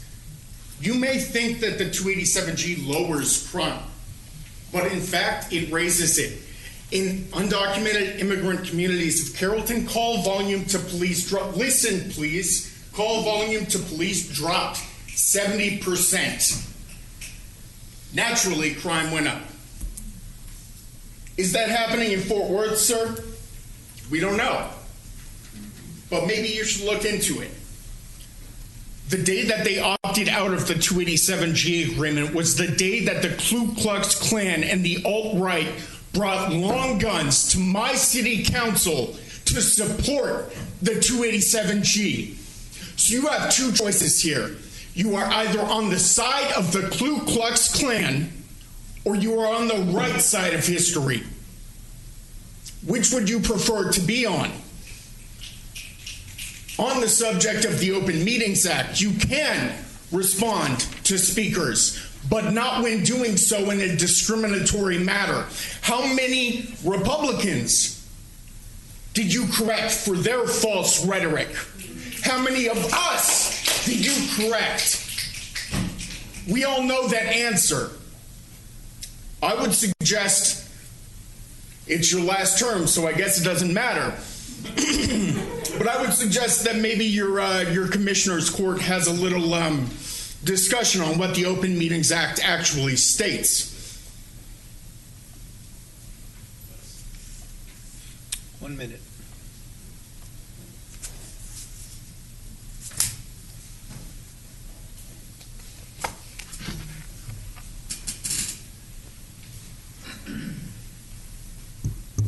I watched my neighborhood disappear for 10 years because of our 287G. Because our police chief suggested that it would reduce crime. Do you want to know the Carrollton I live in now? We have currently historic all-time lows in terms of our crime rates. Crime has never been lower.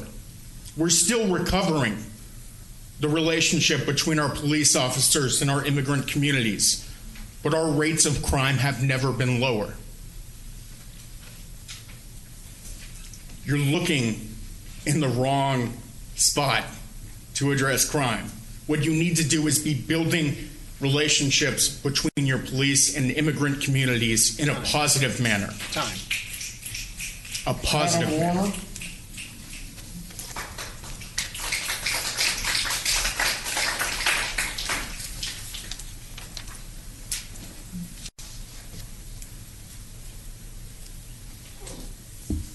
Good afternoon. My name is Adam Werner.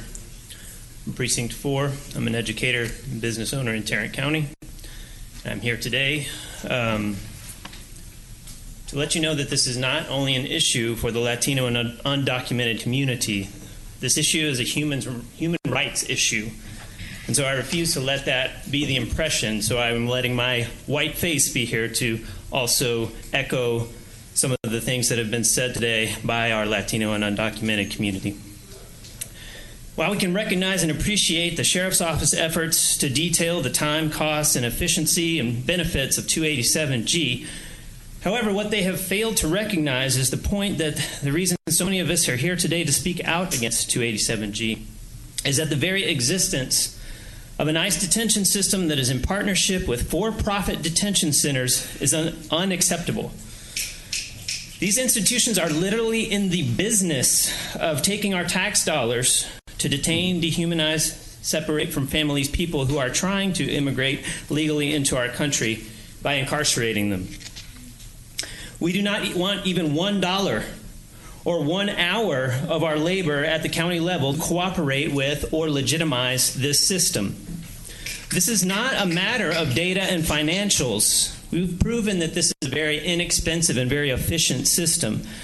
This is a matter of principle. We do not, as citizens of Tarrant County, want our names or our dollars to be used and complicit with this system any longer. We want out of 287G. Madeline Montalego, followed by Natalie, followed by Ivana, I think it's Grumman. Hi there. Good afternoon. My name is Madeline Montalongo. It's exactly how it's spelled, so perhaps next time you'll spell it out. I am a resident of Denton County. Though I'm not a resident of Tarrant County, I think it's really important that you all realize that what you're doing here with 287G echoes into other communities and other counties. And I'm here to condemn 287G. I'm a Mexican-American citizen, and I have come here today. And I would like to begin to highlight the mission statement in the 287G brochure, which, by the way, is quite vague. The mission statement states, "Our mission is to protect by courageously standing between evil and good with honor, while we strive to serve with respect, always putting others before self." However, the statement is immensely contradictory. Based on what we've heard earlier today and the information given to us through the sheriff's presentation, it seems quite evident that the local police department does not serve to put others before themselves. 287G and the entanglement of local and federal immigration enforcement only serves as a vehicle to continue the racist agenda of ICE. It is incredible to me that we as a community are expected to take your word here today. The police department is supposedly doing their job to protect us, and we are constantly let down by this promise that we've been given. So with your claim to stand between good and evil, I'd like to just point out that the evil is actually rooted in the system. Are you paying attention? Yes, ma'am. Thank you. And so just if you truly stood behind this mission statement, you would say no to 287G, and I refuse to take your word until you listen to ours. Thank you. Natalie?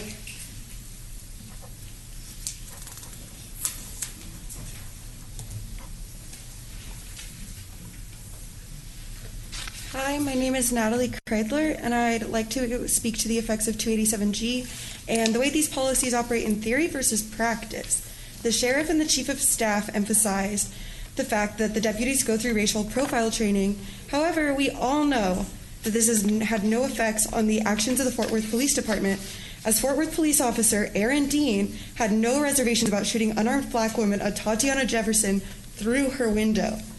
This is not an isolated incident, as Fort Worth has the second in the nation, the second highest fatal police shooting rate per 100,000 people in the country.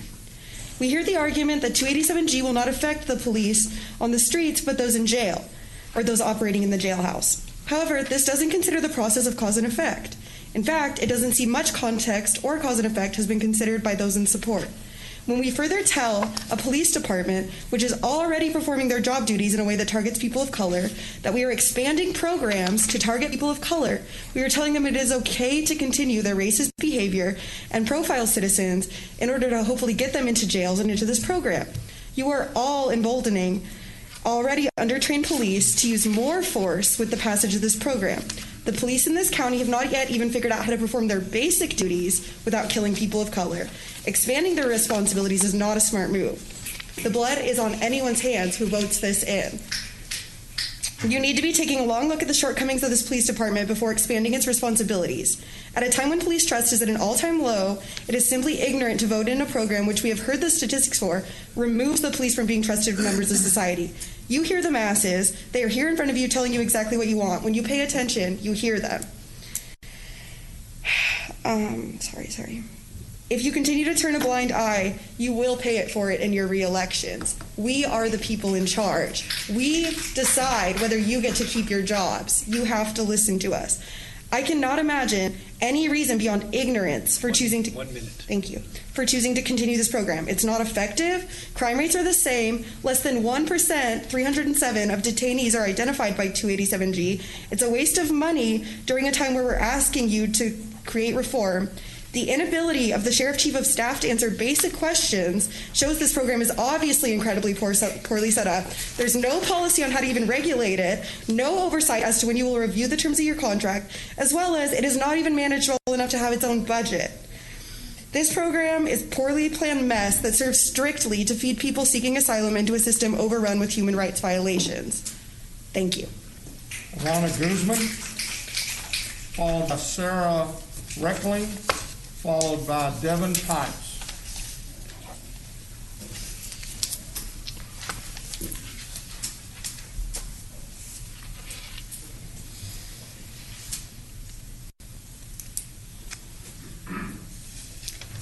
Hi, my name is Juana Guzman, and I live in 76118. I am here once again asking the Commissioners Court once again to terminate the 287G program. Yes, I am here to voice these same concerns once again, Judge Whitley, because a whole year later and I am still undocumented. In fact, I have been undocumented for about 20 years now because contrary to what some people believe, there is no line. Unless my status or the status of my community changes, then I will continue to be here again and again, not because I want to. The sheriff himself has said that 287G gives him the discretion to do what he wants, and that is exactly what terrifies me. This man has gone on national TV and stood next to Trump, the image of white supremacy, and said, illegal immigrants are drunkards who will run over your children and my children. So don't talk to me about respect, Judge Whitley, and don't expect me to sit down with the sheriff so I can help him figure out how to better deport me and my loved ones. Asking me to do that is white supremacy. The very fact that you have ICE, a terrorist organization, inside of your jail is reason enough to mistrust you. And don't question me on this. You might not feel their terrorism, but again, that's the privilege you're carrying. And I'll add that you actually don't have all the details and can't make any promises as to the safety of my friends and loved ones. Not that you care, you have shown us that. You have, and were you a regular racist person who doesn't care about the well-being of my friends and family, I wouldn't give it a second thought. But you are public officials. And for that reason, I am forced to confront you in ways I wouldn't feel comfortable confronting anyone else who doesn't care if I live or die. I'm here to remind you that it is your job to listen and do something about it, whether or not you agree. A year ago, you heard us, but you only heard what you wanted.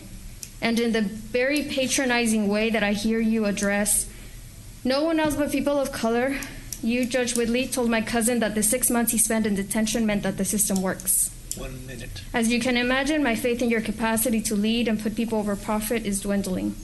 So though, however, we all know you will, this will only continue to prove your heartlessness and racism. And again, were you any other person, I wouldn't care, but you're elected officials, and I can't wait till you're out of office. I don't care if you're bored and sick and tired of us, which we don't even have to guess that you are because you have told it to us in our faces. So don't talk to me about civility. I am also here to remind you that recently the sheriff failed to disclose to you that he lost certification over his jail because a man committed suicide. Getting rid of 287G is the bare minimum. I'm also asking again, as I have already done in the past, that you do your job and launch a full investigation of the sheriff's office. Cheryl Reckland.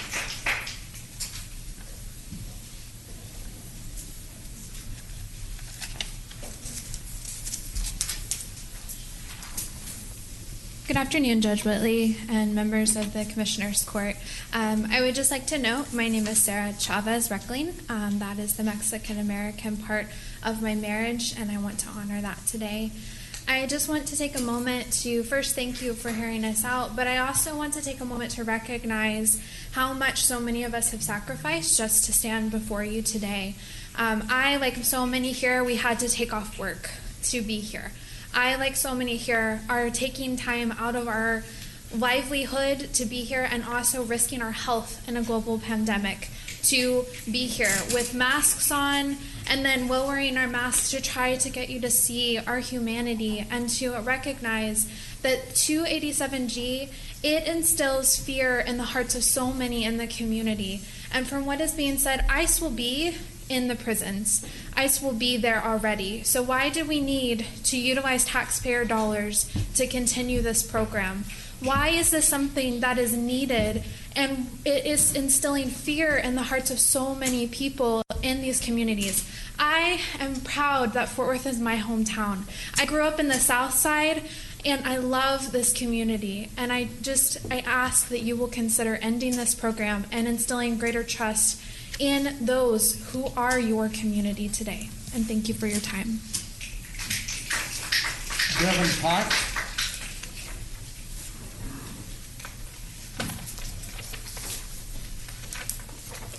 Good afternoon. My name is Devin Pipes. I'm from North Richland Hills, and I'm here in support of the 287G program. A while back there was a vote I believe Sheriff was asking for the ability to work with another agency on the highways to prevent drug mules or something to that effect. And Commissioners Brooks and Allen both voted against that. I assume they'd rather have our county infested with drugs than to allow illegal immigrants that are getting police attention to be deported. Additionally, last week, Commissioner Brooks politicized the tragedy killing of George Floyd, but he couldn't get the man's name right. He said George Foster. Shame on you. I want to thank Judge Whitley, Commissioner Fickus, and Commissioner Johnson for their support in the previous vote with the sheriff, and look forward to their support today.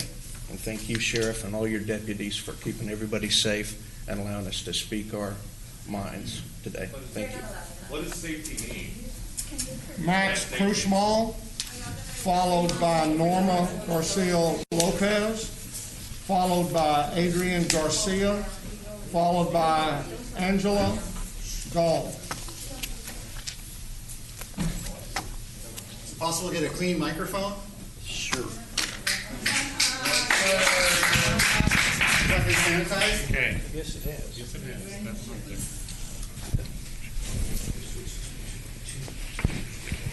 Did you sanitize it after you pushed it?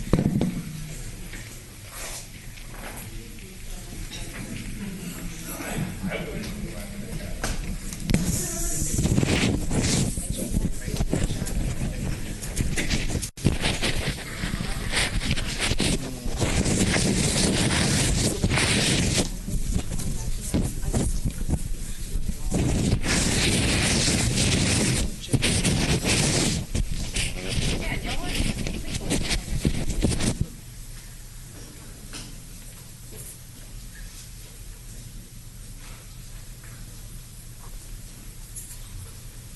Thank you. My name is Dr. Max Krochmal, and I am speechless with the way that this body pretends to govern. Commissioner Whiteley, your conduct has been completely reprehensible in the past week or two. This is the fourth time I think I've been before you all to talk about 287G, which of course I oppose. And I wasn't going to come today because it's a pandemic, because it's not safe for me to be here.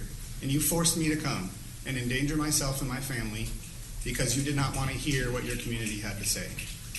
You are not a representative of anybody. You've been condescending toward young people, toward people of color.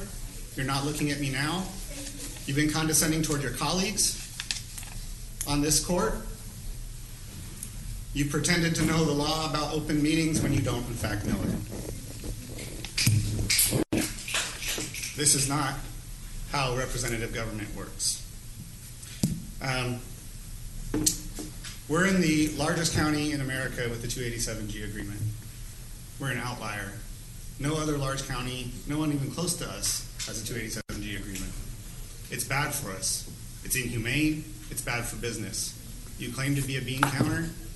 You claim to have the economy and the interests of business at heart, and yet you do things that endanger the labor of this county and the businesses of this county, not to mention the reputation. Who wants to come here to a place that's known for hate instead of all the other business opportunities available in Dallas and San Antonio and Houston, you name it? Why would you seek out Fort Worth and Tarrant County when their elected officials behave in this manner, when they go out of their way to voluntarily separate families, ruin lives, deport people, among other things? Sheriff Wayborn wants to be Joe Arpaio, wants to be Donald Trump, I'm not sure. But the way he has run his department and the jail has not reflected well on the county and has not reflected well on all of you. The jail's completely out of control. It's overcrowded. It's COVID infested. There's no soap in the jail. No soap in the jail in the middle of a pandemic. We need a new sheriff now in Tarrant County. And we need new people to hold the sheriff accountable. For all of you working for the sheriff, I'm sorry that you have to do that. I'm sorry that you all continue to enable this poor leadership. I can't tell if you're stupid or just plain mean. But either way, you don't need to be doing this job anymore. You represent the maybe 5 or 6% of our county that are old white men. This is minority rule. This looks like South Africa. And we need it to change. We need it to look like America. Norma Garcia Lopez, followed by Adrian Garcia, followed by Angela Gall, followed by Whitney Peters.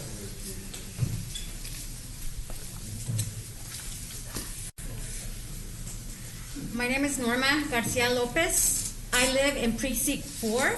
It's unfortunate that my Commissioner Johnson is not able to be here, but I am here. And if Judge Whitley, you said if we care, we would have to show up. But you know what? We showed up, didn't we? My family and loved ones live in every precinct. And believe me, they will vote. I am an immigrant, daughter of immigrants. My family's of immigrants. And I'm here to oppose 287G. And I thought it was kind of weird that we started praying when we began the Commissioner's Court. Praying is such a hypocrisy in this court. Why do we pray when you believe in this? Okay? Kids in cages, families, separating families. That's what 287G does. It raises the major public policy question of whether local law enforcement should be performing the federal prescribed function of immigration and immigration enforcement. Why is that in our local county? Why are we doing the job of the federal government? The association of law enforcement with ICE and the 287G program poisons the relationship between local enforcement and diverse communities of color. Witnesses to actual crimes may be reluctant to come forward to assist community policing efforts. And that is very true. Right now, with everything going on, you think Black Lives Matter is a big movement? Well, wait till Black and Brown Lives Matter come together. In the current environment of police reform and local law enforcement reform, continuing 287G further signals to the community a lack of concern about issues that are important to diverse communities. Instead of 287G, the Tarrant County Sheriff's Office should be committed to a more diverse environment in your office with staff and diverse personnel in the Sheriff's Department. It is clear that the current demographics of the Sheriff's Department, in particular the leadership level, do not reflect the diverse communities in Tarrant County. Per U.S. Census population estimate July 2019, the county has 2.1 million people, 29.2% Latino, 17.5% African American. And where is our diversity in the Sheriff's Department? Sheriff Raymond, you're an elected official in a very diverse county that continues to fan the flames of racism. You affect all of us, my community, my family. We are afraid. You are a fear-mongering official, and we will vote you out.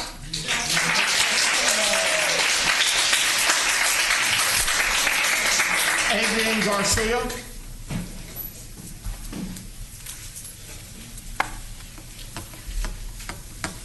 Good afternoon.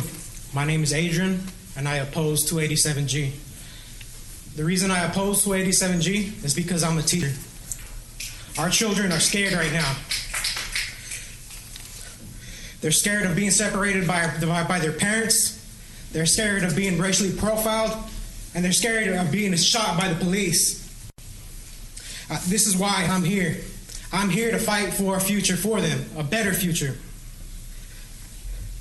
A couple years ago, we had a disaster out in Houston, Hurricane Harvey.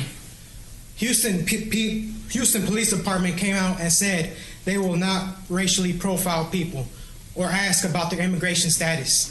They had to say that because the Hispanic community was scared to call for help, was scared to report crimes in their neighborhood. But yet we're here in this pandemic discussing an unimportant program in 287G. That funding should be going towards our community for better education, to help our future children avoid jail time. And thank you. That's why I oppose 287G. Thank you. Thank you, sir. Angela Dahl.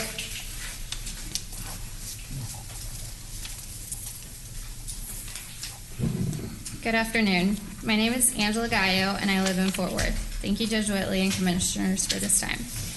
I have experience as a licensed mental health therapist who has served my minority community in Tarrant County by providing free individual and family therapy. I have heard firsthand the stories of Black, Brown, and African American families on their fear, pain, and hurt from their experiences with the police. I have heard the pain of our people being racially profiled and made to feel less than. I have heard the pain of our people reaching out for help during a crisis only to be lied to and then separated from their family forever, never again seeing their son, daughter, mother, or father. 287G further strains the trusting relationship that the Fort Worth Police Department and other cities in Tarrant County have been trying to develop with the community, especially with the minority community. 287G does not serve our community. Instead, it creates stress and fear and mistrust with the police. Our families are afraid to contact the police because of the real fear of family separation. As the nation is focusing on reforms to strengthen the safety and trust between our community and law enforcement, please consider how 287G hurts the very people you all care to protect, our neighbors, our community. The undocumented community is our community. They seek a better future for their family. They may have lacked the resources or ability to come here legally, but not because they want to intentionally and outright break our laws or cause harm to anyone. They are human and seek opportunity. Being undocumented does not take away their dignity or from being human. This is a humanitarian issue, and 287G nor ICE is the solution. With 287G, we are worried that our community will be detained and deported for nonviolent offenses. I finish by asking you a few questions. Have you heard firsthand the voices of your community? Have you heard the pain in a mother's voice when she trusted the police to help her son, but only to be lied to and her son being deported? Have you heard the pain in a father's voice who lost his son to suicide after he was deported? Again, this is a humanitarian issue, a human rights issue, and 287G is not the solution. Please understand this and take it into consideration for your vote. Thank you for your time. Thank you. Whitney Peters.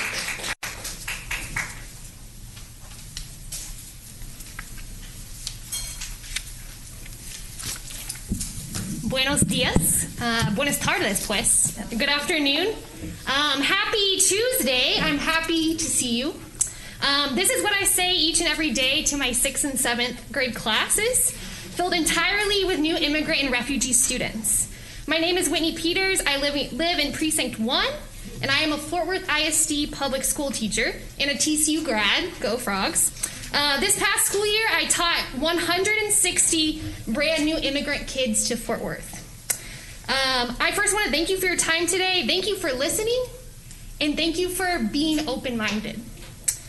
The majority of my immigrant students could tell you stories upon stories of the trauma they've experienced not only from their home countries, but also the trauma of surviving poverty here in Fort Worth. Yet I get to see the faces of these 11, 12, 13-year-old kids with bright smiles, excellent high fives, cheesy jokes, and witness their super cool new dance moves, many times from Fortnite.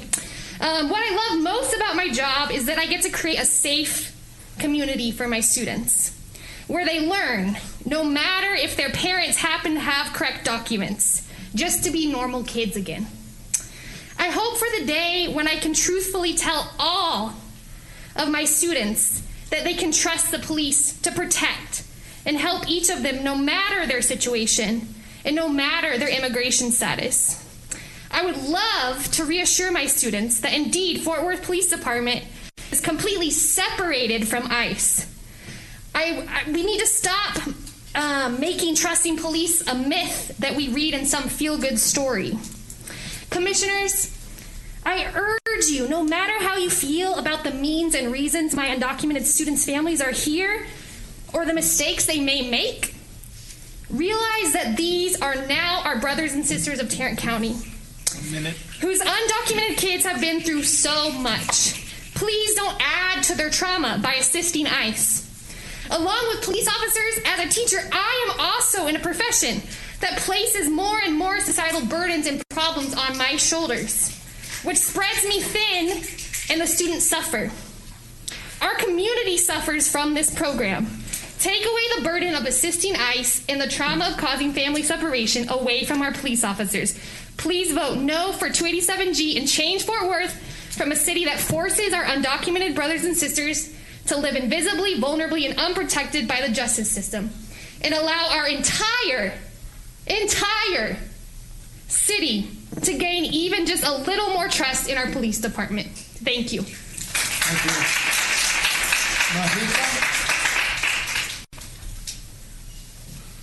Followed by Leslie, I think that's Renea, followed by Vance,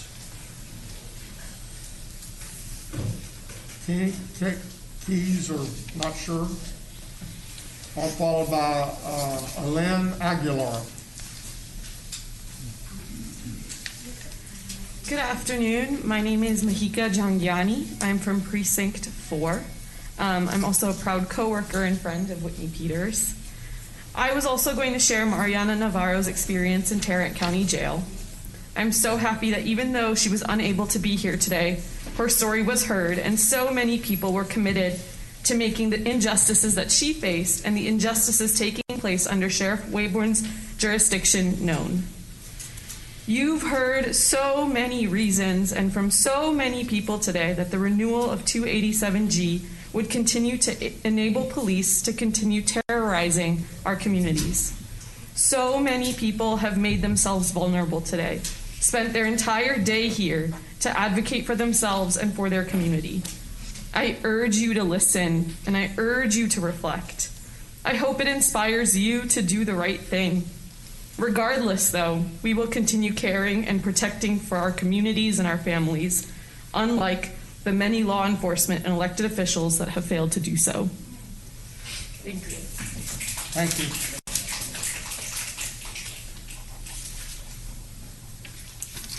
Leslie?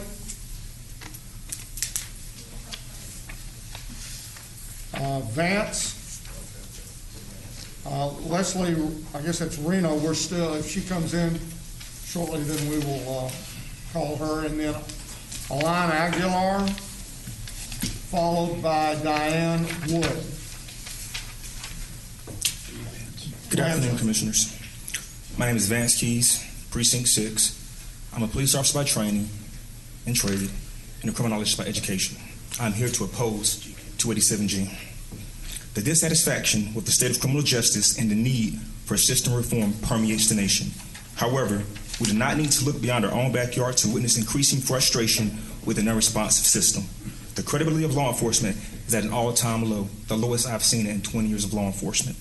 The public is challenging public legitimacy on the grounds that law enforcement lacks sensitivity and a basic respect for human dignity.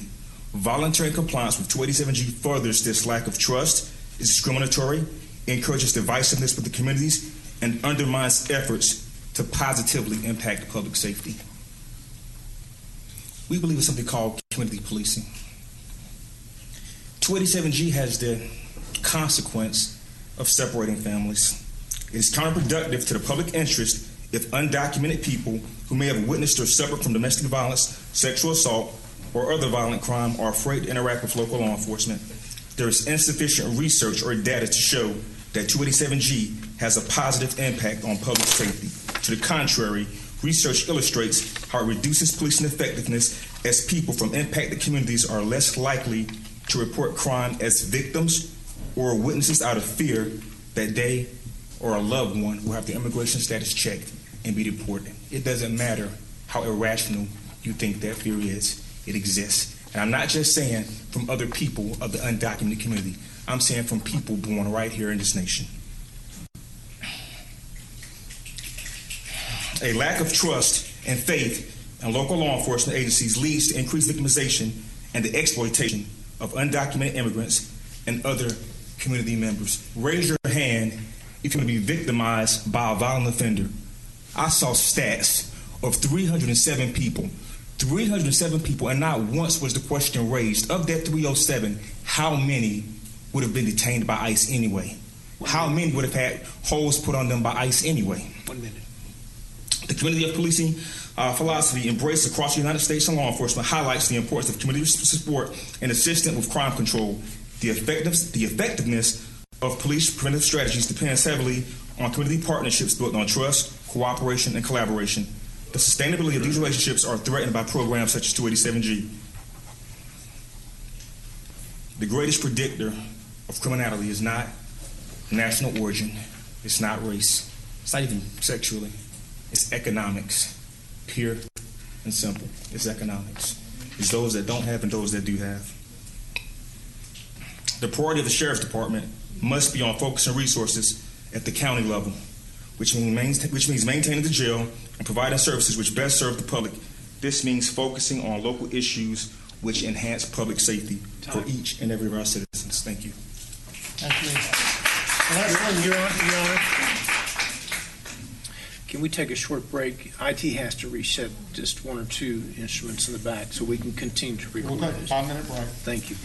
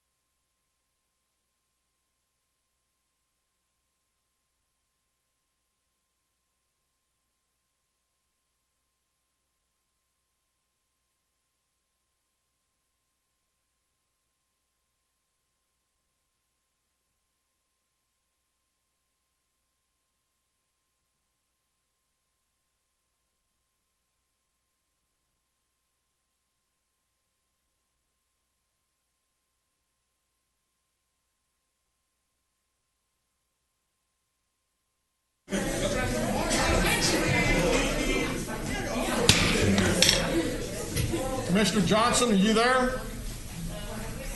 No. Oh, shucks. He was going to be my third.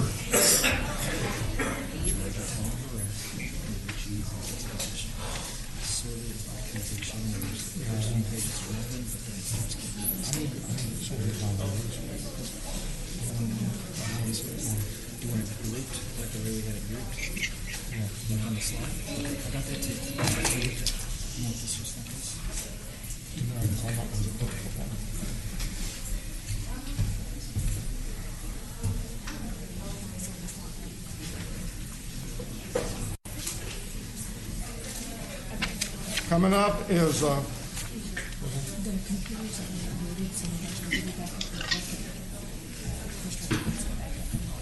we had a reboot, a technical problem, and so we're trying to get Commissioner Johnson back up.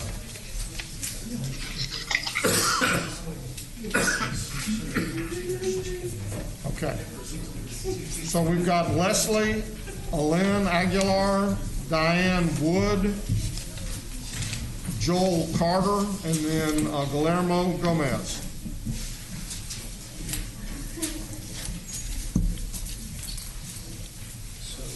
Leslie? Okay, just give me just 1 minute and we'll be ready to go.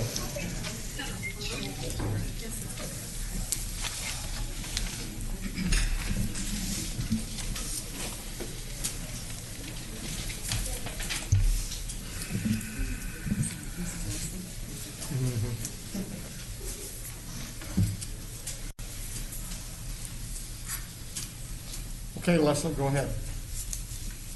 Hello, my name is Leslie Reyna, and I live in Arlington, Texas. I moved here 2 years ago from Tyler, Texas.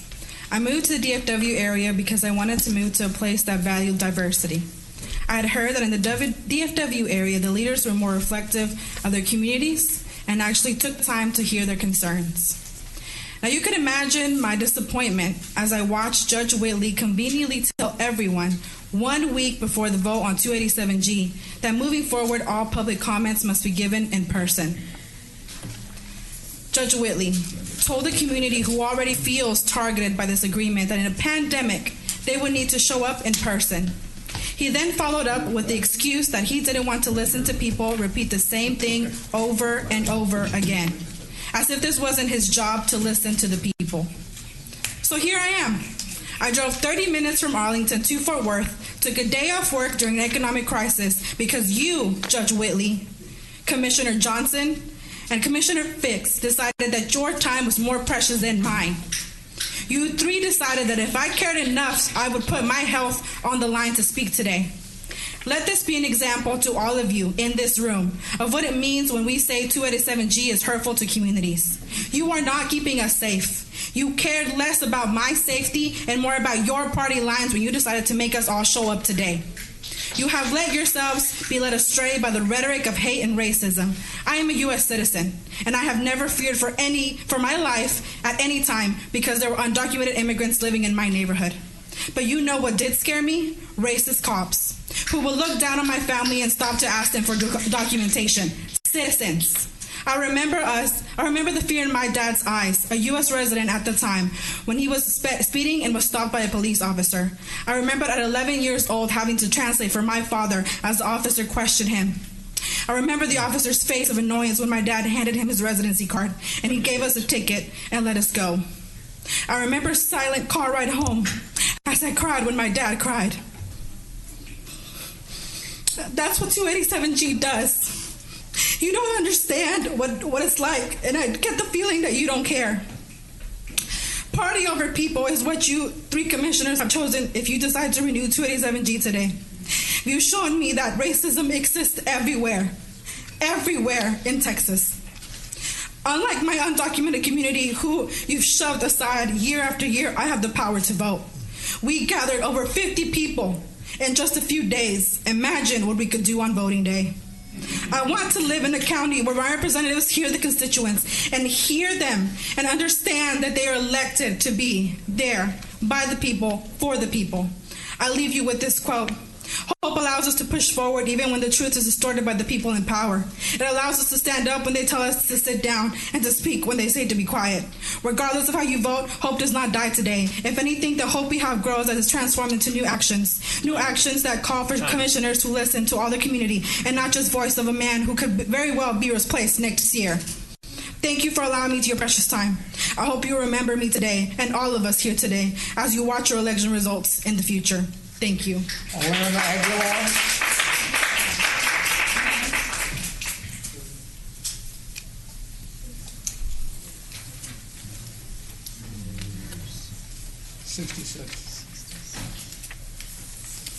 Hello, my name is Eileen Aguilar, and I am a resident in Arlington, Texas. I support the termination of the 287G program.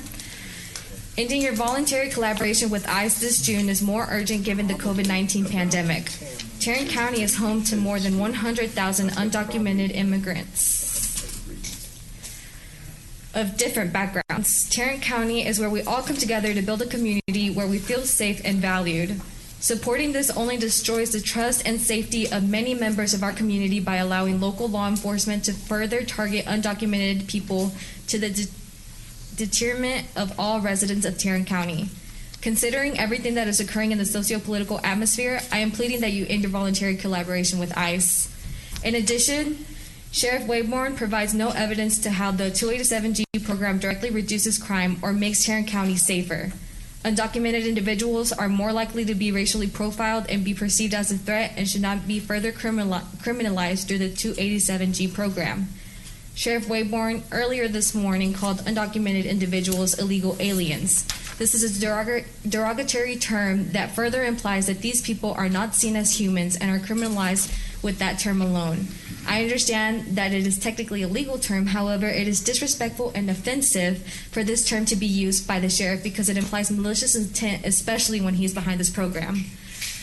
Personally, I think supporting this is nativist and hateful. Undocumented immigrants are already living in constant fear of deportation. All of them are taxpayers and never get to reap the full benefits.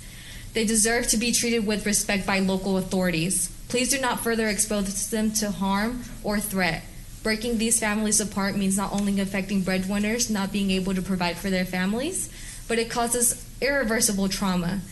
This is just the tip of the iceberg of how detrimental ICE is to our communities.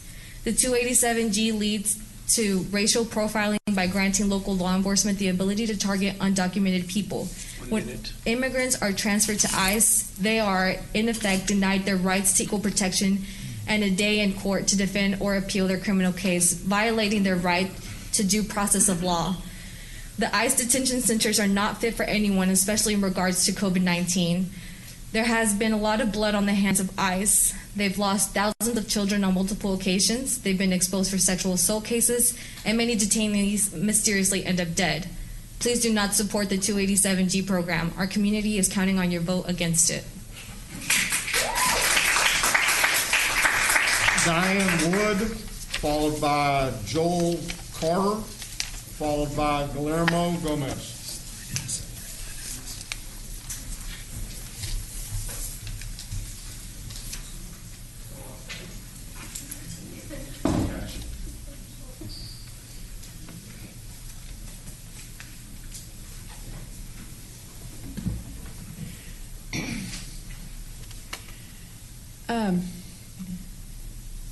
I'm amazed here today that I'm here and Mr. Commissioner Johnson is at home because I am 82 years old and I have recovered from cancer. I have a heart condition and I do not go out into crowds. I'm a retired public health nurse and I know the value and the dangers of going out into crowds in the coronavirus. So Mr. Johnson's life is much more important than mine. So I'm surprised that you open yourself up to that kind of liability. I'll let you know if I do get the virus. 287G is racist. It's a part of a systemic racism that permeates every thread of our society, our cultural mores, our social institutions, in workplaces, everywhere, shopping in a store, driving down the street, in federal, state, and local governments, everywhere, everywhere, everywhere. The sooner we acknowledge that and consciously start to address it, the sooner we can begin some semblance of rational discourse to return our country to a country whose basic goods are equitable and everyone has the same access to life, sustainable needs, a chance as another to make a good and peaceful life without being shot down by police or constantly harassed. The key and really tragic fact is that we often don't even see the racism or recognize it. 287G is one cog in our country's systemic racism, and a significant one. To deny that it's not racist is laughable. To deny that it doesn't foster racial profiling is operating with blinkers on and outright lying. The fact that the due process is denied is a fact. The ACLU has proven this. A person is considered guilty until proven innocent without the availability of legal advice. The thousands of people who are protesting the murder of George Floyd, Breonna Taylor, and now Rayshard Brooks, and many, many, many others that we don't even know about and that we do know about, people are now protesting not just that's enough, but they're tired of fighting to make a living for their families. They've died and have been refused adequate basic needs. This is a major reason for the ongoing protests. Stopping the 287G program is one opportunity, an important one, to address this oppressive racism and to begin to regain the trust of undocumented persons in the community and to stop the oppression and the danger to our people, our undocumented people, as well as the destruction of lives and the separation of families, which this despicable 287G program does. The Star Telegram editorial board wrote yesterday, a quote, for the previous year, the Sheriff's Office says that Tarrant County deputies processed 309 ICE detainers on subjects booked into the jail. That's about 0.5% of overall jail bookings. About half faced felony charges. Another 1,136 had detainers processed by ICE agents at the jail. Time. For the previous year, the Sheriff's Office says Tarrant County deputies processed 309 ICE detainers or suspects booked into the jail. About half faced felony charges, while the rest faced a Class A or B misdemeanor. These are tiny, tiny numbers among the thousands of crimes committed in Tarrant County. It's not like these offenders go free. That many of them end up in state prisons. The program is a proxy fight over how seriously to crack down on illegal immigration, if at all. The numbers don't indicate that it keeps a large number of dangerous criminals off the street or that very many innocent people are caught up in it, if any. What I'm going to have to ask you, though. So I implore you to decide to go forward in a positive change. This is really important to our community. Rethink what you've been thinking, because this is not going to stop. This movement will not stop. It will continue on as of today. Thank you.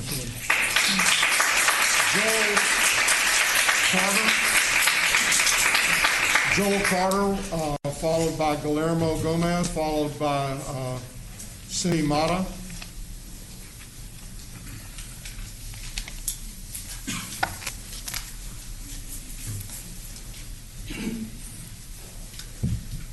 Hello. So when you're in a position of power, I don't think you should deny someone else of their experience, especially when they're suffering, the family suffering.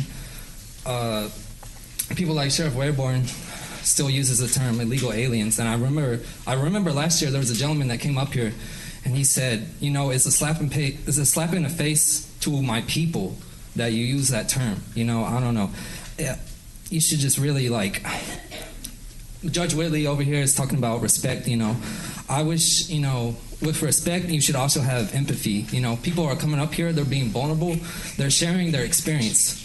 And I've had enough. And also, I'm Joel, I'm a resident of Denton, Texas, and say no to the 287G. Thanks. Thank you, Joel. Palermo?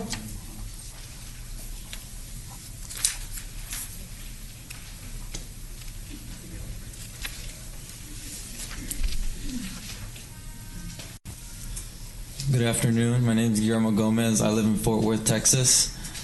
I haven't given many public comments. I feel like every time I do, I end up changing it, what I want to talk about the day of.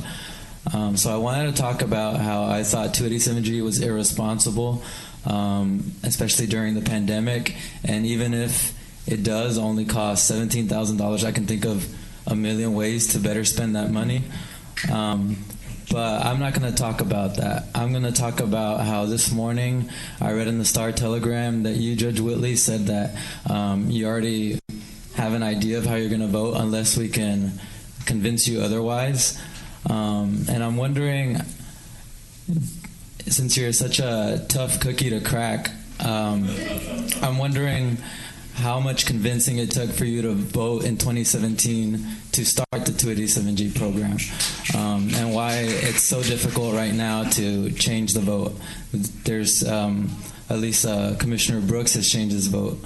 And so, yeah, that was kind of sitting on my mind all morning outside. It got like 95 degrees, and I was like, it's probably a question that a lot of people who have spoken today have asked themselves. Are my words going to make any difference? Are people actually going to change their minds? Not just you all, but the people who are for 287G, are they even going to pay attention to the words that I say? But here I am. Like a lot of other people, I used my vacation time at work, and actually every Tuesday I've used some of my vacation time at work to watch the Commissioner's Court. A bunch of us at ISAT of Tarrant watch them every day. We live stream them, we watch them together, mostly to support everyone who's going to be giving public comments that day, but also to see what's going on in the county. And I don't think that's a waste of my time. I'm using my own vacation time to fulfill my civic duty, and I think you all are here listening to us because y'all are fulfilling your duties as elected officials, as elected representatives.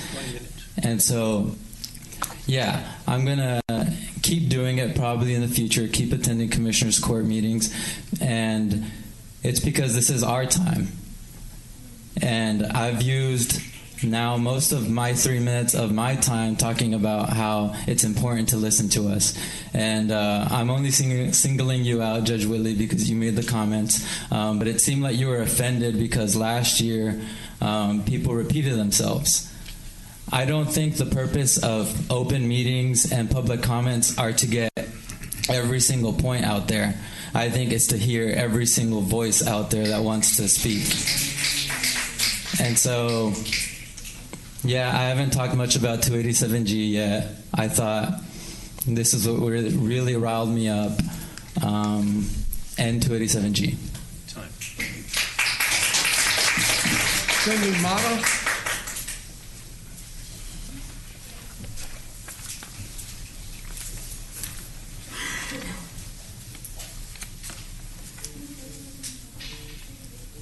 Hi, my name is Cindy Mata. I reside in zip code 76115. I am here again today to stand with my community and to remind you that your job is to listen to our concerns and seek transparency. You have not done that. Instead, you share empty words of trainings to mask the racism that you enabled through your racist actions. Judge Whitley, Gary Fickus, and J.D. Johnson, who has the privilege to not be here today, we see through your words and we won't stand for your intimidation and racist tactics.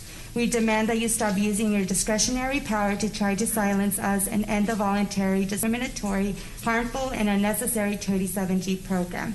Despite your continued effort to try to silence and dismiss us, our Tarrant County community is standing here stronger than ever. I'm demanding that you assume the responsibility of your roles and do your job, that you see our humanity and acknowledge the role you play in enabling white supremacy and your contribution to systemic racism. Discretionary power enables Sheriff Bill Waybourn to perpetuate his racist agenda. Your denial to seek transparency from Sheriff Bill Waybourn, who should be investigated for the recent unattended birth in Tarrant County Jail, who does not provide soap to inmates in the midst of COVID, who blatantly shows racism through his statement at the White House, who cannot fulfill minimum requirements and lost certification in Tarrant County Jail last month, is a danger. The lives that have been lost and that you continue to put at risk through your actions also stay in your hands. It's time that you stop shutting your eyes to the harm that the 287G program creates, that you stop dehumanizing our communities, and that you listen to us. Despite of the decision you choose to make, there is one thing you cannot take from us, and that is a power we have built. You cannot take our voice, and you cannot silence us. We are worth the right to be treated with dignity and respect, and we deserve to be treated as humans. Lastly, Judge Whitley, today you put our Tarrant community at risk by requiring people to show up in person to make public comments. For future reference, the minimum you can do in the future is ensure that this mic is cleaned after every speaker. You have forced the community to show up in person today. We are here and we care, and cleaning the mic is the least you can do in the midst of a pandemic. Thank you.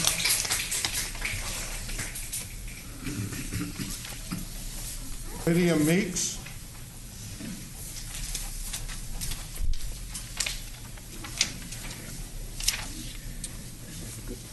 Rachel Goulet.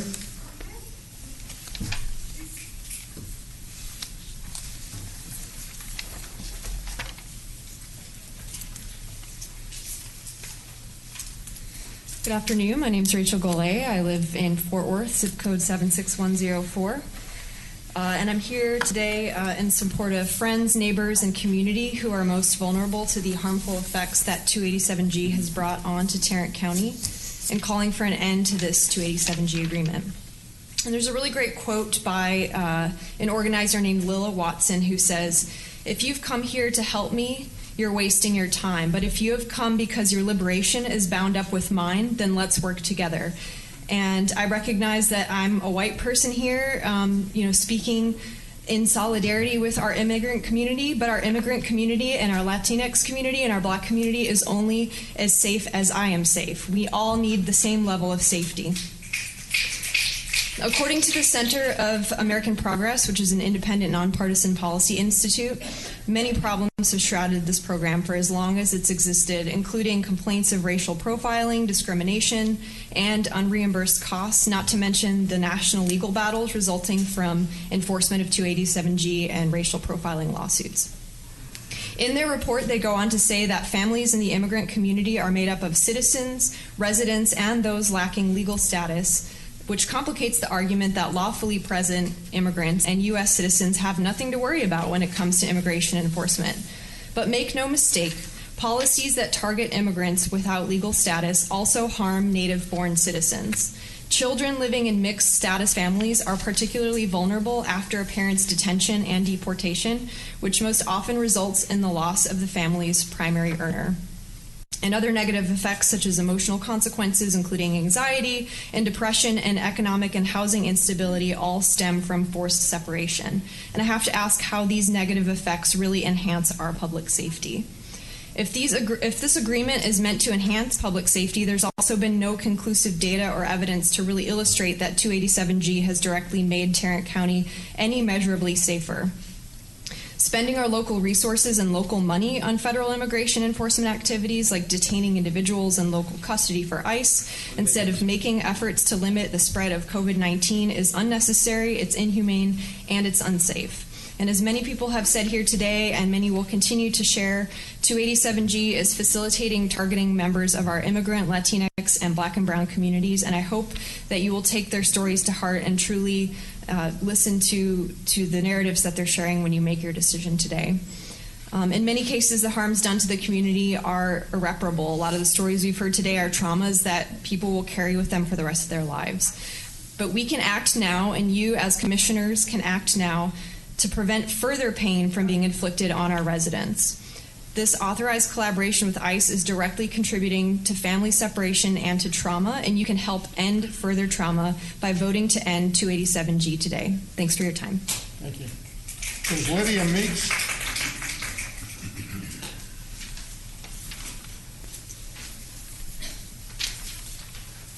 Can you hear me? Yes. Can I move it down? Yes, you can. Okay. Before you start.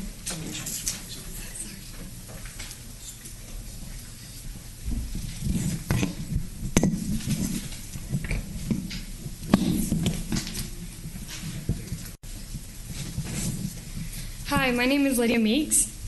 I'm a Hearst resident. I'm here to speak against the 287G program. As local officials, it is your job to listen and to serve the public, and many people have spoken out against this. But even as a good person, it means it is also your job and all of our jobs to be for all people regardless of immigration status. I'm asking you to truly listen to your own community.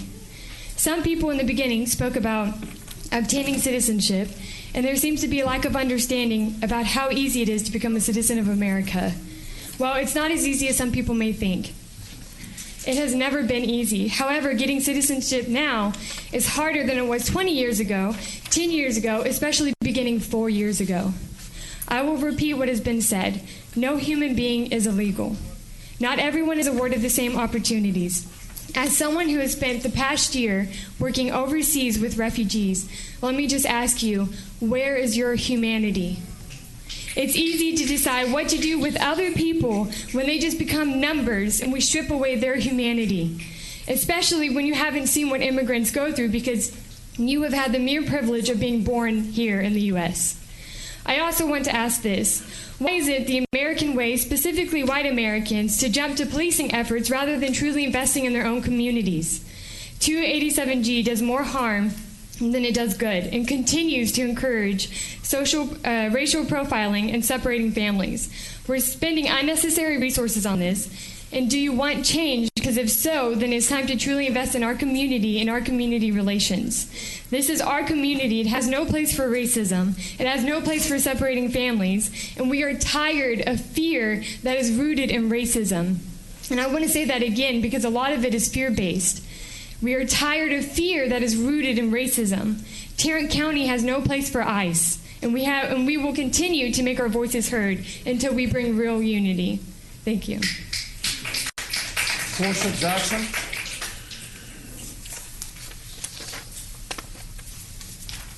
Followed by, I'm not sure, I think Brody Mulligan had to leave. Is Emma Jones here? Okay, she'll be up next, then Pamela Young, then Skylar Corbel.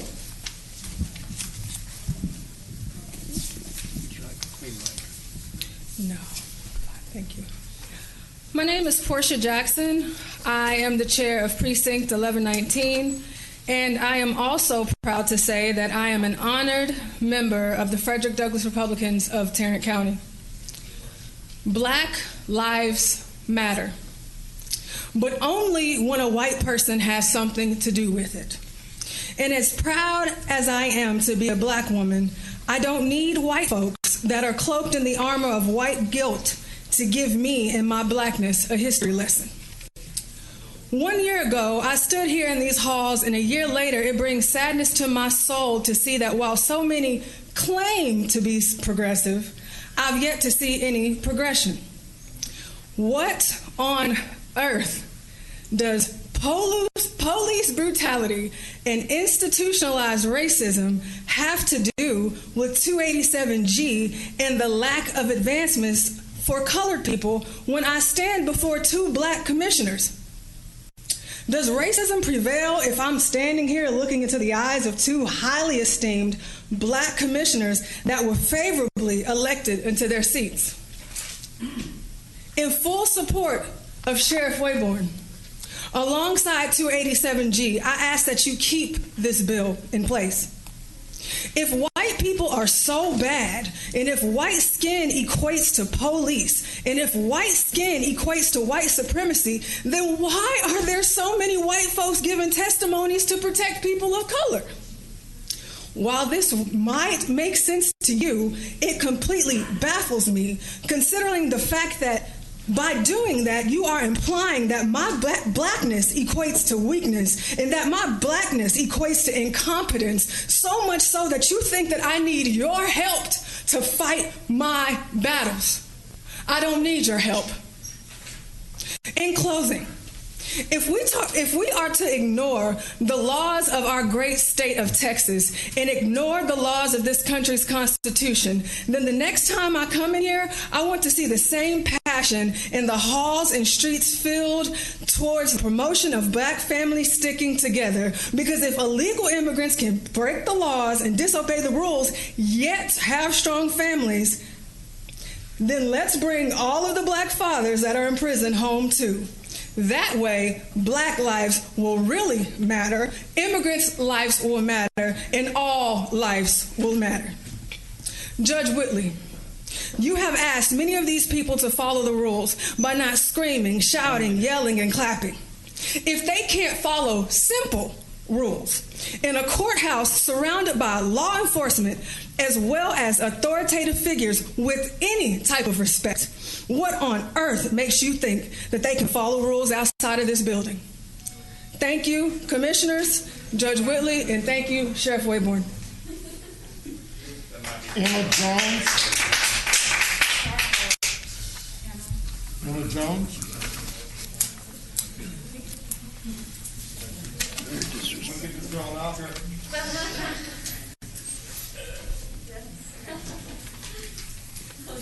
Thank you guys for working with me on my work schedule. Really appreciate it. You might move a little bit closer to the mic. Oh, sure. Thank you.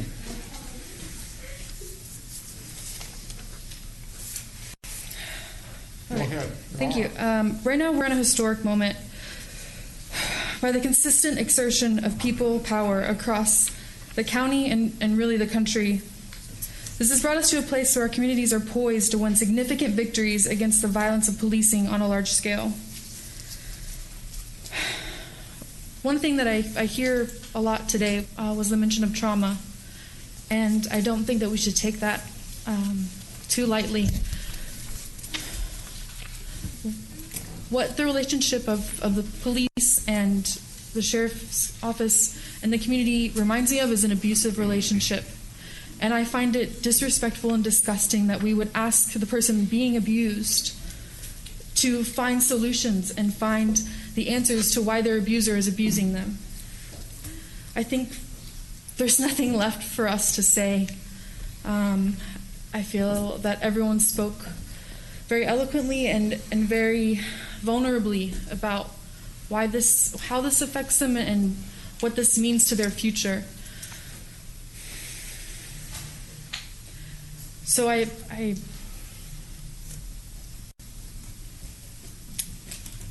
hope that you're able to change our mind and change our perception of you. That's all I have. Thank you. Emma. Pamela Young.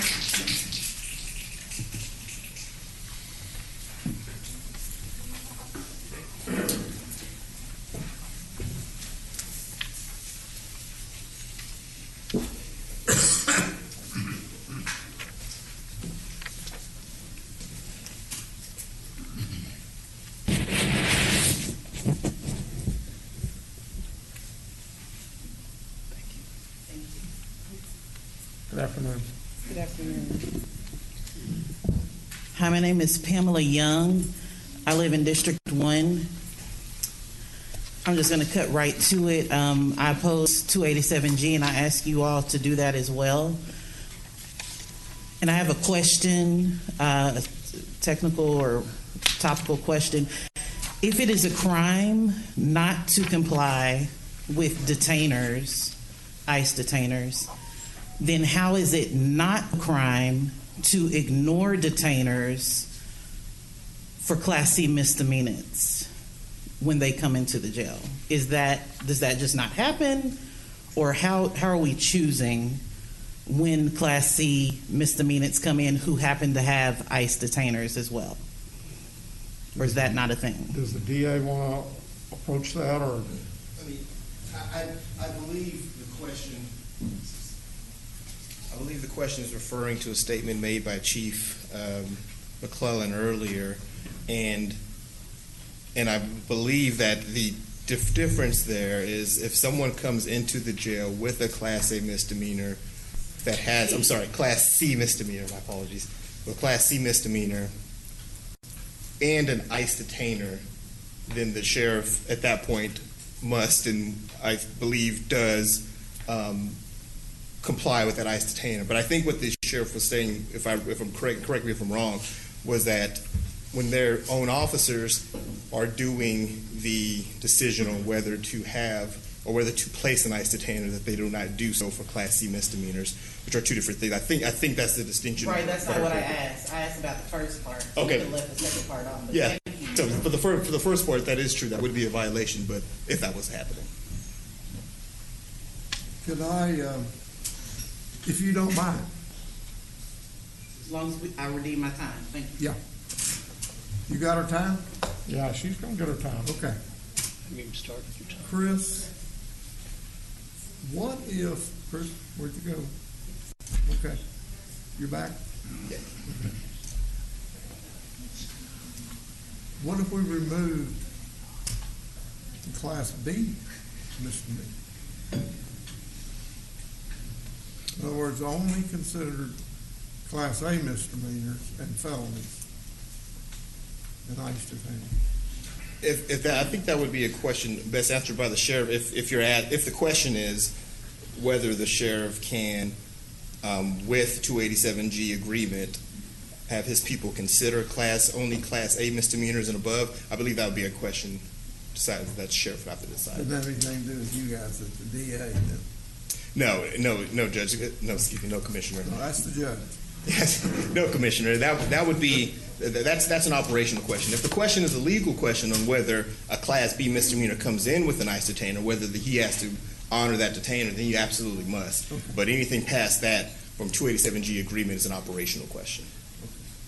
So, and I guess, Commissioner, to kind of extend that, the sheriff, and I don't know, Chief, you want to get up, or Sheriff, you want to get up, but I guess the question is, you have taken the position that you will not accept Class C misdemeanors in jail because that is not an offense, I believe, that on which you can assign jail time. That is correct. We don't take Class C misdemeanors from outside agencies. Occasionally, our own agency, TCSO deputies, do bring them in for various things like public intoxicants, something that somebody be a danger to themselves and others. They're generally just processed in and out. Those people, we do not check their ICE immigration. They just come in and out of the jail and they're gone. But Class B misdemeanors, you're required to accept those in the jail? That is correct. Class B and above is what we take. Okay, now, your time can start again. I think we're back to you, and I don't know if you got your question answered or not, but.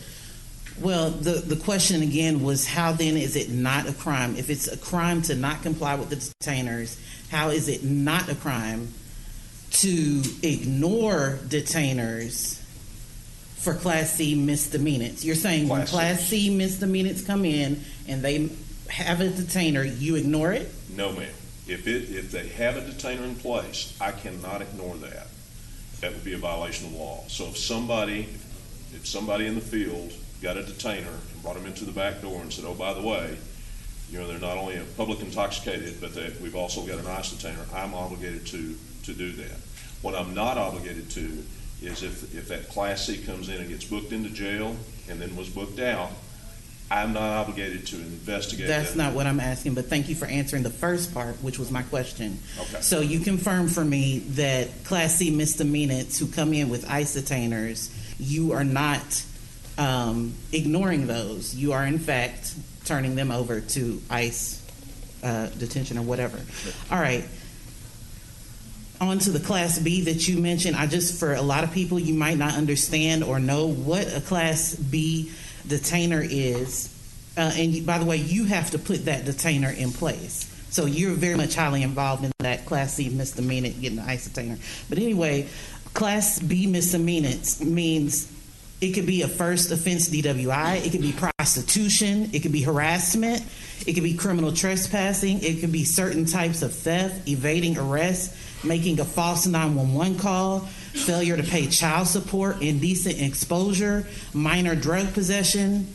These are things that American citizens get arrested for every day, and they run in and out of these jails, and they are not running over our children. They are not killing people. They are not making our communities less safe. They need help. Number two, Judge Whitley, what kind of a sadistic, supremacist animal are you to have us come down here in a global pandemic, people who you knew are people of color, coming down here who are more susceptible, particularly black and brown people, through racial discrimination that you reinforce weekly, systematically disadvantaged, and therefore more susceptible to contracting COVID, to come and gather in these halls after months of allowing people to call in their comments via phone. What's wrong with you? I'm not even going to address that question. I commend Commissioner Brooks and Allen for enduring the willful ignorance on this dais, week in and week out. I commend you for enduring this blatant white supremacy week in and week out. But most importantly, thank you for relentlessly standing up for truth, for decency, and for what's right. Thank you for standing up for the most vulnerable people in our community. Thank you for standing up for black and brown lives. I would like an opinion from the court and the court staff. You can send it in an email if we don't have time. Is it within the rules of the court for the judge to meet beforehand with the sheriff and his chief of staff, David McCullen, to help them plan their presentation for today? Is that lawful? I want an answer. Time. Thank you.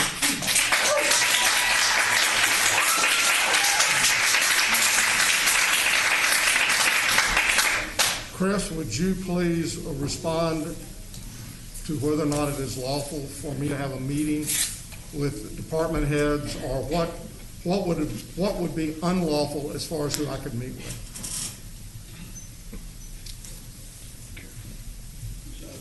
I'm not familiar whether there is a law against the county judge from meeting with a department head or an elected official to discussing that. I'm not familiar with anything. I'm happy if this court wants me to, I will look into that, but I don't have any law on that. What are any court members precluded from doing? The only issues that between elected officials meeting with court members individually would be walking quorum. It's issues that I'm aware of off the top of my head, but there's nothing stopping from... Could you define that? Oh, the walking quorum would be if someone meets individually with like Commissioner Brooks and Commissioner Allen, and then as soon as they meet with the quorum of the court about and having deliberations about something that's within the court's jurisdiction, that would be a violation of the walking quorum provision. If there's an individual member of the court that meets with, the walking quorum would have to be a knowing meeting between individual members that make up a quorum. But if there's an individual that meets with an elected official to have a discussion before a presentation, there's nothing that I know of in the Open Meetings Act that's unlawful about that. So basically, the Open Meetings Act affects 5 of us and says that we cannot have a meeting of more than 2 without it being a posted open meeting.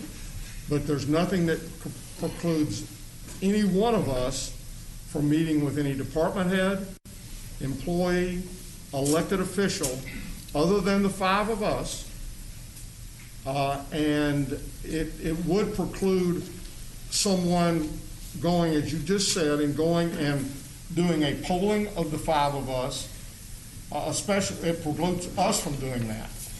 Now, if, say, the sheriff went and met with each one of us individually and asks us how we might be going to vote on a particular issue, then does that, at that point in time, even if it's just him doing it, is that a violation of the law? That could be a violation of the Open Meetings Act. If he tells us how each other are going to vote.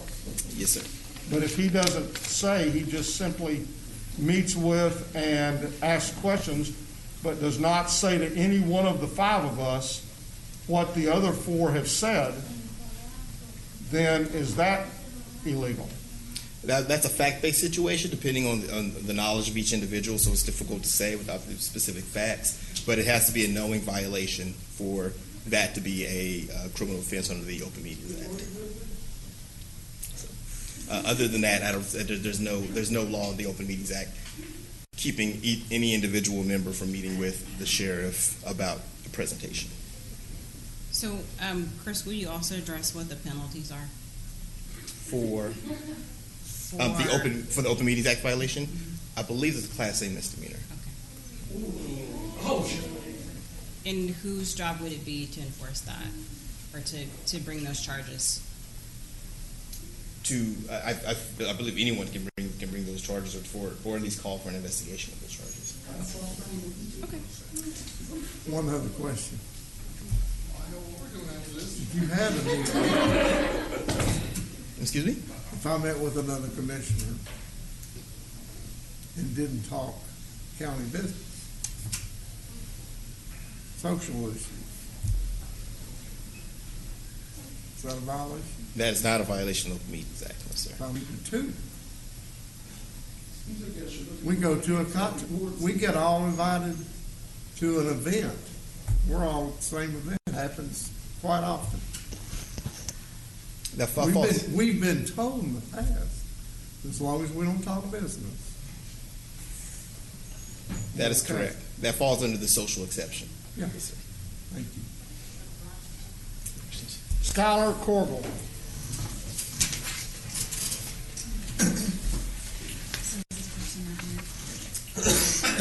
Hello, Judge and Commissioners. Well, there's not much I can say after that. Y'all appear to be in some trouble. And I want the last words of this public comment to be left with the incredible Pamela Young, who you just heard from. There's no way, I don't think anyone can follow that. All I'll say is, I believe I'm the last speaker, and after 5 hours of public... I'm sorry, you're not going to be the last speaker. There is a Balderas that snuck in. Yes, wonderful. Okay. But anyway, after 5 hours of public testimony, what have we seen? Y'all said that people will come here if they care about this issue, and that's exactly what's happened. People have come here who care about this issue. We've seen about 7 to 1 people coming here in front of you saying that they oppose 287G. And I also want to condemn the court for changing public comment rules for this week in particular against Commissioner Brooks and Commissioners Allen's against their objection. And I want to thank Commissioner Brooks and Commissioner Allen and their staffs for listening to us and actually giving us the time of day. So with the remainder of my time, I'd like to give you all the opportunity to reflect on all the stories and the facts that we've presented over the hours of testimony that we've presented compared to the lack of evidence and disregard from the sheriff's presentation, and ask y'all to reckon with your God as you make your final decision on whether to renew 287G and to voluntarily separate families, and whether to voluntarily give in to racism.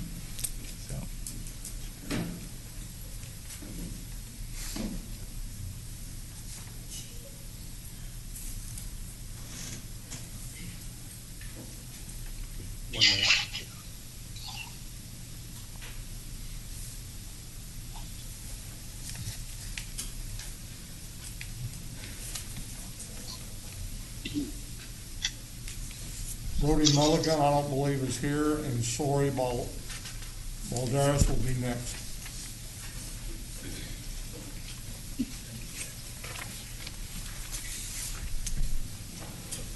I ask that you end 287G, and I'll hand it over to Sarah.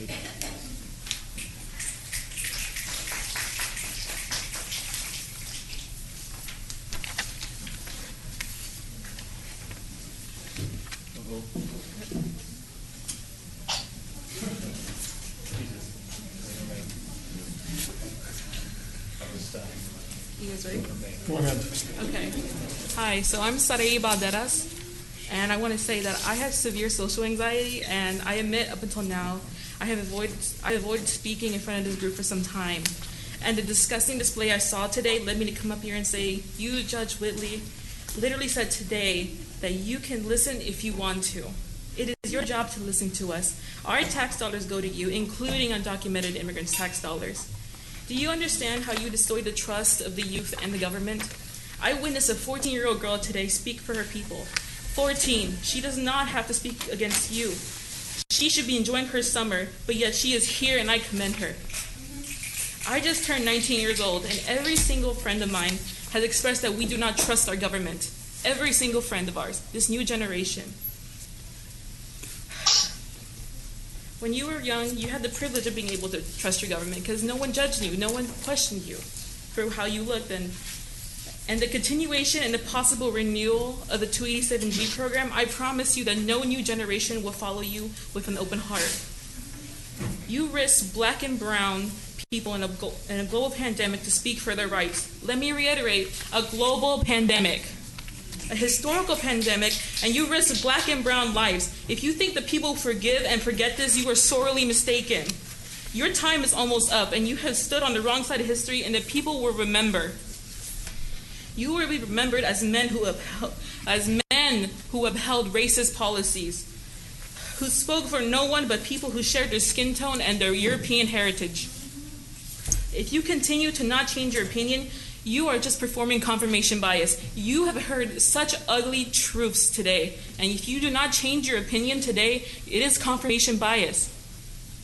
If you continue, and since you will probably continue and say, let's vote for it again, even though you heard such stories today, such meaningful stories of people with trauma, which they will never lose. And even though I have so much anxiety to come up here, and if this renews, I promise this board will see me again.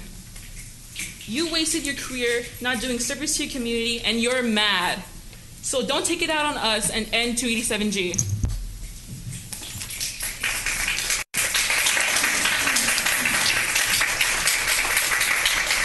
Mr. Mangus, I think you have some comments maybe to be read. I do, Your Honor.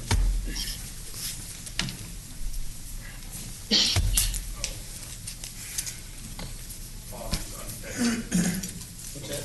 I was trying to understand what you were doing. You're reading comments from people that people sent to you, correct? Yes, sir. People that did not want to speak to the court, right, want to have their comments. But they didn't send them to you. They came in, fill out a form. Gotcha.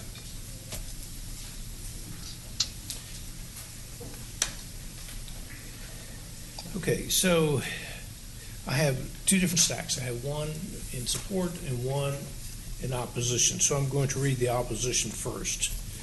This one is from Anna Coca.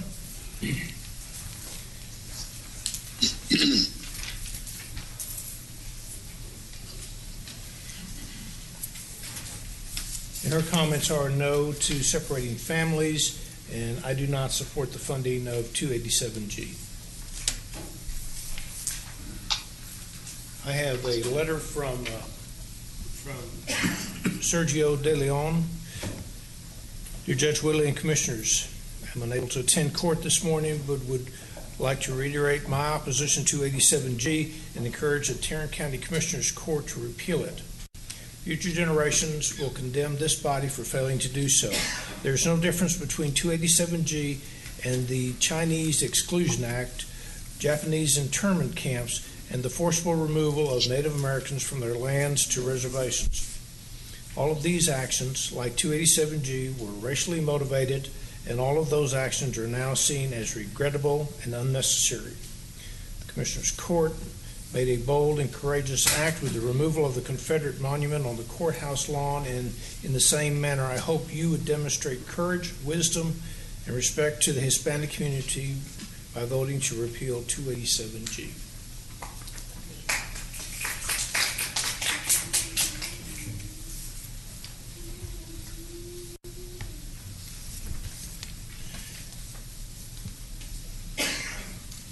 This comment is from Ariana Moreno.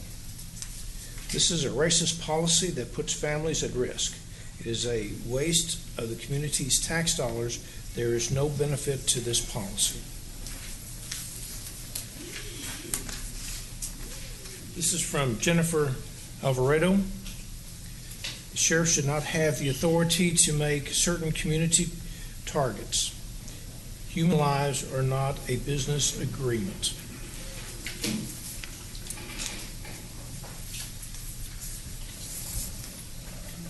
This one is from Jody Gonzalez. Oppose renewing the memorandum that the sheriff does not have Transparency needs to focus on jail and enforcing local law as other electeds do. He is failing to maintain jail standards, eroding trust, and wasting tax dollars playing ICE agents. We need more focus on sexual predators. Your registry is never current. We have too many sex pedophiles running loose.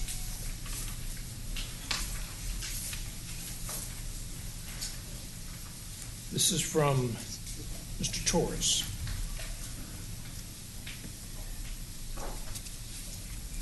As an educator in Fort Worth ISD, I see the effect that this has had on our students. Our future, Lord, I urge you to seek and investing in service that is good for our community and not to tear it apart. 307 families with children in our system are being done a disservice. Largely I urge you to consider serving the city and county the way other Texas cities do. I apologize, I simply couldn't read all of that. I feel your pain. These are in favor of 287G. This is from Renee Blue. She simply states that she is in support. Chris Putnam. He simply wants to register support for the renewal of 287G. Mona Ford. Her comments are that she is for supporting 287G. Daniel Edwards. It sounds like the estimates of the interview costs are not taking into account the fact that the interview is a more labor-intensive process. I think this should urge all of us. I'm sorry, I can't read the rest. I would think it should use something burden cost. I can't tell. Probably fully burden cost. Okay. Once again, I apologize. We can't read the writing. This is from Alex Nerval. In support of renewing the 287G agreement to work with Immigration and Customs Enforcement. This is Diana Boger. I'm sorry I couldn't stay to speak, but I'm in favor of keeping 287G, and I totally support Sheriff Wayburn. Thank you. Your Honor, members of the court, that is all the audience participation forms that I have.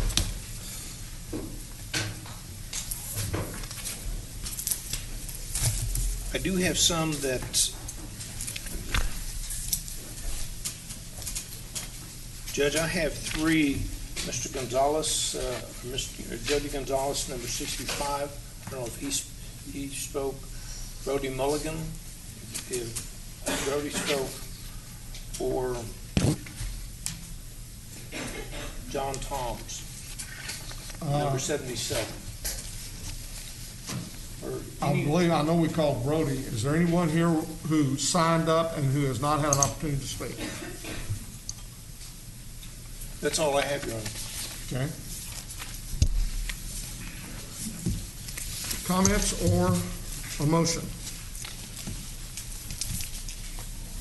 Well, I think there are some questions that I asked earlier during the presentation. Do we have any responses to those questions? There are a short list of things that you all said you would get back to us on.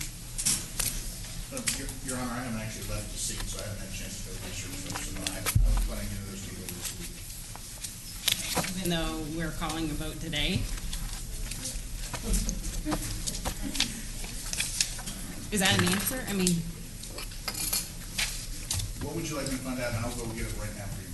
So you don't have any of the questions that I asked that you didn't have the answers to? I did not go and research any of those statements with regard to the questions you asked with regard to the list of the counties. Okay. No. Ask more than that. Was there no one on your team that was recording the questions that we asked that didn't get answered? No, ma'am. The questions that you asked. That answered my question. No, ma'am. No one did. Okay. Okay.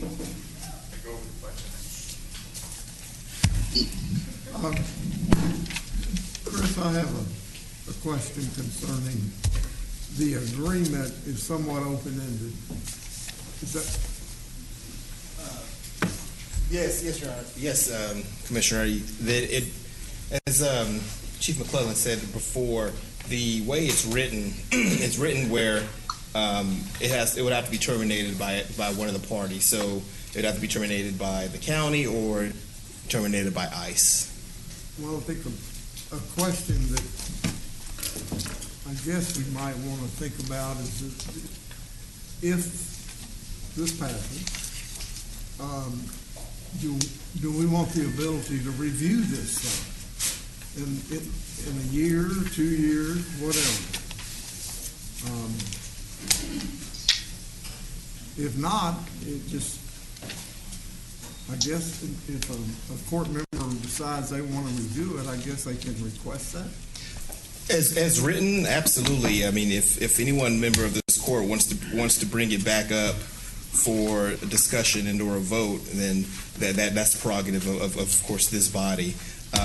Right now, as written, it can be terminated by either party, and I can't remember what the notice requirement is, but it can be terminated. There is no notice. Okay. If we give written notice with no date, then it's effectively used. Okay, so you can immediately terminate the agreement whenever this court decides to do so, if you approve it as written. I asked that question early this morning about how it happened to change from an annually renewable contract to one that is in effect evergreen, and we as a body have to take an affirmative action to get rid of the thing rather than it automatically coming up for review. And the answer that I was given at the time was that the federal government had changed its rules. Do you know whether or not that's a fact? What I do know, Commissioner, is looking at the other agreements throughout the country, it seems all of the newer agreements have similar language that it does have to be terminated. It's evergreen, as you put it, and it would have to be terminated by one of the parties. So that seems to be correct. I haven't looked at why, or haven't seen anything of why the federal government has changed that language, but it seems all the agreements have that same language. Except that ours was changed in such a way as to allow any of the three parties to be able to bring that up and to terminate.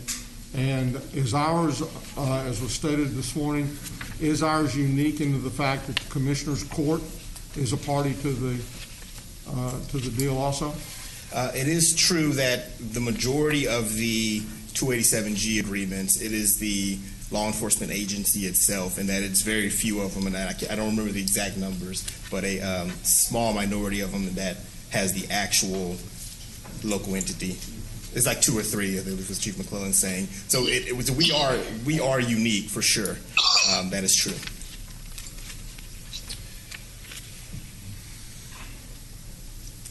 Judge, are you ready for a motion? Yes, sir.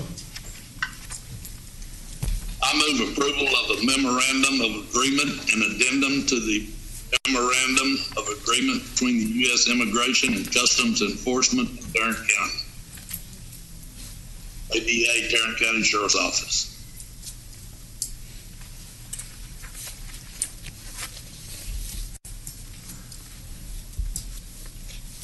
Commissioner Johnson, can you hear me? He can't. What? Can you hear me? Yeah, you're talking like you got mush in your mouth, but go ahead. I got a mask on. I guess that's one. Would you accept a provision that the Commissioners Court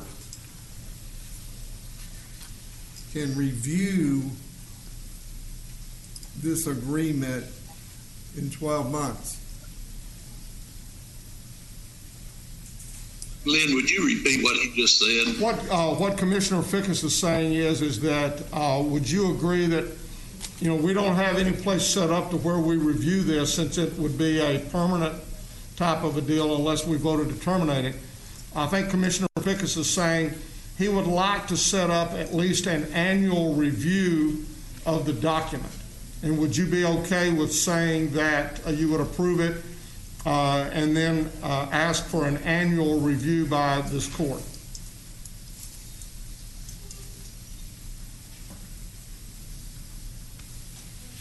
Well, I think I heard the DA's office said we had that opportunity. Anyone on the court could ask for that, couldn't we? Yeah, but I think that what this would do is it might say, okay, we're going to look at it on an annual basis, and that would just make sure that we don't forget to look at it on an annual basis. So that sets the term of the agreement.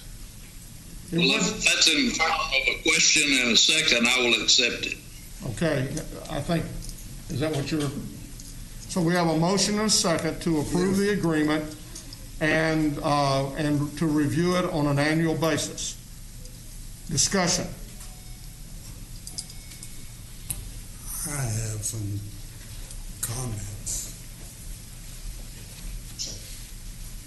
I oppose this agreement on a number of grounds, not the least of which is that it's unnecessary. This function would take place in the county jail, whether the sheriff's office performed it or not. I've got some constitutional problems with it, in that it ends up transferring people to ICE without due process.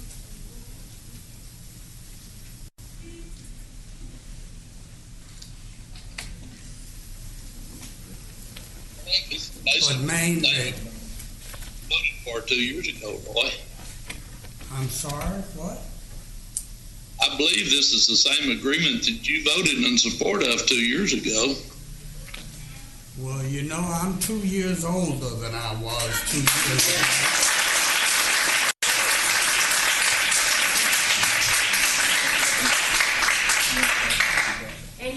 But I remember. May I continue, Commissioner Johnson? Thank you. Finally, I oppose it because symbolism matters. We proved last week by voting to remove a monument from the courthouse lawn that symbols can oppress.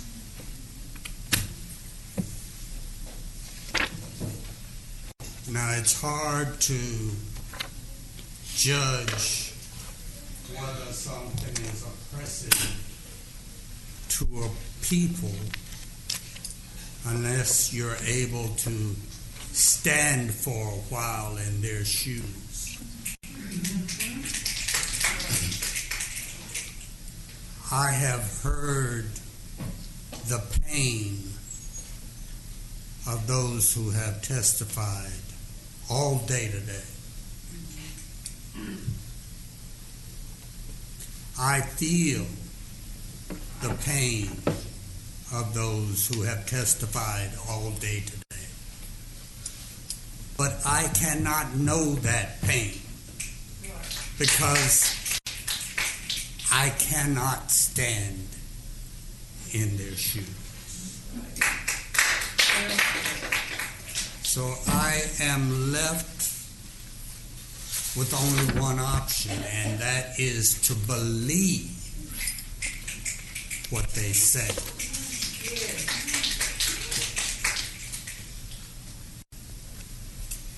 I would bring to this court's attention the words from the book of Micah, 6th chapter, 8th verse. It states, "He has shown you, O man, what is good. And what does the Lord require of you? But to do justice, to love mercy, and to walk humbly with your God." I cannot do justice or love mercy or walk humbly with my God and ignore the pain of God's children.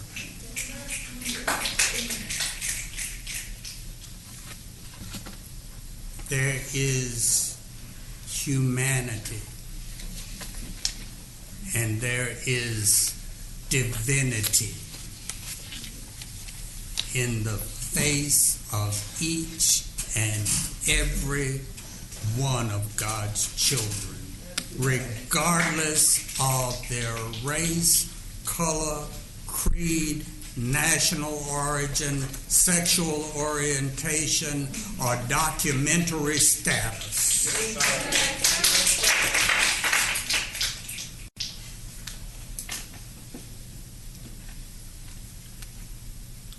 I won't be voting for this motion, and I just told you why.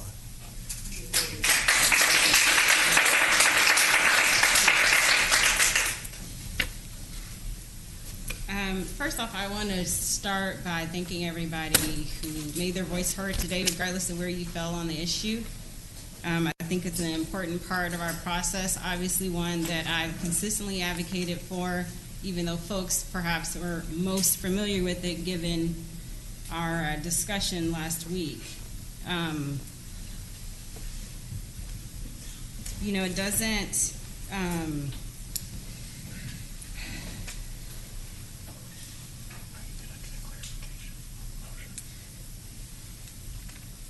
I'm just going to switch to say something else. I want to talk about bias. And there are many forms of bias, but I want to talk to you about the biases that I have. And I want to talk about those particularly with law enforcement. And bias can yield negative results. Bias can also yield positive results. So my first interaction with law enforcement was when we were evicted and we saw our property being put out on the street. Now, I don't really know, I was too young to really understand the conditions behind how we became to be evicted. I don't know if the process was fair or not. Most people do, right? They experience eviction because they're supposed to pay rent. For whatever reason, they don't pay rent. And it is the property owners, the landlord's right to pursue eviction.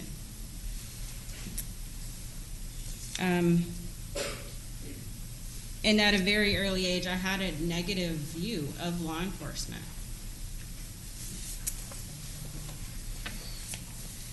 My mom, who was struggling to get by, she was a single mom. She had a bad habit of writing what back in the day you called hot checks. And many of you have heard the story before, but it bears repeating.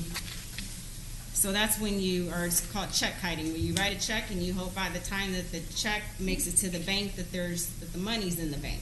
Well, that didn't always happen. And my mom made attempts to pay off her fines, but she did commit a crime.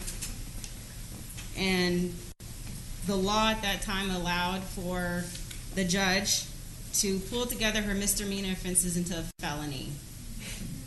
And so he told her, and she still can't repeat the story to this day without tears in her eyes, that he was going to make an example out of her. And so she was sentenced to 10 years in state prison for what amounted to $2,200 of bad debt. Now, she didn't have to serve the entirety of that time because she was a model prisoner. But upon her being released to a halfway house, I have memories of visiting her in her halfway house. One of my most vivid memories is I was dressed up like a pumpkin for school, Halloween time, and my face was painted green, and I had a little hat that was the brown stem, and then I had an orange jack-o'-lantern type of costume. And I was so proud to share that moment with her because she couldn't help me get dressed in the morning, and I wanted to make sure that my makeup and everything stayed in place for me for when the moment that I saw her. But as a convicted felon, she found it tremendously hard to find a good paying job. She had some college education. She did work really hard, multiple jobs at one time, which meant leaving us at home.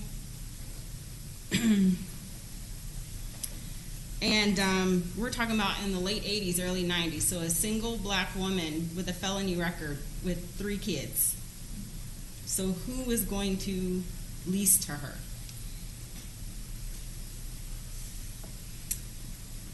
So that wasn't law enforcement per se, but it was part of our criminal justice system.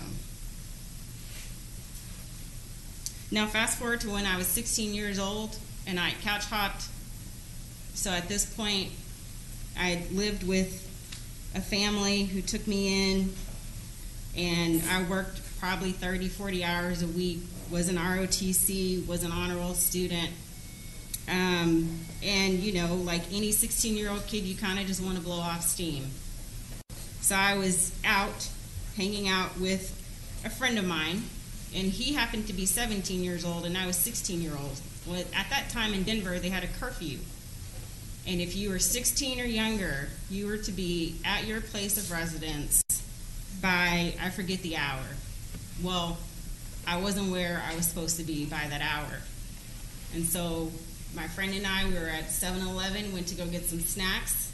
I still like 7-Eleven, I still like snacks. But so he pulled out of the parking lot of the convenience store and forgot to turn his lights on. This is before they were automatic, right? And he got pulled over. He showed his ID, he was 17, he was fine. I showed my ID, I was 16. And that police officer, instead of immediately taking me to some detention center, which he had every right to do, he didn't. He said, I'm going to take you to your place of residence, and I'm going to let them decide what they want to do. Fast forward some 4 years later, my working as an EMT, I worked very closely with the law enforcement community. Whether that was when I was doing my rotations to get my state and national certification, working in a hospital setting, working at a plasma center, all these, in any other way out in the community where I would engage with the law enforcement community. And particularly as an EMT, I never had one bad experience with law enforcement. The same could be said for when I was a council aide. That was the start of my career in public service, working in Fort Worth for what is the near South Side and the Near East Side. I saw members of law enforcement doing amazingly compassionate, dedicated, sacrificial work. And then somewhere around that time, when I met my husband, and he has scars on his face that start here and go down his nose, his lip, all the way to his chin. He was a student at UNT, peaceably demonstrating. It was demanded that he present, I forget what, to the university police. They pulled out a weapon, he ran. through a glass door.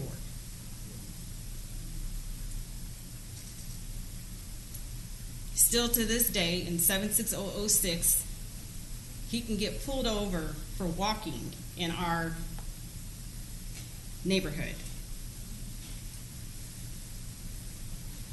I have memories of one final memory that I'll mention in terms of an interaction with law enforcement that could very much create a bias for me is, say, 2015, 2016, after work, my husband and I go to the Highlands in Arlington, go to Piranha for some sushi, which now it's a ramen place, which is fine, but I kind of miss it being sushi. And we arrived in separate cars because we came from 2 separate work sites. And maybe we were there an hour, hour and a half. So we exit the restaurant, and my gray Toyota Camry is sitting right there. His white Ford GMC pickup truck was not. We both had a long day. We were tired. We said, wait, didn't we park right next to each other? Turns out that we did. Turns out that our car was stolen while we were in the restaurant. Now, this is not a criticism against the Highlands, because a lot of retail establishments don't have cameras, but apparently they didn't have cameras. But so what did we do? We called the police. And the police responded and then continued to question us as to whether or not we actually owned the car and if the car had in fact been repossessed. And my husband said, it's a cash car. It's a cash car. That car, it's a cash car. It's paid off. I can show you. I don't know what he thought he was going to show him in the moment. But, well, so it turns out that car was stolen by some big meth ring person, and the car was totaled. Everything that was in it had been stolen and probably resold. So I have a lot of different opportunities where I could allow that one experience to wholly negatively shape or positively shape my opinion of law enforcement. And you can ask anyone on my team on a very regular basis, regardless of who is presenting the information, who it affects, is I ask, what am I missing here? Because I know that just by the sheer fact of me being born on this earth and what I've experienced, that I can have blinders on. And as much as I fight to try to keep those blinders down so that I can do the work that I swore to do, they pop up. But you have to work really hard against them. And so I know a gentleman earlier had mentioned my lack of support of me voting against an item that came out of the Sheriff's Department. And, you know, I feel like sometimes as soon as you have to say what you're not, that might mean that you are. But I will say that I take very seriously the role that I was brought here to do. And by and large, I have supported much of what the Sheriff's Department has worked on and produced, and I think that there are amazingly talented people that work in that department. But because I want to be careful not to conflate issues, it's really hard not to do that, because what we're talking about is extremely complex. So I have kept my questions to 287G. There are a whole bunch of other things that I could ask about, but I've asked about 287G, which is the same thing that I did last year. And the statement that I produced last year after the 287G vote, for some of you who may not be familiar with it, I'm going to read it to you, which generally I hate being read to, but I'm going to ask you all to bear with me. Earlier today, the Tarrant County Commissioners Court voted to continue the Memorandum of Agreement, or MOA, known as 287G, between the Tarrant County Sheriff's Office and the federal government's Immigration and Customs Enforcement Agency. 287G is a voluntary program that authorizes TCSO personnel to perform certain immigration enforcement functions. Non-participation in the program is not breaking the law. In fact, with or without 287G MOA, the TCSO still cooperates with the federal government and other agencies when it comes to enforcing immigration holds, and with or without the program, ICE would still have a presence in our county jail system. I take seriously my sworn oath to perform the duties of my office to preserve, protect, and defend our Constitution, the laws of our country, and our state. It is in performing my duties that my office inquired about the effectiveness of 287G MOA's implementation since the original adoption in 2017, prior to my time serving on the court. These questions were related to the program's cost, legal implications, honoring the original intent of the law the program is based on, reviewing how possible unintended consequences of this program are being mitigated in the use of available tools to ensure that affected stakeholders in our community are engaged in the program's implementation process. Unfortunately, while these questions were asked of the TSO, many remained unanswered. As a governing body of the county, the Commissioners Court has a responsibility to ask and reasonably expect answers to questions related to the use of taxpayer dollars, our agreements with other law enforcement agencies, and the functioning of our county criminal justice system. As the implementing body, the TSO has the burden of proof to substantiate the effectiveness of this program and was given sufficient time to provide information that would assist the court in making its final determination on renewal of the 287G MOA. Based off of the information that was provided, and in an effort to ensure accountability and transparency when voting on policies that directly impact all constituents, I voted against the 287G MOA's one-year extension. Public safety, support of law enforcement officers, and ensuring an individual's constitutional rights are upheld are all priorities for my office. Working with any level of government to see that dangerous and violent offenders are kept from doing harm to our community is a priority. And with Tarrant County being one of the fastest growing counties in our nation with a diverse population, I trust that we can implement policies that serve to create a safer community, but not at the expense of historically marginalized communities who are also constituents of this county and have the same expectation of protection and safety that we should all share. So, I go on to thank everyone for the calls and the emails and providing public comment, just like I started off these comments. And even though there is some new information based off of the 2019-2020 year and all the questions that I asked, though I annoyed some folks in the process, I still don't know any more about this program. I can't say for certain that this program is serving our greater community any more than I could in 2019. Moreover,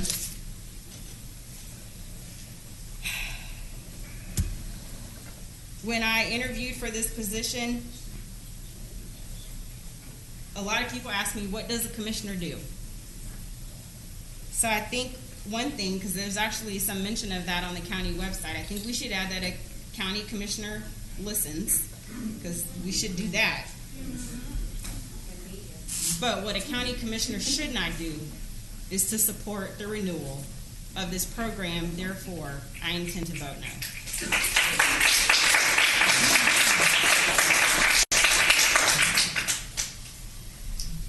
Well, the last 2 weeks have been very, I think, eye-opening in a number of different ways. You know, as we talked about this last year and as we talk about it again this year, we still sit in a country where we do not have an immigration law. We've been waiting decades for an immigration law. I made the comment to someone the other day that I believe that if it was up to us to create an immigration law, within 2 months we'd have an immigration law. And I think that immigration law would offer a very quick pathway to citizenship for the more than 11 million undocumented folks who are in this country and who are every day working hard to raise their family, to raise their kids, and to be an active part of the community. So I'm very disappointed and will continue to be disappointed in a Congress that refuses to address the issue and allows folks, and I acknowledge and believe that there are millions of folks who are in fear every day of what's going to happen to them if they get pulled over, they get arrested. I know that there are many kids, young adults, adults now, who never knew the country from which they're supposed to be from, and were brought here as small children and would literally, it would be unforgivable to send them back. But send them back, they were never there in many instances. So I am extremely disappointed that we as a nation can't develop an immigration law that offers a very quick, not a 13-year, not one that is so costly that folks can't afford it, immigration law that allows a very quick pathway to citizenship for everybody, regardless of where they're from or regardless of how they got here. There needs to be that, and that needs to be the number one priority, but unfortunately, we don't have anything to do with that. I talk with our Congress folks, our representatives, our senators, saying we need that. It doesn't happen. A year ago, before we got into this discussion, I did meet with several of y'all.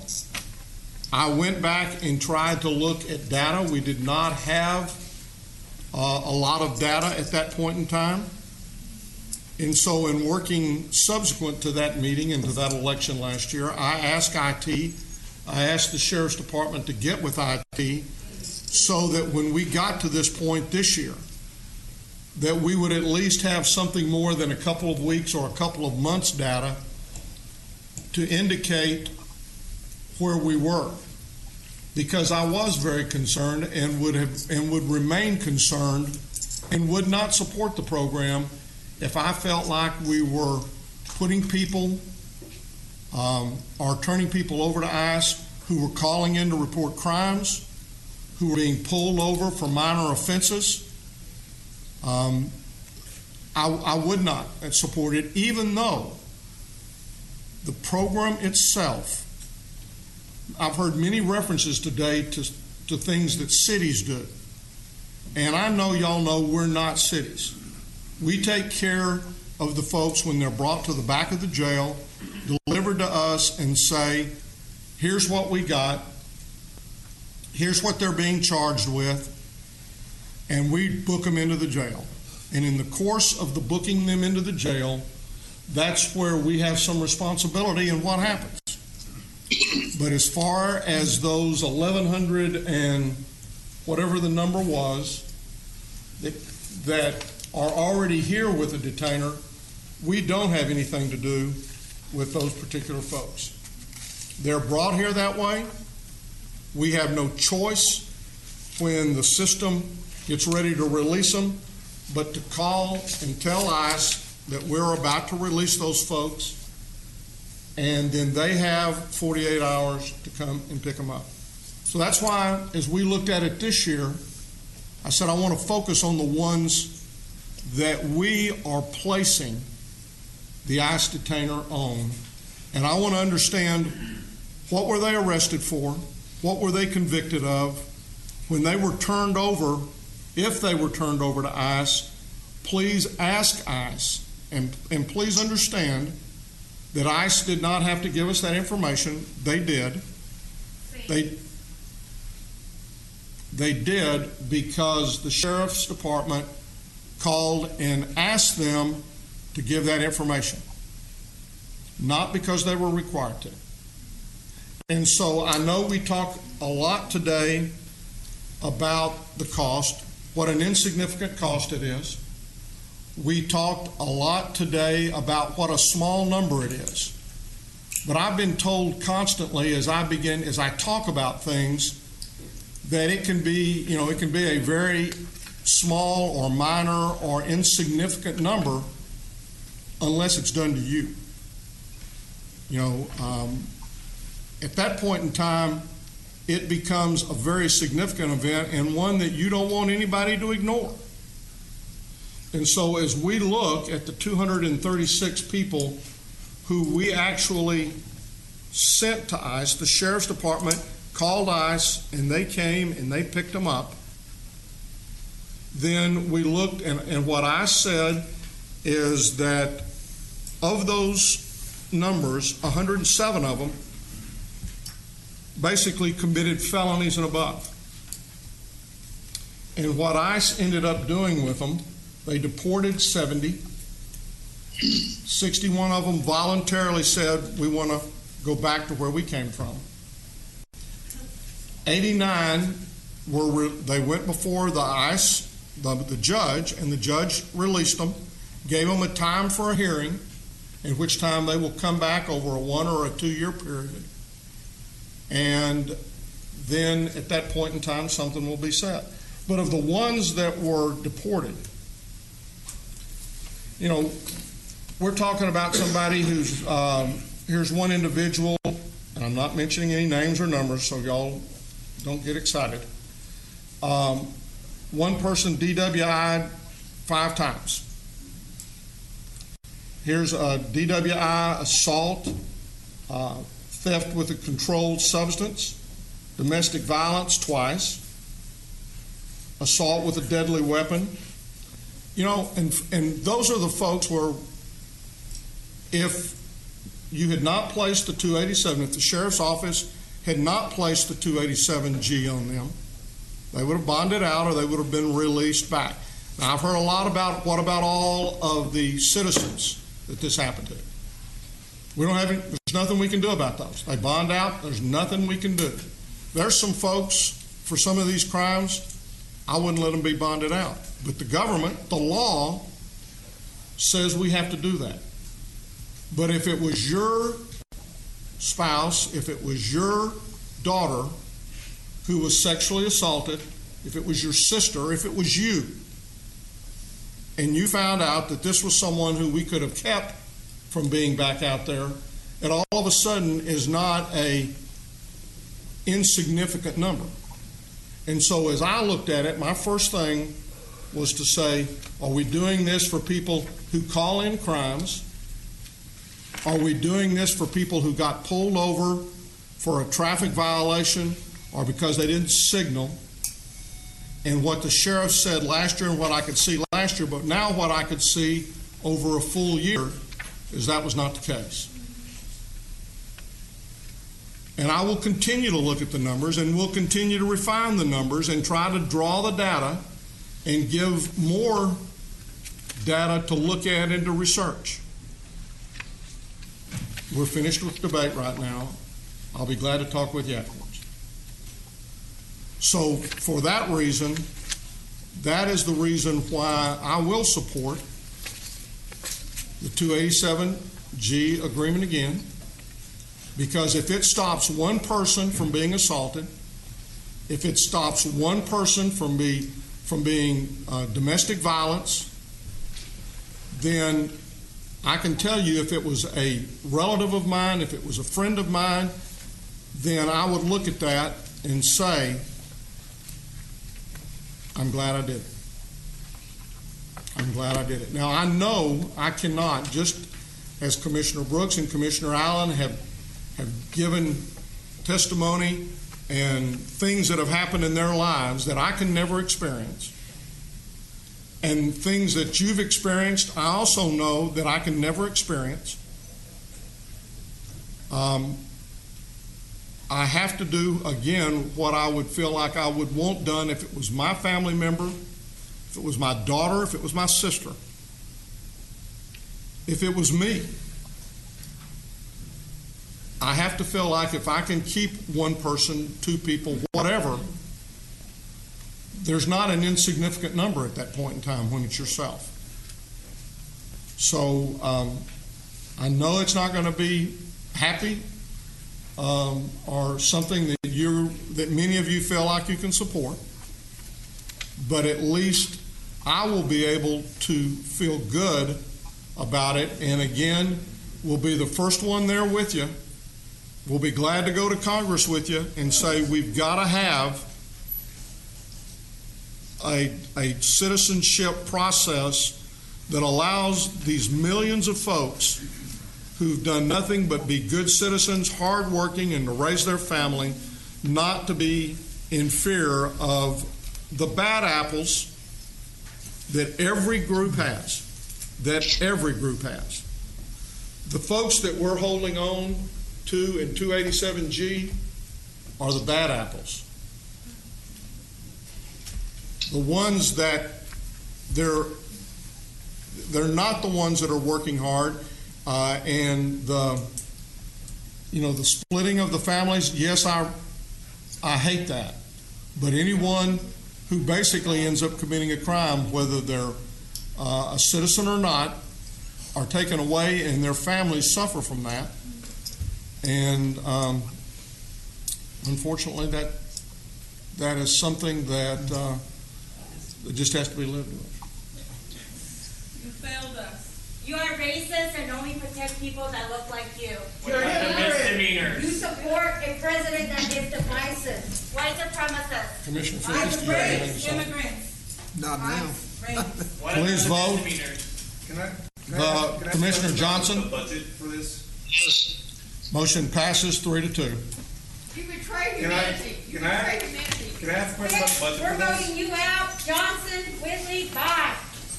Can I ask a question about the budget for this? What assurances? I'm going to tell you what.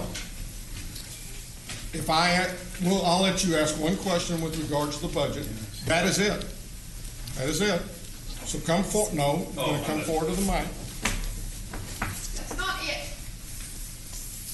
What assurances do we have that they're going to do a better job of keeping track of all the economics of this? Because I ran the numbers from what he gave us, and I'm already seeing discrepancies. Even if the 287G program is as effective as you say, if we're not keeping track of this data, how can we ensure that it's going to be as effective as it needs to be? We're constantly trying to improve the data that we gather. As far as the budget goes, the budget is in the Department of the Sheriff. As was mentioned several times, the cost of the 287G program is inside of that budget. We don't have a separate item because it is a very small amount, and as I just stated, it's a very small number. Unless you're one of the ones. It's not a small number. Harris County had to get rid of theirs because it costs over $600,000 a year for it. We're not going to debate it. I'm happy to meet with him afterwards and talk about any questions he has on the budget discrepancies. Thank you very much. Thank you. Thank y'all. Judge Glenn Whitley, vote J.D. Johnson, vote Gary Fix, vote Sheriff Wayborn, vote Judge Glenn Whitley, vote J.D. Johnson, vote Gary Fix, vote Sheriff Wayborn, vote Judge Glenn Whitley, vote J.D. Johnson, vote Gary Fix, Sheriff Wayborn, Judge Glenn Whitley, J.D. Johnson, Gary Fix, Sheriff Wayborn, No recess for about 5 minutes.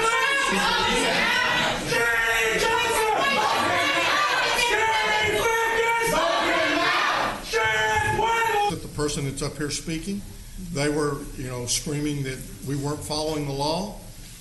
This normal statement that we make on an item that is not on the agenda is such that we can't respond to it. That statement did not need to be made today because we could respond. Okay. That's what they were yelling about, and they were out of order. I understand. I was here in the meeting. I know what happened. That's why I'm bringing it up, because it's not a fair, consistent process. Is my point. And I don't Just understand. because we can respond doesn't mean we should respond. Okay. We ought to just listen to the people and get through it and go on. We're all without trying to engage in back and forth. You, I believe, didn't you work for a city councilwoman before? Yeah, sure. So you've been to city council meetings. I ran a city council for 7 years. If somebody wants to speak on an item, they don't do it from the back of the room. They do it at that podium some cities I agree with you.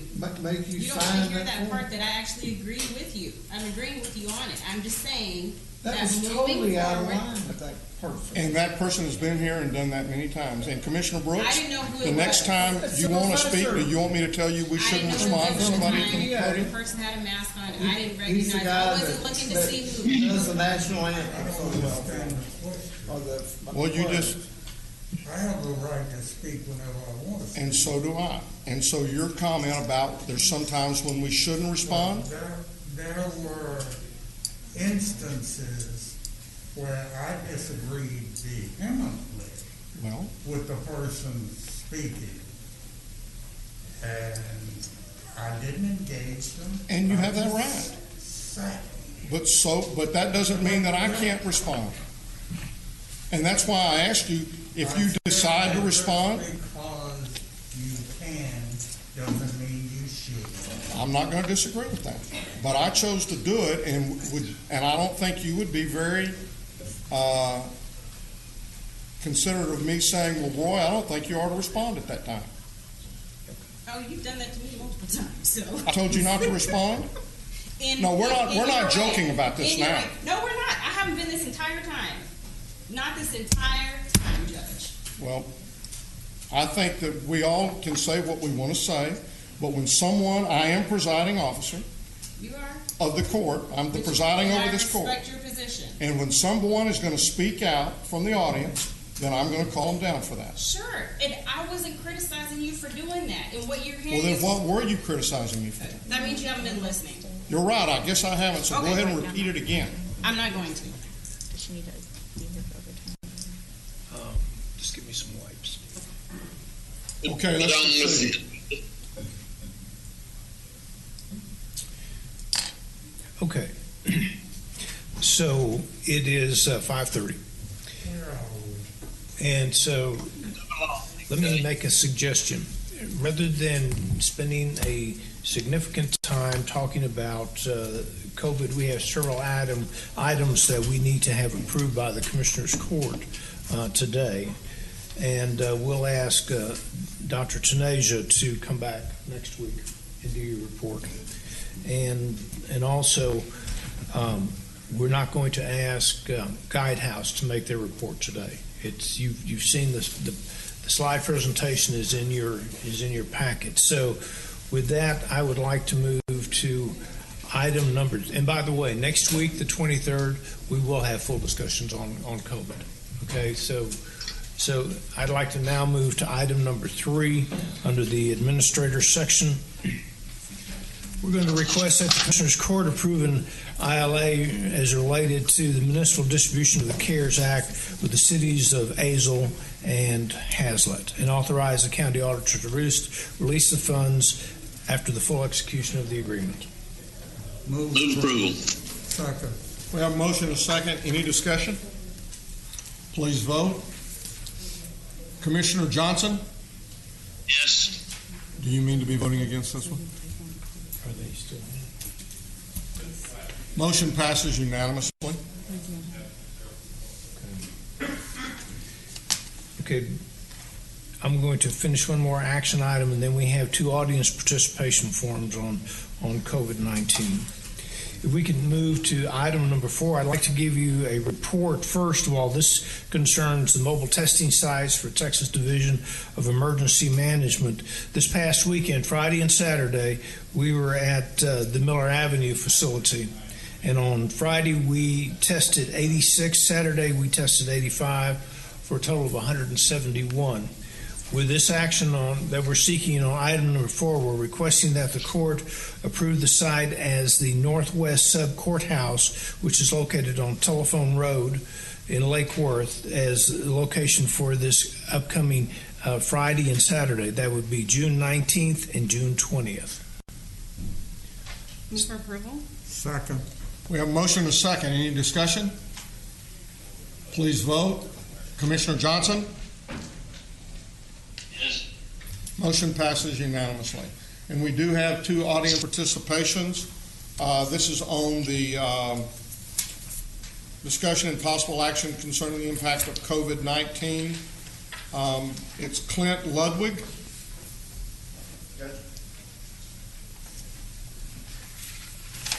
Clint? Welcome, sir. Thank you. Commissioners, Judge Clint Ludwig, 1232 Clearbrook Drive, Kennedale, Texas. I just wanted to come up today and offer the perspective of a veteran that lives in Tarrant County on the decision you all made last week to not allow or to continue allowing the public to call in to this public meeting during the COVID pandemic. In my 20 years in the Marine Corps, I have seen some of the best and worst in humanity. And those nights when you're sitting there alone with your thoughts, following a day where the IED fortunately didn't blow you up, and through the grace of God, the hundreds of bullets managed to miss. And you have to salute a coffin draped in a flag that's being loaded to be sent home to somebody's family so they can lay them to rest. You question a lot of things about yourself, and you have some hard discussions. And one of those things is, are these sacrifices worth it? And so, to justify it, you put a very high cost and a high value on things like freedom, democracy, the Constitution, and the ability of the American public to exercise their rights and freedoms. So it was difficult to watch last week when you all made the decision to stop allowing the public this expanded access to the people they elected to best represent them, especially during a time in our nation when we all need to be having some very open and very honest discussion. During the discussion about the phone calls and calling in, I heard a lot of I and me and my. And in the 20 years I spent in probably one of the greatest leadership academies in the world, we were taught if you were when you were making decisions that affect others and you were focused on I and me and my, you're likely to go down a path of making a decision that is best for you and not those that you lead and serve. So I just humbly ask that the next time you all are faced with the difficult decision related to the rights and freedoms of Tarrant County citizens, you lean towards enabling and not restricting. And if you ever need a reminder, there's a national cemetery about 20 miles from here, and it is full of men and women who've paid that ultimate price for those rights and freedoms that we so much enjoy. And I didn't come here to criticize. I'm just offering a different opinion and a different viewpoint and perspective from which I've seen it. Because I've sat right there or across the street and I've watched all of you and most every one of these court meetings for over 3 years. And I'm proud to live in this county. And I greatly appreciate all of the effort and the sacrifices you all make trying to do the best you can for the citizens here in this county. And I really just want to say thank you for all of your outstanding service to us and these citizens. And on a selfish note, I will say, seeing everybody come up here today, even though I probably didn't agree with everything they had to say, they got to say it. And it makes me proud to have served, and it helps justify those sacrifices. So thank you very much for your time. Clint, thank you for your service. We appreciate you. Next is Gracie Morales Cashel. Is Gracie still here?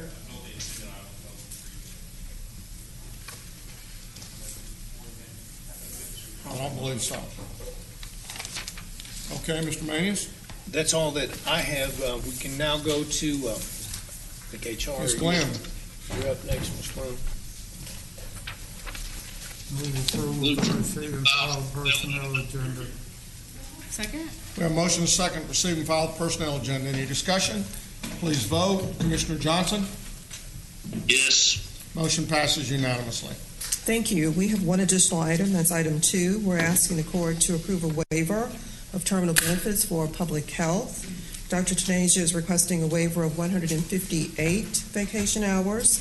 He has an epi surveillance specialist vacancy that he's anxious to fill.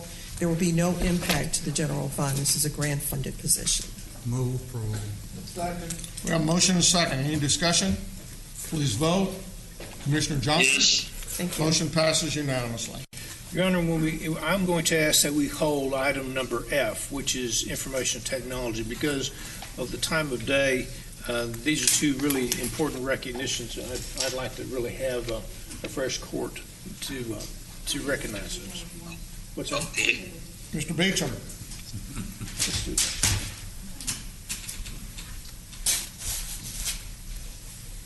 We have 4 items for your consideration this afternoon. Our first item is a bid award recommendation for RFO 2020-801.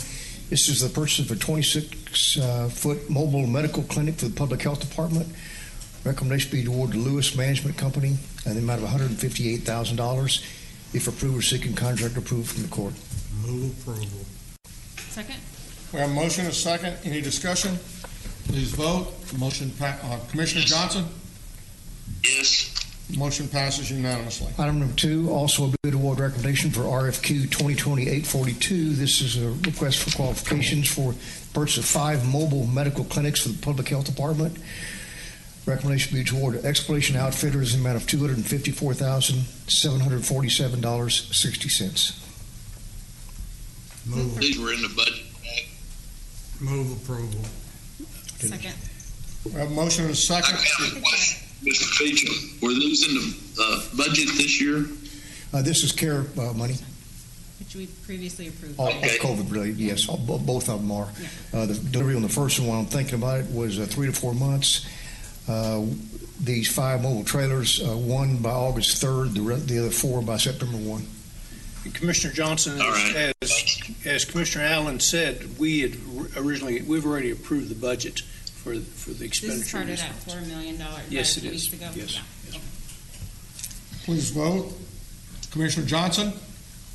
Yes. Motion passes unanimously. Item number 3, we're asking the court to approve an invoice for Constable Precinct 7 to Axon Enterprises in the amount of $250 for an invoice dated October 4th, 2018. Move approval. I don't think. I'm going to throw it over. I'm going to second it just so I can hear the explanation of why we're 2 years late. The requisition was never put in the system, therefore a purchase order was never issued. Chief Deputy for Precinct 7 sent these body cam units out for repair and never thought to put the paperwork in the system. The vendor came back cleansing the records and found this invoice for $250, and we just were notified about not very long ago about it. So is this a situation of where the vendor didn't invoice us until 2 years later, or is it a? Let me think. Let me look at the back. It's dated 10/4/2018. They did not invoice us correct, but we didn't do our part to put in the paperwork so they could get paid. So they were cleansing their system. The invoices dated October 10th, 2018. Any other discussion? Please vote. Commissioner Johnson? Yes. Motion passes unanimously. Last item in regards to RFP 2020-133. This was an annual contract for our excess workers' compensation insurance. We are recommending rejection of all proposals. It was $100,000 over budget. We're going to self-insure. Move for approval. Second. We have a motion and a second. Any discussion? Please vote. Commissioner Johnson? Yes. Motion passes unanimously. Thank you, Jack. Commissioner Allen, I believe you have an interlocal agreement. Yes, move approval of item 8L1A and B. Second. We have a motion and a second. Any discussion? Please vote. Commissioner Johnson? Yes. Motion passes unanimously. Are there any appointments? Okay. Court members, you have before you the claims, including the addendum. Move approval of the claims, including the addendum. Second. We have a motion and a second to approve the claims, including the addendum. Any discussion? Please vote. Commissioner Johnson? Yes. Motion passes unanimously. Your Honor, that's all we have at this time. Then we will stand adjourned.